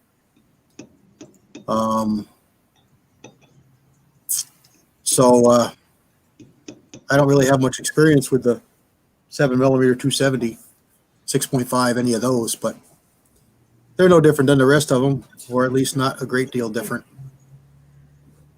Yeah, James, I'm not using a full-size oven, but there is one sitting there. It's like a wall oven that I could probably hook that wall oven up to a dryer receptacle. But I have got a yard sale unit, like cheap. What's the status on the broke loader white gas bullet hardener? Any more experimenting on that? I've been using the white gas. It's working good for the lube, but no, it doesn't do anything for me for hardness. I get the same results I always did, which is if you don't quench them out of the oven from PC, you're getting them softer. It could have very well been the supplier. He said what it was, but I don't remember. But what he said he was getting like 20 something, I think. It seemed really hard. I mean, I don't think it's unusual to see maybe 18 or 20 from some of those places, don't you think? Oh, anything's possible. It's probably harder than if they're selling it. They're going to bill it as something more because that'd be hard. But anything's possible. Most of anything hard lead, 10 BHN is hard cast. You know what I mean? Lead is 5 or 6 or so. Technically, that's the big joke. Hard cast. Ha ha ha. What's that? You can't measure it. It's just a word. So anything harder than lead, PB lead, just 6 BHN is technically hard cast. So what's the full range that's available to people from the softest to the hardest within reason? Realistically, you probably can say 20 BHN. Okay. You can get harder stuff. There certainly is. I've got some material that's about 40. So you can get stuff that's harder, but realistically 20, 22. And as low as 5? Lead is basically 6, yeah. Just pure okay. Lead. Yep. Yeah, this stuff I've been buying, according to if you take the recipe, they say that it is. It's supposed to be like 10 or 11. And I've been just quenching after powder coat. But I've experimented quenching both. Mm-hmm. It may retain a little better if you do that. But I don't think greatly. Well, if you have enough antimony and copper and arsenic in your alloy, and you quench right out of the mold, you can double the BHN of your lead. You can damn near.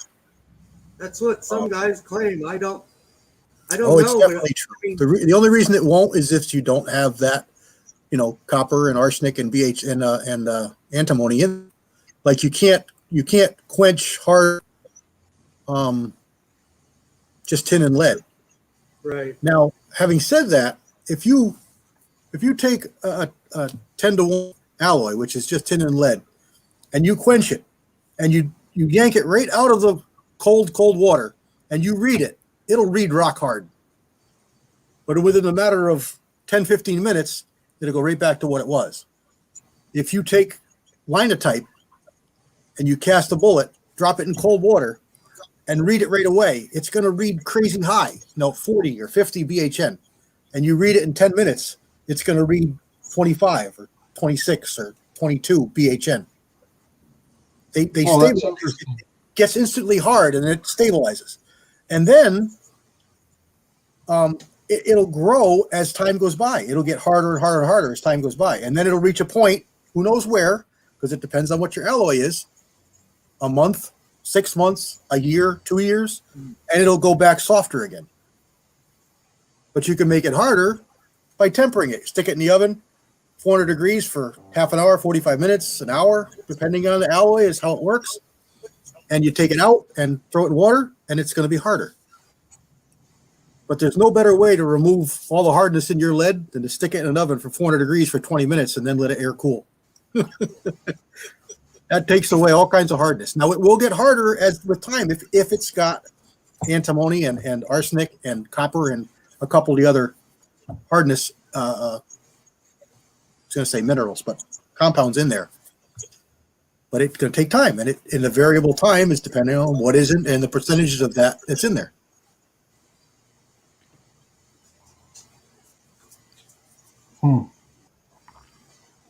What is the and I'm having a mental, what are engine bearings made out of? What kind of bearings? Engine, like main bearings in an engine, V8 engine, V6 engine. Oh, all cripes. I have no idea, to be honest. It's got to be pretty hard, though. I can't think of the word. I can't think of what it is. It's on the tip of my tongue. I just can't think of it. Anyway, I've got a chunk of it, and I chopped it up, and I melted a little bit of it, and I tested it, and after about a month, it's 40 BHN. And Are we talking bronze or something like that? it has a little in it. It's got a couple other things in it, but no, it's a lead material, not bimetal. What the heck? I can't think of it. Chrome, no. Babbitt. Babbitt. There you go. Babbitt. 6-shooter says Babbitt. Yeah. Babbitt. He's right. That's what it is. I just couldn't think of it. Absolutely. Now, there's another give me a Kleenex. Well, you don't really want a Kleenex. That's a name brand. You want a tissue.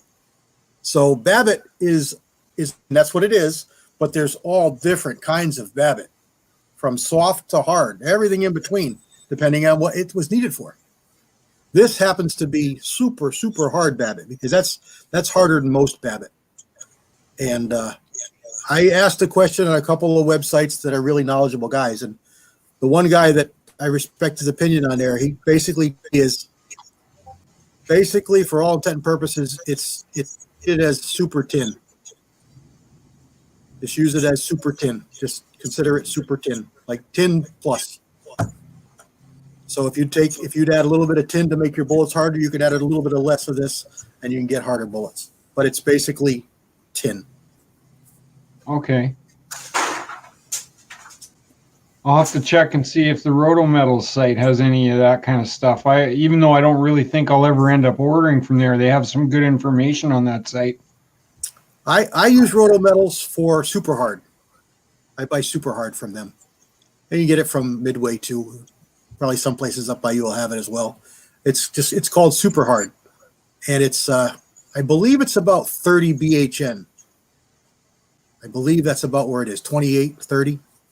And I use it to season my pure lead, my soft lead. Right. And it's got antimony in it. It'll quench harden. About the perfect alloy for a bullet caster is old school clip-on wheel weights. It's really about perfect. They're so hard to get now, though. Yep, they are. But it's really about perfect. By themselves, and again, when I talk about Babbitt, there's no grand overseeing company that says wheel weights are going to be X hardness. It's not the case. They're only just hard enough to stay and do their job. So if this company makes them 15, this company makes them 11, it's going to be just fine. So everybody says wheel weights like everybody knows it is X hardness. It's not. It's close to the acceptable level is probably 11 to 13 hardness, BHN. But you quench that up to 18 to 19. So at 11 to 13, that'll do every handgun that you ever needed hardness for. And then, you want to load from 30-30 or 06 or 308 or whatever, you quench them.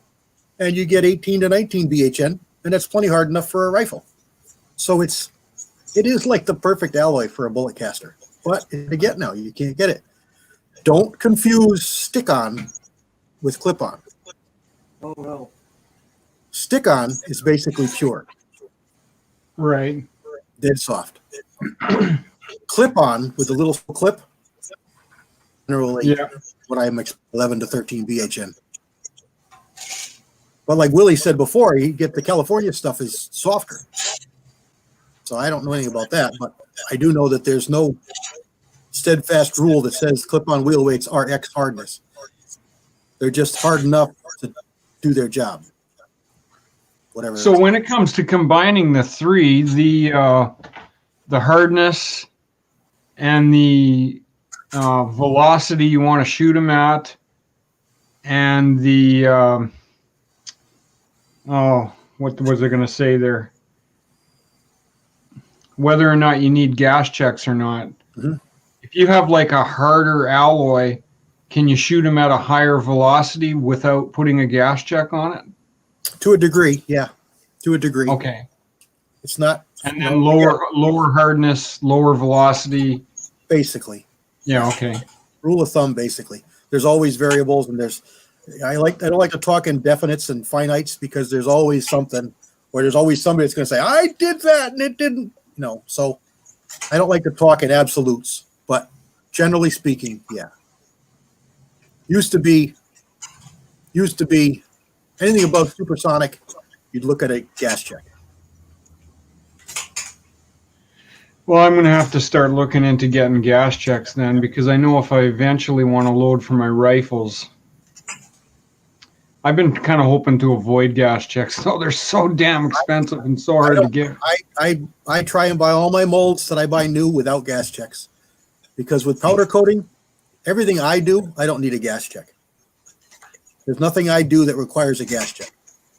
Yeah. Now, I'm not shooting above 2,200 feet per second, and I'm not expecting anything from my cast bullets past 200 yards.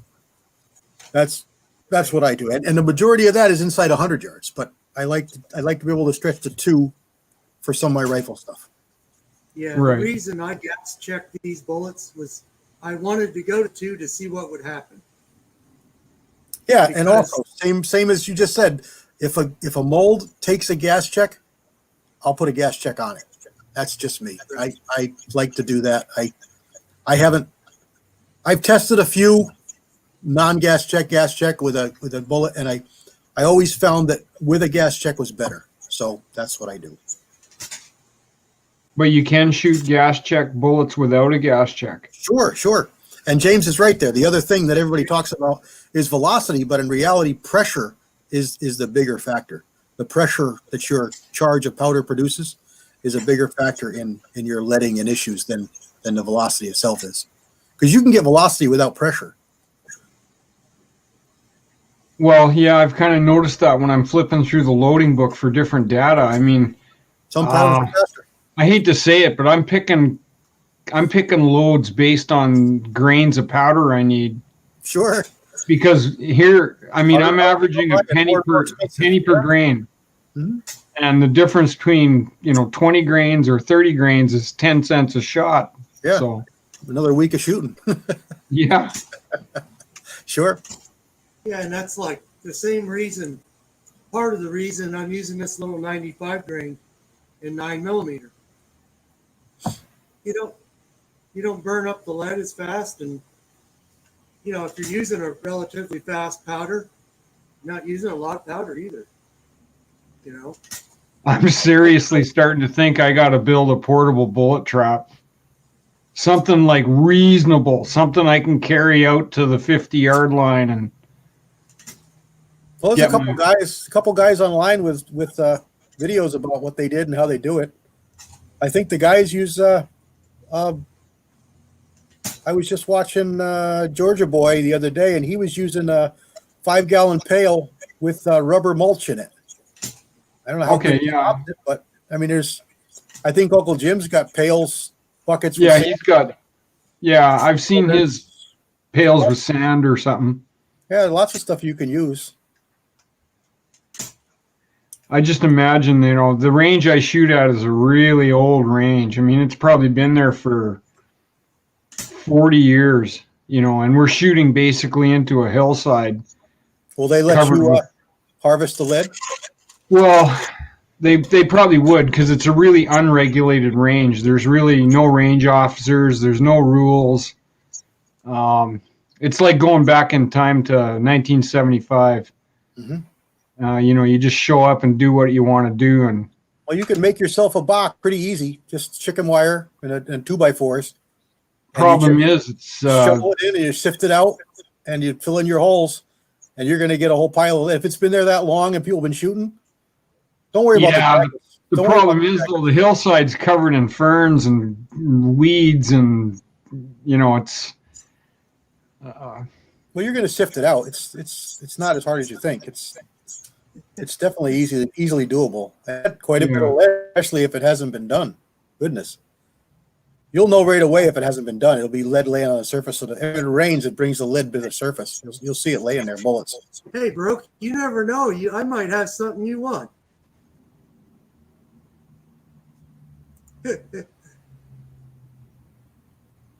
Who are you talking to? Broke loader. Oh, okay. I was telling him I might have something he wants. You never know, or something I don't need. James Pollard commented there. He uses a 5-gallon bucket filled with rubber mulch. There you go. So I'm gonna have to try something like that. I mean, I don't shoot a whole lot, so it's not gonna feel like I'm getting a whole lot back, but it does add up. I mean, sure it does. Oh yeah. And when I'm at the range, like I was at the range this morning, I didn't really want to go. And then at the last minute, I thought I'm just going to take this one rifle out and function test it quickly. So I didn't even bring any targets with me or anything. But while I was there, I mean, I picked up probably a dozen 22 long rifles that were laying on the ground. And as soon as I get home, I pull the bullets and throw them in a little container. Mm-hmm. It just keeps adding up more and more and more. I know, I can shoot all that lead probably in 10 seconds once I'm casting, but I can't just leave ammo lay on the ground. Yep. No, I understand. The only time I've experienced this where they lay on top of the berm is at a silhouette range that our guys use. And they have an I-beam and they have their targets. And you'll notice that they do pile up on top of the berm, but the berm's, behind the I-beam's only that high, or 2 foot, let's say. I don't know, but I've run into where guys shoot like cowboy action carbine at a silhouette range, and you will find some, but I think the majority of them are buried in the dirt. Yeah, they come up with the rain. The rain kind of washes the dirt away, and they come right to the surface. They will if they're close to the top. I really believe that. I have seen that. But the problem with our silhouette range, most of them are 22. Well, it's like picking up ants. Yeah. There's tons of 22 there.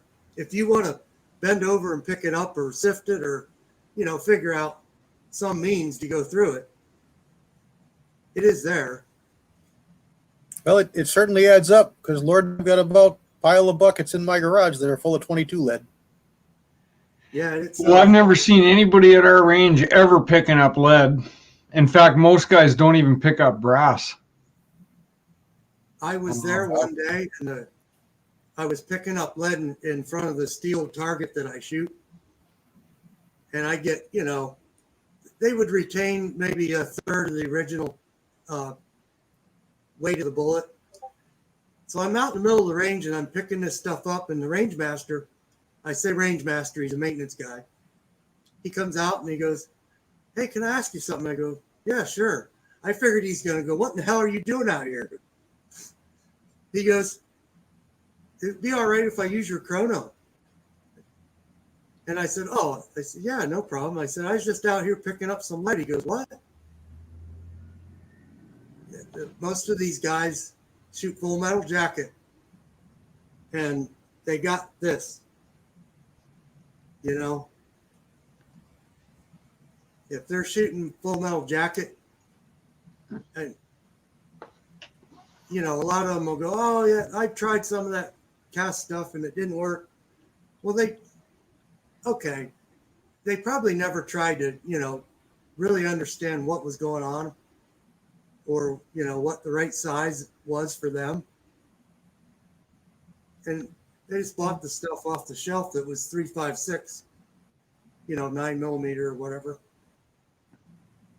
But I'm of a believer that, they size that stuff small when they sell it, just so that somebody doesn't have a problem somewhere along the line. And only certain places will give you the option to, have it sized at other sizes. So that's my take on it. But yeah, some people just don't understand. I had a guy this morning on one of the websites I go on giving me a hard time about some 450 Bushmaster loads that I had published. I don't ever say my load data, but I said the bullet, and I like to size mine 4.54 just because it's convenient. It's what I use for my long Colt. And he about flipped out. Oh, I wonder why you're going to blow your gun up. Off he goes, And I said, you don't understand. It's a little larger than most would do. And I know 4.515 or 4.52 is what it should be, but that's a jacketed bullet. You want to go a few thousandths larger. So I'm an extra thousandths larger than that. You can't look at cast with a jacketed eye. It's not the same. It doesn't react the same. It's not the same. Yeah, I agree. But they just don't understand. They just don't. A lot of times, like my revolver, I think it actually prefers 3.58. But because I shoot so many different, guns in 9, I size it all 3.57 and be done. But if I was going for accuracy, I would be looking. You know what I mean? Which is pretty much where I am with this little 105 that I'm shooting. Mm-hmm. It's originally a 38, but I don't have a sizer for 3.58. Which I probably will try that. I use a number of different sizes. I don't load 9mm, but I do load 38 Super and I do 357 SIG. And my SIGs won't chamber 3.57. So I size those 3.56. My 350 Legend won't chamber 3.57, so I load 3.56. Right. But my Super will do 3.58, but I find it's just a bit of, so I size that 3.57 for my Super. Yeah, and my 57s and 38s and my 35 rifles are 360. I size those 360. So. Yeah, 38 Super, usually when you buy it, it is 3.57. Mm-hmm. I've bought that already for 9. Even though it's a 150, it's a 160 grain. Mm-hmm. It's sized a little bigger, and I can see where it, accuracy-wise, I think it is a little better. Yeah, I agree. I've never found a problem with fatter bullets. I've only had problems with smaller bullets. Yeah. Yeah, but again, James is posting over here about hardnesses, and he's right. The harder you go, the smaller in size you can run and get the results. Okay. 15 BHN is a pretty good hard bullet for pistol stuff, and it's moderate hard for rifle stuff. But the Blackout is a relatively low velocity caliber. So, yeah, I usually I use a lot of wheel weights and wheel weight hardness. I'll mix my own with super hard or with monotype, and I target wheel weight hardness. So I'm targeting 13-ish BHN. And Six Shooter says he's got 314 going through his 327 or 32 H&R, I guess.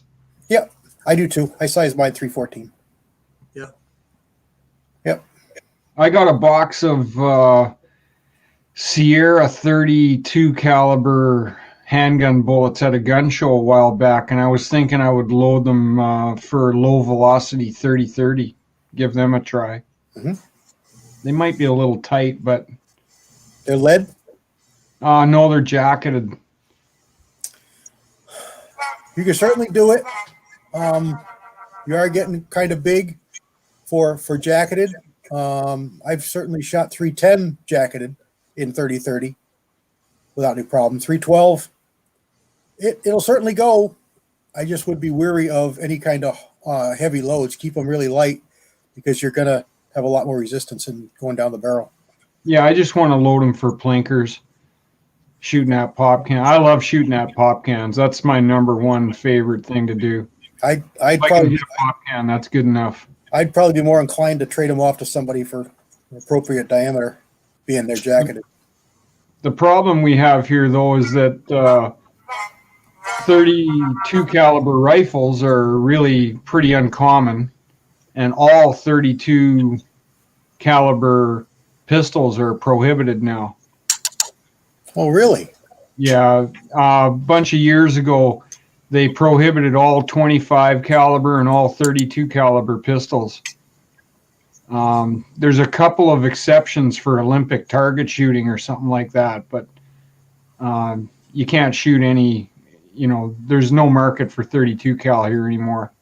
If you want a 327 mag rifle, you pretty well got to find one of the stores that's willing to special order it for you and wait, anywhere from 3 to 9 months for it. And you're going to pay full price. I didn't know that they had basically outlawed 32. Yeah, 32 and 25. And then at the same time, they also prohibited any handgun with a barrel less than 4 inches. Well, actually 4 inches and less. So a lot of the handguns that are on the market that are regular products in the US market have a Canadian version. And the Canadian versions, like Glocks and things like that, they all come with barrels that are like 3 or 4 millimeters longer than the American version. I even have a Kel-Tec Sub 2000 that has a 18-inch barrel, which is an inch and a half or so bigger than a regular one. But we're going to lose a whole whack of other stuff. They introduced new legislation a couple of days ago, which, thankfully it's so poorly written that nobody's really going to want to support it. But the problem is eventually these things usually do pass, and we're going to lose a whole whack of airsoft guns and pellet guns and BB guns and, a whole crap load of stuff. Plus they've done a real nasty trick. I don't want to dwell on this too long because it's probably boring, but I'll give you the super fast version. A year ago, they prohibited anything that was an AR-15 or like an AR-15. And they put out a list, and that list was about 1,500 different models of firearms. So they're all prohibited, but they promised to buy them back. And they haven't yet figured out how much they're going to pay. So in this second round of legislation they offered up a couple of days ago, they said, we're going to offer you the opportunity to keep your prohibited weapon. The problem is it's going to be prohibited non-permissive, meaning you can never take it to a gunsmith, you can never take it to a range, you can never take it to a gun show, you cannot sell it, you cannot will it to anybody, you can keep it, and that's it. So people don't realize yet that what they're doing is they're doing a runaround. They're going to offer everybody $100 for their AR-15s. And if you don't take the money, they're going to let you keep the gun, but you can never do anything with it. Shoot it on your own property. Yeah. 1,500 plus models. Plus, there's a big problem with that right now because the RCMP, which is not supposed to be making law, they're supposed to be enforcing what they've been told to do. They just keep adding more and more firearms to the list every week, and the list is not available. So in theory, you might have a firearm that's not prohibited. You could be at the shooting range. It could become prohibited and you wouldn't even know it. And if it's prohibited and you're at the range, then you're looking at some serious legal fees. So it's just really gone completely crazy here. They're just chopping it off one by one. One thing I noticed is a lot of guys in the States are talking about, well, when are they going to come to my door and ask me for my guns? Well, if they do it like they do up here, they never go to your door, and they never plan on going to your door. They just wait till they pull you over on the highway 5 years later. And if you have that firearm with you, they get it. And of course, you're going to be in a bunch of legal trouble as well. But they're never going to go door to door. They're just going to, they know they're there, and they're just going to wait till they find you one at a time. And that's how they're going to take them. Well, there's a lot of hysteria about it for sure. For sure. It's a little different in the States, of course, because you do have it in your Constitution, but we don't have that. All of our firearms in Canada are owned and used with permission from the government only, and they've made it very clear that they can rescind that permission at any time.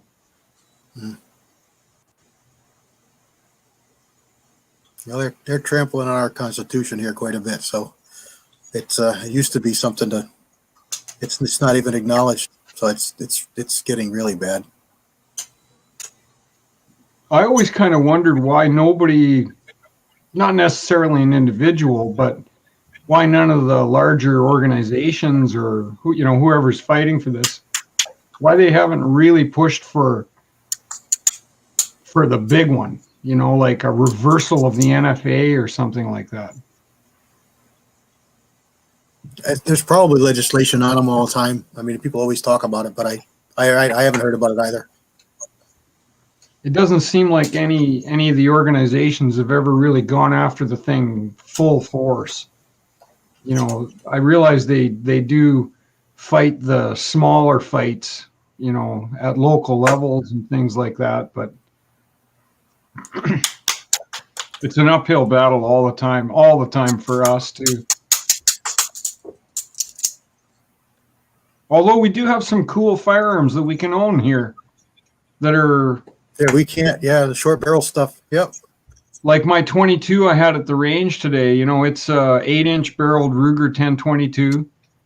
It's over 26 inches at its minimum length where it can still be fired.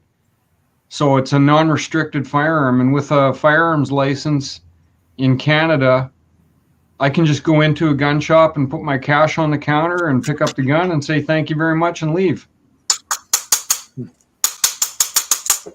No waiting period, no nothing, basically. Just produce your license and your money. Yeah. And we have some shotguns like that too. Like I have a single shot 410 20 gauge, 28 gauge, and 12 gauge that are all like 14-inch barrels.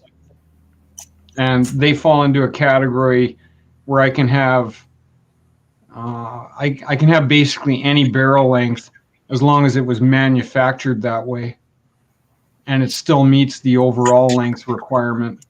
I can't cut down another one though. We got a classification here. They recreate. They call it an other. Any other weapon or something like that. No, they have that as well. This is just an other because it doesn't meet the classifications of a rifle or a handgun. So they call it an other. And it doesn't meet the classifications of the NFA items. And one of those is the shotgun pump. And I'm not going to think of the name of it. But Remington makes one, TAC 14, I think, is the Remington. And Mossberg has their version, and I can't think of the name of it. Anyway, it's a 14-inch barrel with a pistol grip, and the overall length is 26. The Shockwave. Shockwave, that's it. Yeah. The overall length is the minimum. If it goes shorter than 26, it's an NFA. But because it was manufactured that way, with the shorter barrel and the overall length that meets the criteria, it can be sold. It's legal. But shotguns here have to have an 18 or longer inch barrel. A smoothbore has to have an 18-inch or longer barrel. Right. Has a 14-inch barrel. So how it exactly works is like, all right, because the manufacturer made it, it's okay, but I can't have it without. It's like, how? But it's legal, and that's what they have. And so we can actually have, they don't call them shotguns, though. They're others. They're not a shotgun. They're a firearm. And here's the thing. We have actually a real flip-flop from what you guys have there. A lot of what you guys legally would call a pistol, in Canada, it's still a rifle. So, for example, when we did have AR-15s, I mean, people still have them, but they can't use them right now. But when people were going to the range regularly with their AR-15s, they were restricted firearms to begin with. So they're all registered, and they can only be used at a range. stuff like that. But we don't have anything preventing us from putting a 10-inch barrel on your AR-15 and having a full-size buttstock. That's all normal. So there was never, ever, ever a market in Canada for pistol type stocks on rifles like AR-15s. Nobody wanted one because they could put a regular buttstock on it. And then the other example that I have is Remington makes a rifle called the Chassis Pistol. Mm-hmm. It's like a Remington 700. Yep. If Remington made that firearm with a full-size collapsible buttstock, we'd be able to own that in Canada, and we'd be able to go and hunt with it. Because it would be a non-restricted rifle in Canada, and because it's manually activated or operated, we would be able to own that. But because they don't offer it with the full-size buttstock, they won't import them into Canada because they'd be considered a handgun. So it's just weird, different interpretations of the rules. And I don't know what they're thinking about suppressors. You know, suppressors, they sound kind of cool, but we can't have them at all. There is no exceptions. What you got there?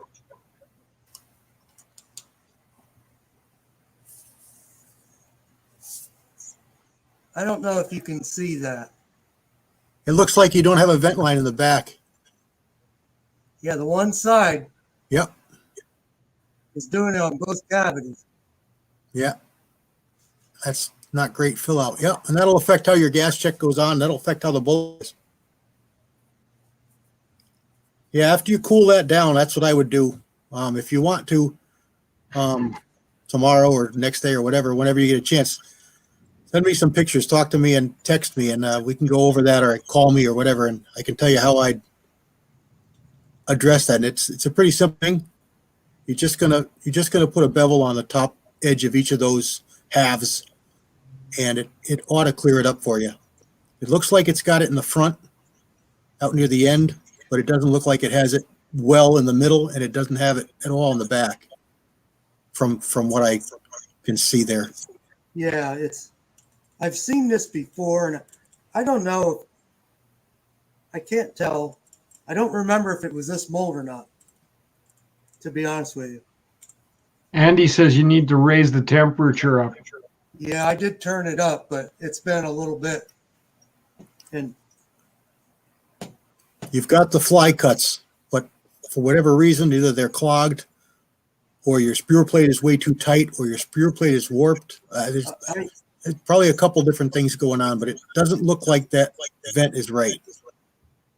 yeah, I think you're right.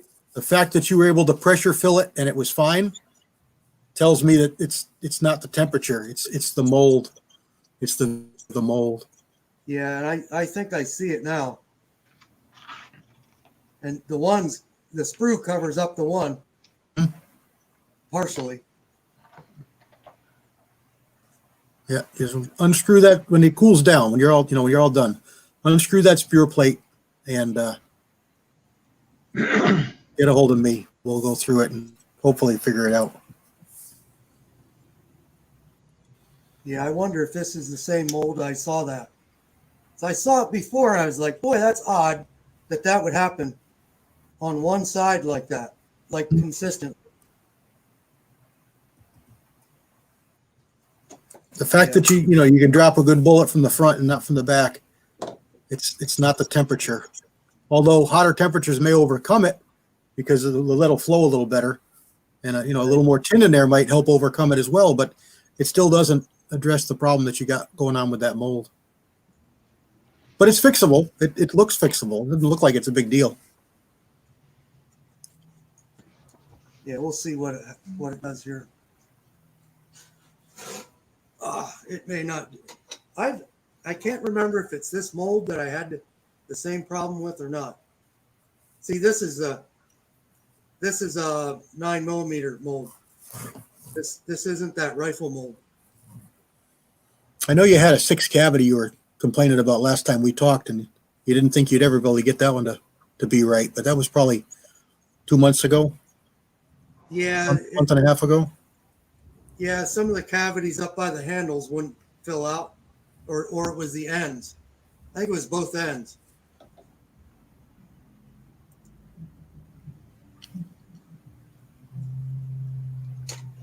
So on the subject of rifle molds, who makes a decent 6mm mold? I noticed that that's one thing that really lacks on Lee's site. Probably, yeah. I never played with it, but you got NOE, Accurate, Arsenal. They're all good molds, and I don't know what they have in 6mm. I've never looked, but they're all good quality molds. I don't think Lee has even one. I mean, I only say Lee because it's affordable and it's, a lot easier to get in Canada, and I can order it direct from Lee. I mean, I've dealt with Lee a couple of times directly, and they were really, really good to deal with directly. I've never really looked, to be honest with you.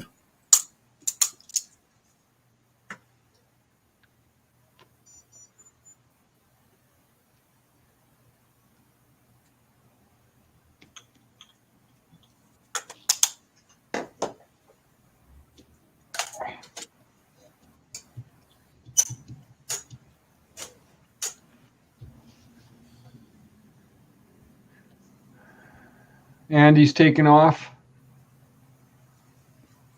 Good night, Andy. Good night, Andy. NOE. James says NOE. Yeah, I like their molds. Night Owl makes good molds. Owl makes good stuff. I only have a few of their items, and I'm really, really happy with the quality of what I got. Yeah, they're really good. But you also have Accurate. They make really good stuff that looks just like NOE. And Arsenal looks just like NOE and just like Accurate. They're all good. They're all good stuff. And MP overseas.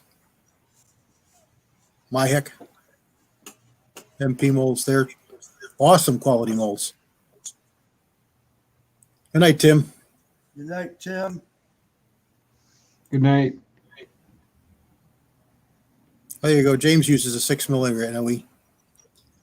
I've just never looked at 6mm at all for casting, so I just know the quality of the molds that I buy, and I like them, but I don't know anything about 6mm for casting. I'll have to look for one eventually, because I got a 243 that I don't think I'll ever get rid of it. I knew it's a Remington Model 7. And when they came out new in the early 80s, I knew even then I wanted one, and it took me until a few years ago before I finally got one. And probably when I was a kid, I would have bought a 308, but I bought a 243 when it came up a few years ago, and it was used, but I really like it. It's a lot nicer to shoot than 30 cal. Yeah, Last time I shot a 30-06, it beat me to death. Yeah, I don't shoot mine much either, but I shoot a lot bigger than 30-06. Yeah, well, yeah, of course, yeah. My 358 Norma Mag is a thumper. She lets you know when she goes off. 70 grains of powder. Oh, I got some 3-inch slugs for one of my shotguns, and I'm too afraid to shoot them because my shotguns they're single shots, and they got 14-inch barrels. They don't weigh, hardly anything. Actually, I got a question about them now. Okay, these are factory slugs that I bought. They're Federal brand factory slugs. Mm-hmm. Now, my shotgun, when I bought it, it came threaded for chokes, and it also came with a full set of interchangeable chokes installed or available. So what I did was, in order to kind of add to the collection, the gun kind of package overall, I bought a Carlson rifled choke for it. And I know that, I know the basics of, regular slugs through a smooth bore versus saboted slugs through a rifled bore.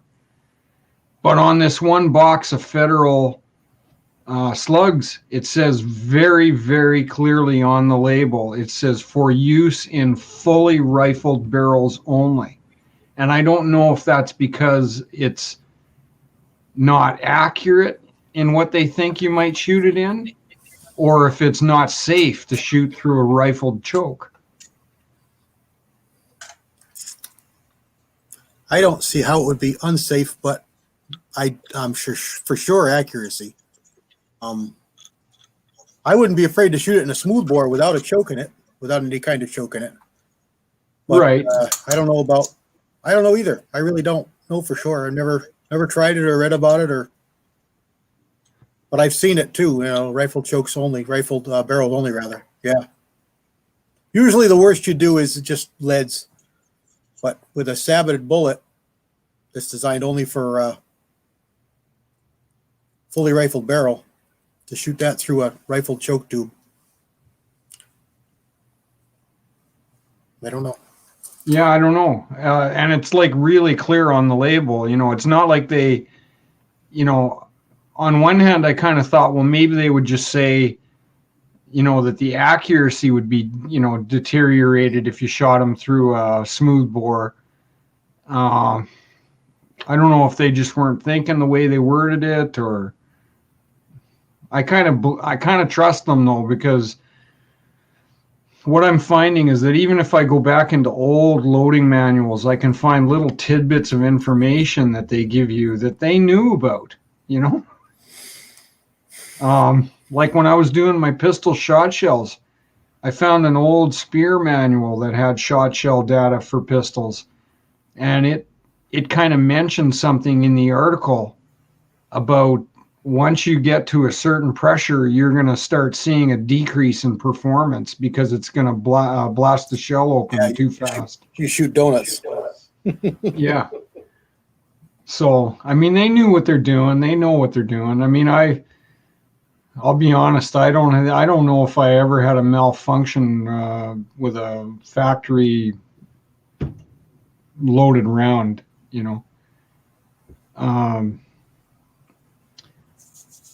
Yeah, I don't think I've ever had one that didn't go off, and didn't chamber properly and stuff like that. If I did have a problem, it was definitely the gun and not the ammo. Yeah, I've seen a few. Most calibers. Upside down. Okay, Ocean says it's the wad design. There's a possibility it can unscrew the choke. So that's why they said to use. Okay. Well, good thing I'm afraid to shoot them then, because they're like really. I think they're 2,000 feet per second. Yowza. Yeah. 300 grain or 350 grain or something like that. So they're pretty light, yeah. Yeah, like I said, I wouldn't be afraid to shoot them in a smooth bore without a choke, but there's a reason why they got that warning on there. So maybe Julio's right. It's going to potentially unscrew the choke or damage the choke tube somehow.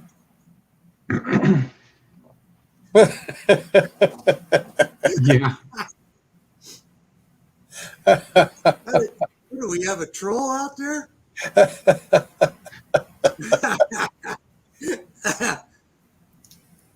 Oh, jeez. You get the right towel down there, and it won't matter how hard it molds. But without that right towel, all bets are off.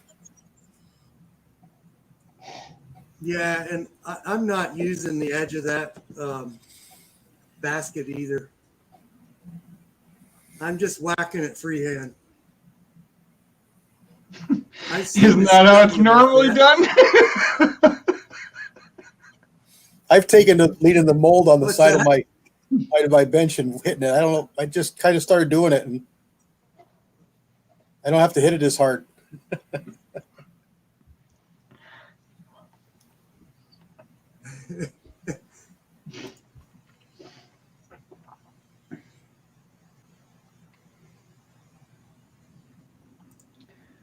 Okay, I'm gonna have to check Ocean, see if that info I can find it.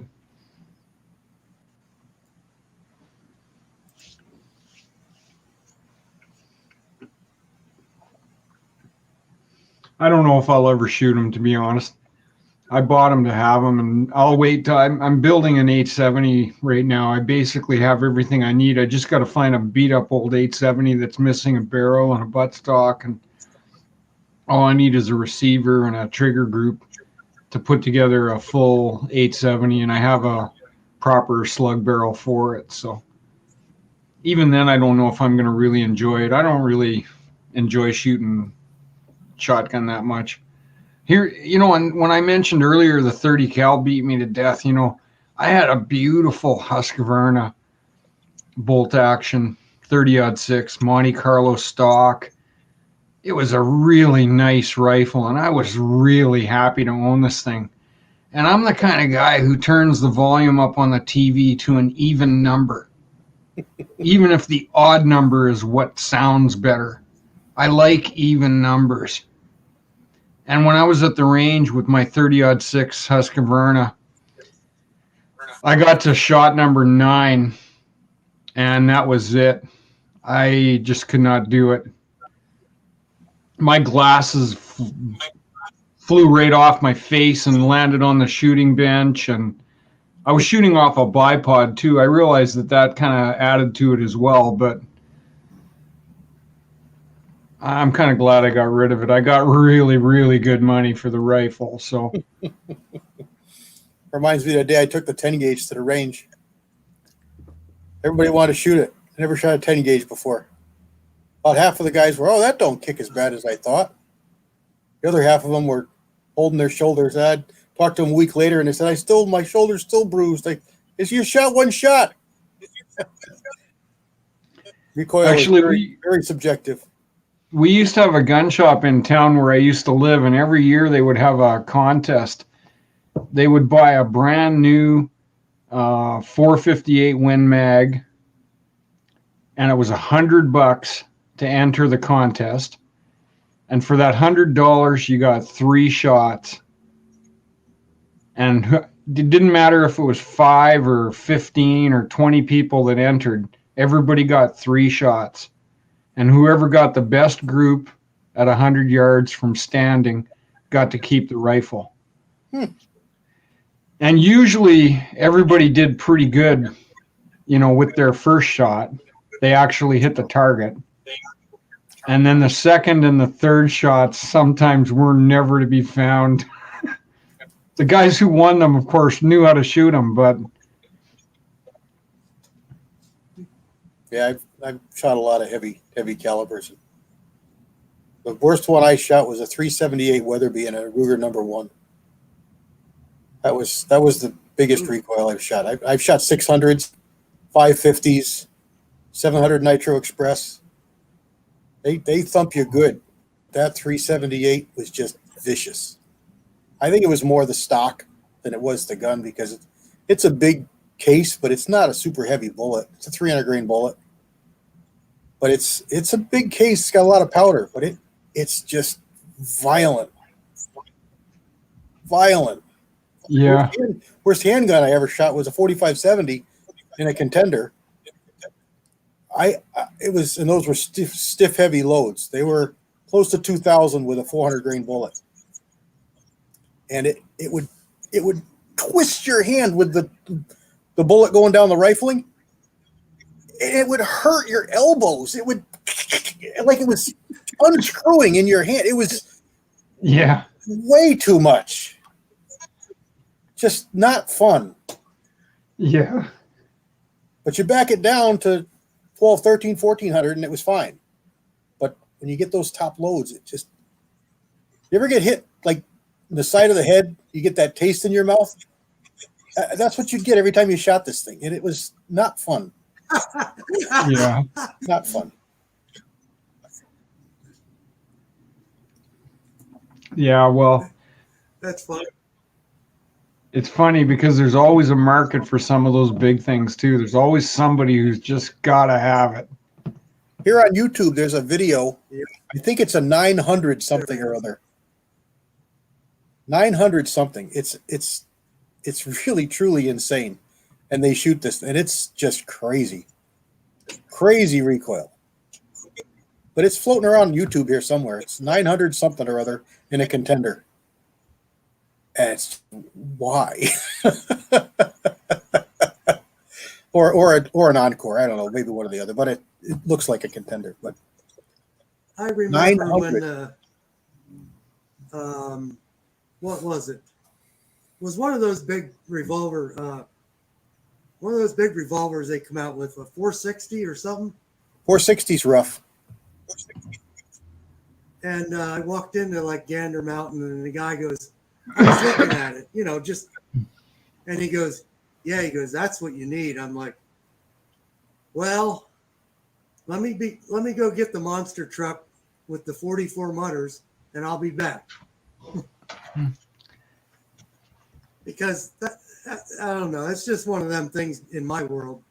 It's like, okay, maybe if you're in Alaska or something, I don't know. What are you going to use it for? 460 it's a little bit, I think it's a little bit longer than the 450 Bushmaster.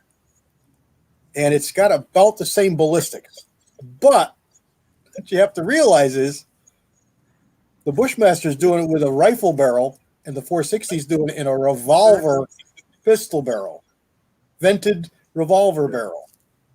So yeah, here we go. Yeah.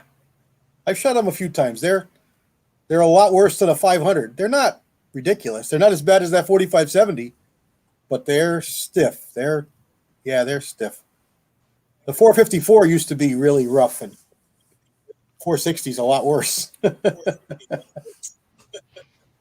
You were mentioning the Thompson Center a while back. That's one rifle I'd really like to own, a Thompson Center, because here in Canada right now, basically I could put any barrel length I want on a Thompson Center rifle as long as I stay over 26 inches. Overall, yeah. Overall length. So, I mean, that's a rifle, but they're so pricey. They're like here, I think they're $900, $1,000. They've gone up quite a bit here too. Yeah, barrels are $500, $450. So, yeah, that's probably about what they are here. Yeah, contender carbine. Yeah. It would sure be nice though to be able to just switch out the barrel and go from a rifle caliber to a pistol to. Yep. I have to admit, I mean, I never was interested in single shots when I was younger, but that's about my speed these days. I'm quite happy with a single shot. Yep, I switched to them a lot of years ago, and I really like them too. My Ruger 223 that I just bought came with the AR-15 style magwell, and it's legal. The mag's modified for Canada, so it'll only hold 5 shots. But, you know, modified mags are pretty common right now, although they're going to become prohibited in a while too. But I just ordered the replacement magwell so I can use the standard 5-shot rotary mag in it, because I really don't care. Mm-hmm. And I don't really like the mag sticking out the bottom for like a hunting rifle. Yeah, my 300 Blackout Ruger is the rotary mag, and they talked about it and complained about it, and nobody liked it, nobody wanted it. Now they make them in the AR style magazine, and mine is fine. Mine shoots fine, it feeds fine, it never had a problem. One mag I had a problem with, and I caused it. I took it apart to clean it, and I snapped one of the little tits on that hold the sides together, and I had to epoxy it back together. So I'll never get it apart again, but it still works fine. Okay. I just had to glue it together. Now I know how to take it apart. I won't break the next one, but that's it. You know what? That's one caliber 300 Blackout that's completely a dead duck in Canada. It never ever got any traction here at all. And because AR-15s are off the list now, it never really will. You know, I mean, I'm sure there's the odd person that would, you know, own something like that, you know, in a bolt action, but I mean, 300 blackout. Let's face it, it's built for AR-15s, you know. And because there's no market for that here, I don't even know if you could buy a box of factory ammo here. When I bought my first one, it was I think it was 2012 or 2011. The Ruger bolt action had just been released, and actually I walked into my gun shop, and it's a big Ruger dealer. He's a big Ruger dealer, and on the used gun rack was this short bolt action rifle, and I look at it, I pick it up, and I recognize what it is. It's a Ruger American in 300 blackout. Yep. I went right to the counter, and they said, "Oh, well, we're not open yet." They let me in early. It was a Sunday morning, and they said, "Well, the state's not open yet." Anyway, the way we do it here is I can buy it and take it home, no waiting period. I buy it on my pistol permit, but they call in and get a NICS check, and they get a number for me that says I'm an all-around good guy and I can have the gun. But it only takes a few minutes. Right. So I waited, and he said, "Well, we can do all the paperwork, and then when the state opens, we'll call in to get the number." Okay. So I did all the paperwork, and I'm walking around waiting. It was only 15 minutes or so. And he calls up, and he's got my number right away and put the number on the paper and everything. And a guy walks by who worked in the store, and he looks at the gun, he picks it up, and he says, "Oh, these Ruger American. Yeah, I've seen a few of these out." Yep. And he looks at it, he says, and he looks at the caliber, and he looks at the guy, and he looks at my paperwork, and he looks at me, and I smiled at him. I said, "Yeah, it's my rifle." He wasn't supposed to sell it. It was, Oh yeah. I saw it and said, "Oh, I'll put it on a rack." It was sent to them as like a Q&A, to look at it and see how they like it.